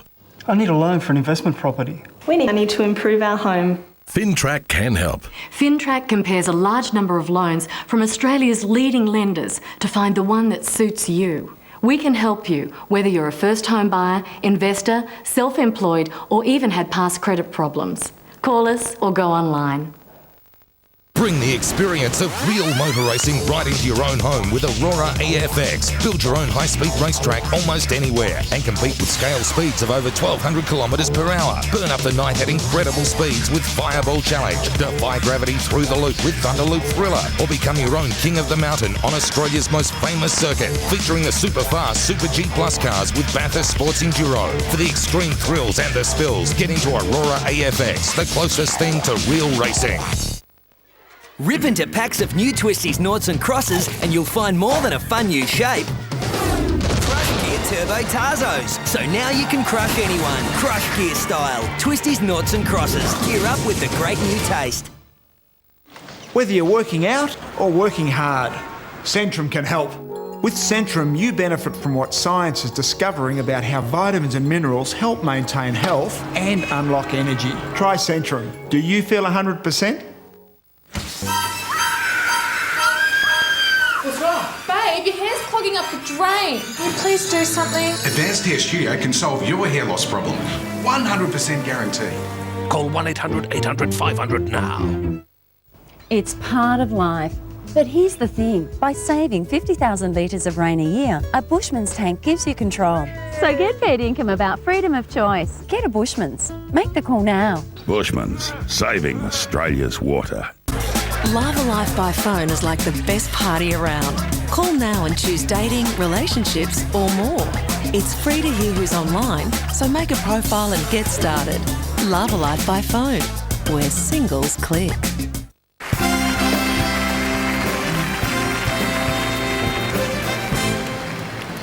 Ladies and gentlemen, please welcome the Chairman and CEO of the Television Academy, Dick Askin.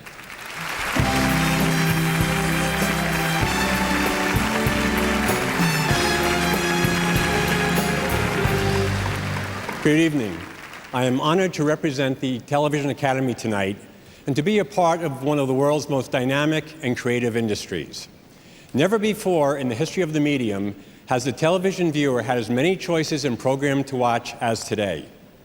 As we enter the digital era, the number and diversity of programs will increase, giving us an even greater selection of shows to love or hate or simply appreciate.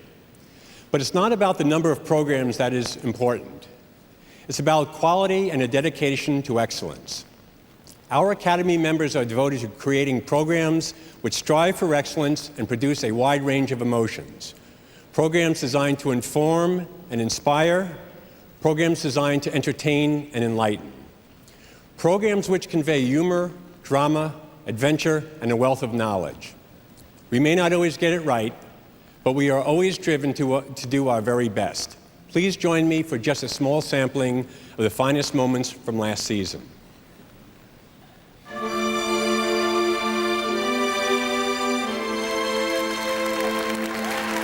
Greetings, prophets! The messenger has arrived! You may not respect me, but you'll respect the robe. You understand? The robe is a piece of clothing.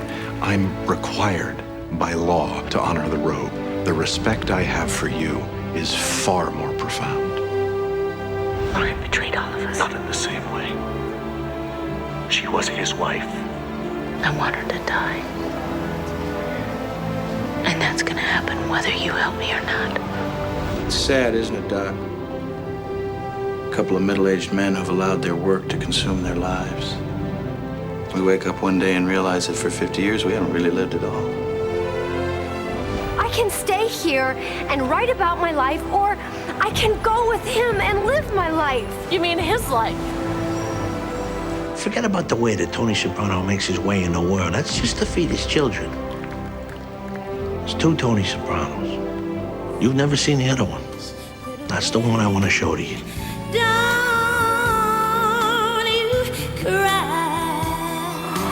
Fantasia.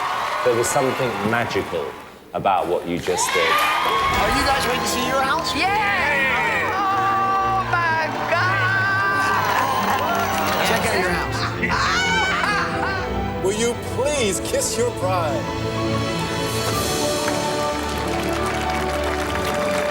I first hosted the show 13 years ago. Things were so different then. You know how different it was? Bush was president, the economy was tanking, and we just finished a war with Iraq. Isn't that amazing? Later in the debate, Dean got even angrier, and you wouldn't like him when he's angry. All this anger against me. You've been making us feel guilty about stuff our whole lives, and we're sick of it. Sick! Hey, you can't speak to your mother like that. You do. She's not my mother. Oh, a doll. It's a mulatto. No good? We're in the vanity business, Sean, is what we do. What we do here is let people externalize the hate they feel about themselves. This is a business, Sean, a very good business that is on the verge of setting us up for life. Maybe I don't want to be in this business anymore. Your courage and level of commitment humbles me. I put you in an unimaginable position earlier today when I asked you to take the life of one of your colleagues. It's what had to be done, Mr. President. God forgive me. It wasn't the only sacrifice made today. Death's a very humbling thing to live with day in and day out. I swore then, if I got my life back, I would do something important with it. There's everything in life but hope. We're alive. And for all I know, that's what hope is.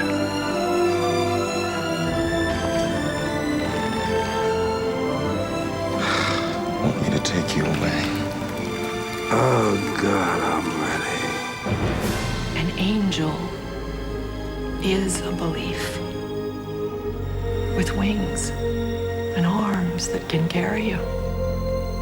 It's not to be afraid of.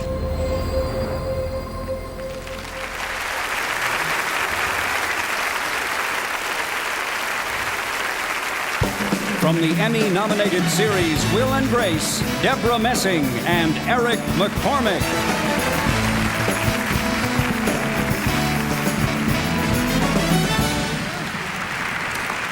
The nominees for supporting actor in a miniseries or movie can really be divided into two categories. Those who were in Angels in America and William H. Macy, who watched Angels in America and said he really quite liked it. Yeah, enjoyed it. The nominees for Outstanding Supporting Actor in a Miniseries or Movie are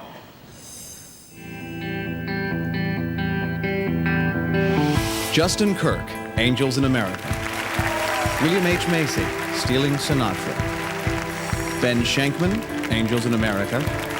Patrick Wilson, Angels in America. And Jeffrey Wright for Angels in America.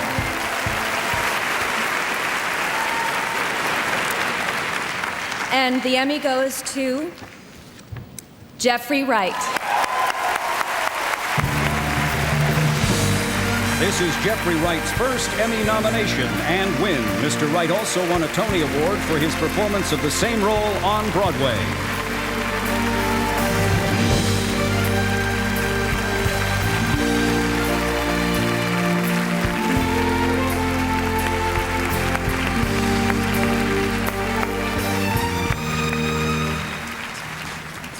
Oh, thank you.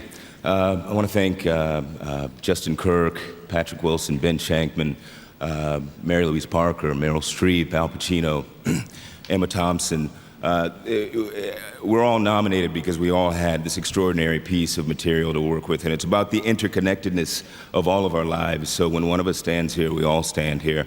And we thank Tony Kushner for that piece. And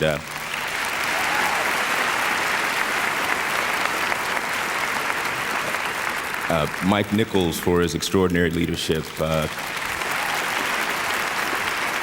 Carrie Brokaw, Celia Casas, Mike Haley, Mary Bailey, the entire crew that was involved in this thing over the course of a year. I want to thank Mos Def as well, because while I was shooting this, I was doing a play with him on Broadway, so he's a part of the ensemble as well in some ways, because I sometimes did lines that I should have done on the stage there. But anyway, I'd like to thank my agent because for his hard work made all the more difficult by me. And finally, I'd like to say, when I originally started this journey with this piece, AIDS affected mainly gay men. Now, the disease affects African Americans in extraordinary numbers. Sub-Saharan Africa is being devastated by this disease, so I hope that in accepting this, I might be inspiration to those actors who want to tell those stories and keep those realities and struggles alive in the public dialogue. Thank you.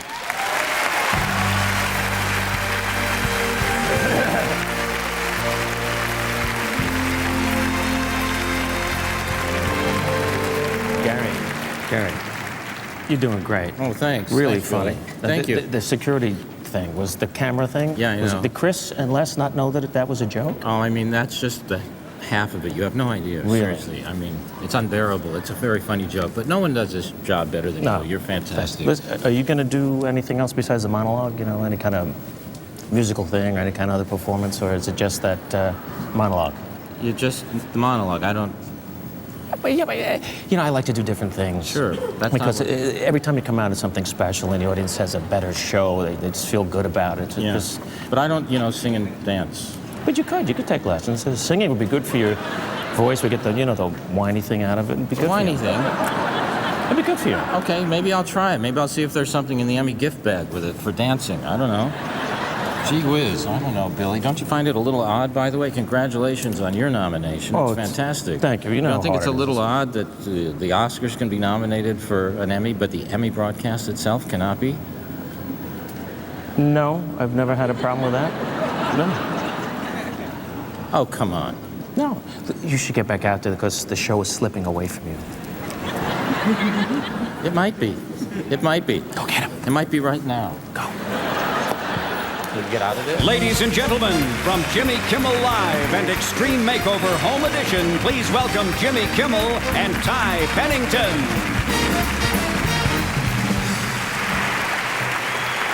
The rumors are true. We're here tonight to award the Emmy for Outstanding Directing for a variety music or comedy program. And here are the nominees.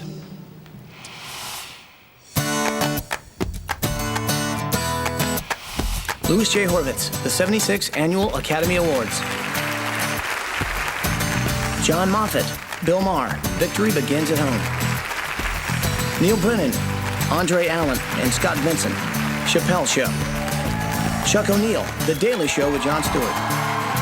Andy Pacheta, Nick Duke, Chris Hedges, and D.A. Pennybaker, Elaine Stritch, At Liberty.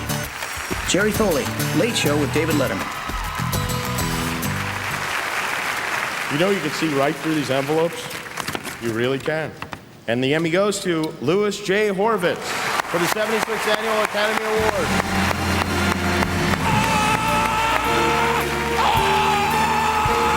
What can I say? I'm out here. I can't believe it. I'm so happy. I got 40 seconds too. I'm in the control booth. I did not ever believe I'd win again. Susan Lucci, I was joining the club. I gotta save some names here. Bruce Davis, Frank Pearson, Joe Roth, Michael Seligman, my lovely wife. Give me a kiss, baby. Where's my mom and dad? Take 10. Hello, Claire and Lou from Van Nuys, California. Take 15 and play me off. A-roll, go! Yes, thank you. Thank you. Thank you. Roll it, roll it, roll it. We'll return with Jon Stewart, James Spader, Barbara Walters, and the Emmy for Reality Competition program. Will it go to The Amazing Race, The Apprentice, American Idol, Last Comic Standing, or Survivor? Did the whip come home, Helen? You've been on my website. Let me just take that image in.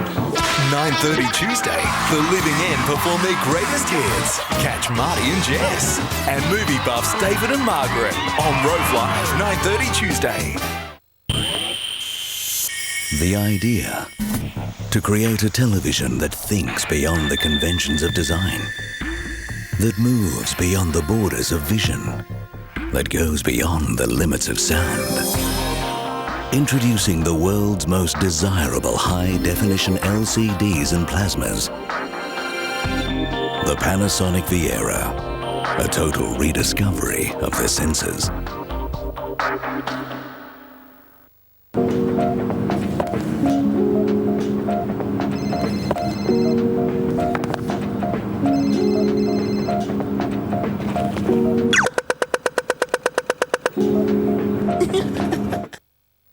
Prada, D&G, Chloe, Diesel, Gaultier, Paul Smith, Burberry, Armani, Von Dutch, Juicy. Up to 60% off. $2 million of the latest European summer 0405 designer clothing, bags, shoes and sunglasses on sale before the season begins. Overseas Designer Warehouse, Melbourne's newest 2-level discount designer megastore with cafe and free parking. ODW at Emporium, 681 Chapel Street, South Yarra on the Yarra. Don't miss out. Sale in Sunday 26th.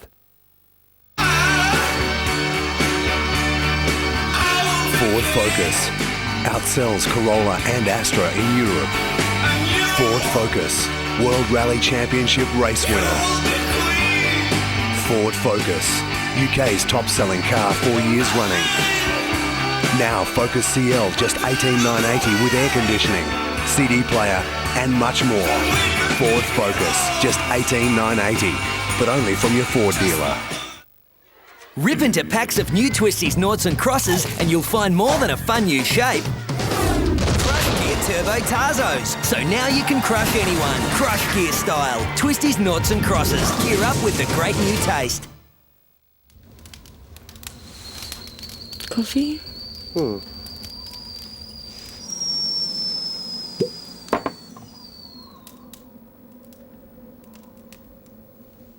Brian? Don't you think it's time we got married?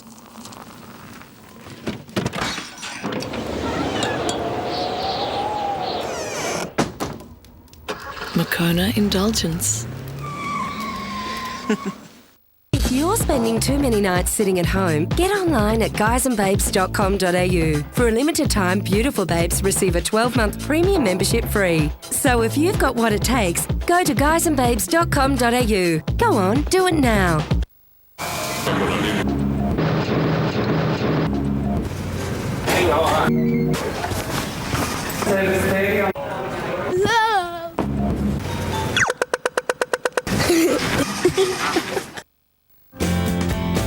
I tell you what, this is our favourite bit of footage.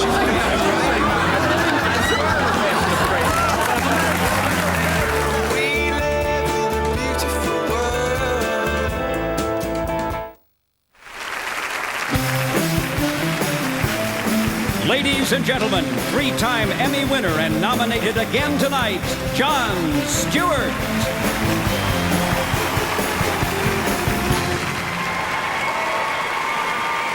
Hello.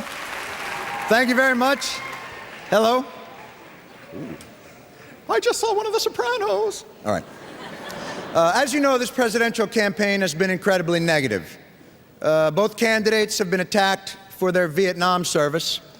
Bush for not defending Texas well enough against Arkansas. And Garry for not being wounded enough. But don't lose heart. Going through the archives, we found this piece of footage that shows there is an historical precedence for this type of negative campaign. George Washington saith he be honest. I cannot tell a lie. But hear ye from those who knoweth him best. I hath served with George Washington. I hath served with George Washington. George Washington be not forthright about his war record. Washington cares not a whit for his fellow man. I know. My slave told me. And what of his alleged crossing of the Delaware? He was not on the boat. For that fateful night, George Washington slept here. This be not even the Delaware. 'Twas done at a portrait studio in Weehawken. Hast thou noticed the contours of Washington's face? Methinks they appear a trifle Hessian. Now look at him standing up in a boat. Who stands up in a boat? That's just bad boatmanship. Think ye know George Washington? Think ye again. My evidence be syphilis. And this message paid for by Continental Skiff Boat Oarsmen for veracity. Yes, so really, it's quite surprising. Sort of thing's been around forever. And here are the nominees for Outstanding Individual Performance in a Variety or Music Program. Billy Crystal, the 76th Annual Academy Awards. Wonderful night for us. Who will win? Ellen DeGeneres, Here and Now. That should be a disorder right there. TBD, too busy disorder. Tracy Ullman in The Trailer Tales. Why don't you marry me? I can get you on my insurance and I could adopt Buddy. Oh, Dean, that's so sweet. You're already married. Oh, that's right. Bill Maher, Real Time with Bill Maher. The chairman of Smith & Wesson had to step down because they found out that he did 15 years in prison for armed robbery. Elaine Stritch at Liberty.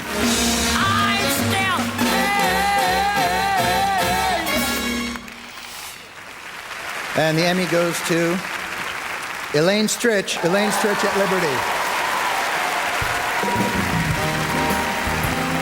This is Elaine Stritch's third Emmy nomination and second win. Ms. Stritch won her first Emmy in 1993 for a guest appearance on Law and Order.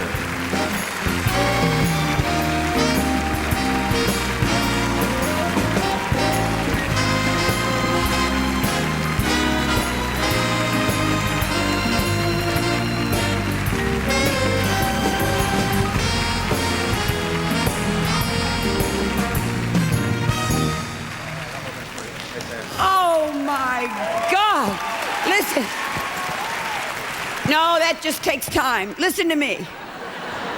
I cannot tell you what would have happened to me if I couldn't have gotten out what's inside of me tonight.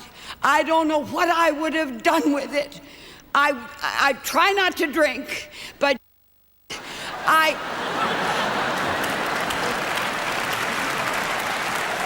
And look at the company I'm in. Just look at it. I mean, and I'm so glad none of them won. I'm so glad none of them won. I won. And listen, I can hardly take a compliment. I've got a problem. Tonight, be my guest. I am so happy to have won this award. Number 1, for Sheila Evans and John Hoffman. Number 3, for Chris Albrecht. Everybody at HBO, a class act. I think they do such a great job. And now I'm just going to start saying names, and then they can take me off the stage when they want to. John Schreiber, Penny Baker, Rick Baruta, Marjorie McDonald, my darling Marjorie McDonald, Charlotta Freeman, Scott Saunders. I don't like him very much, but he got the money. He got the money for me to do the show. So tonight, I love him. Now, I'm not moving from here till somebody comes and gets me. You'll never know. You'll just effing never know.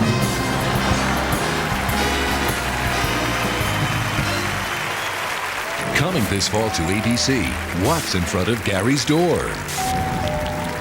Yeah. Hey, Garry, it's David. Hey, Dave. Hey, I brought my ping pong paddle.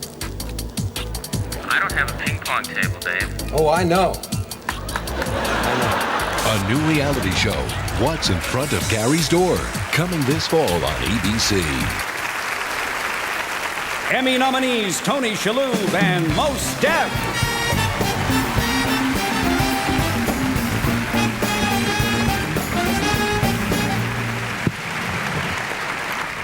My daughters are so impressed that I am presenting with most deaf. I can't tell you. Thank you. Thank you very much. Tony and I have tremendous respect for the talented writers in our industry, which is why we're honored to present in this category. The nominees for Outstanding Writing in a Variety, Music, or Comedy Program are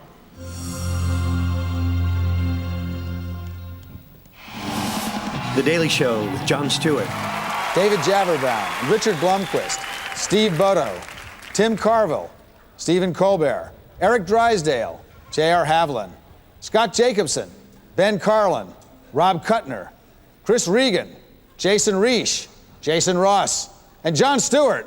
Yeah! Chappelle's Show, Dave Chappelle and Neil Brennan. Show us your face. We want to see your face. Who said that? You want to see my face? Clayton, go on, brother. You want to see my face? Don't be afraid, Jason. Don't be afraid.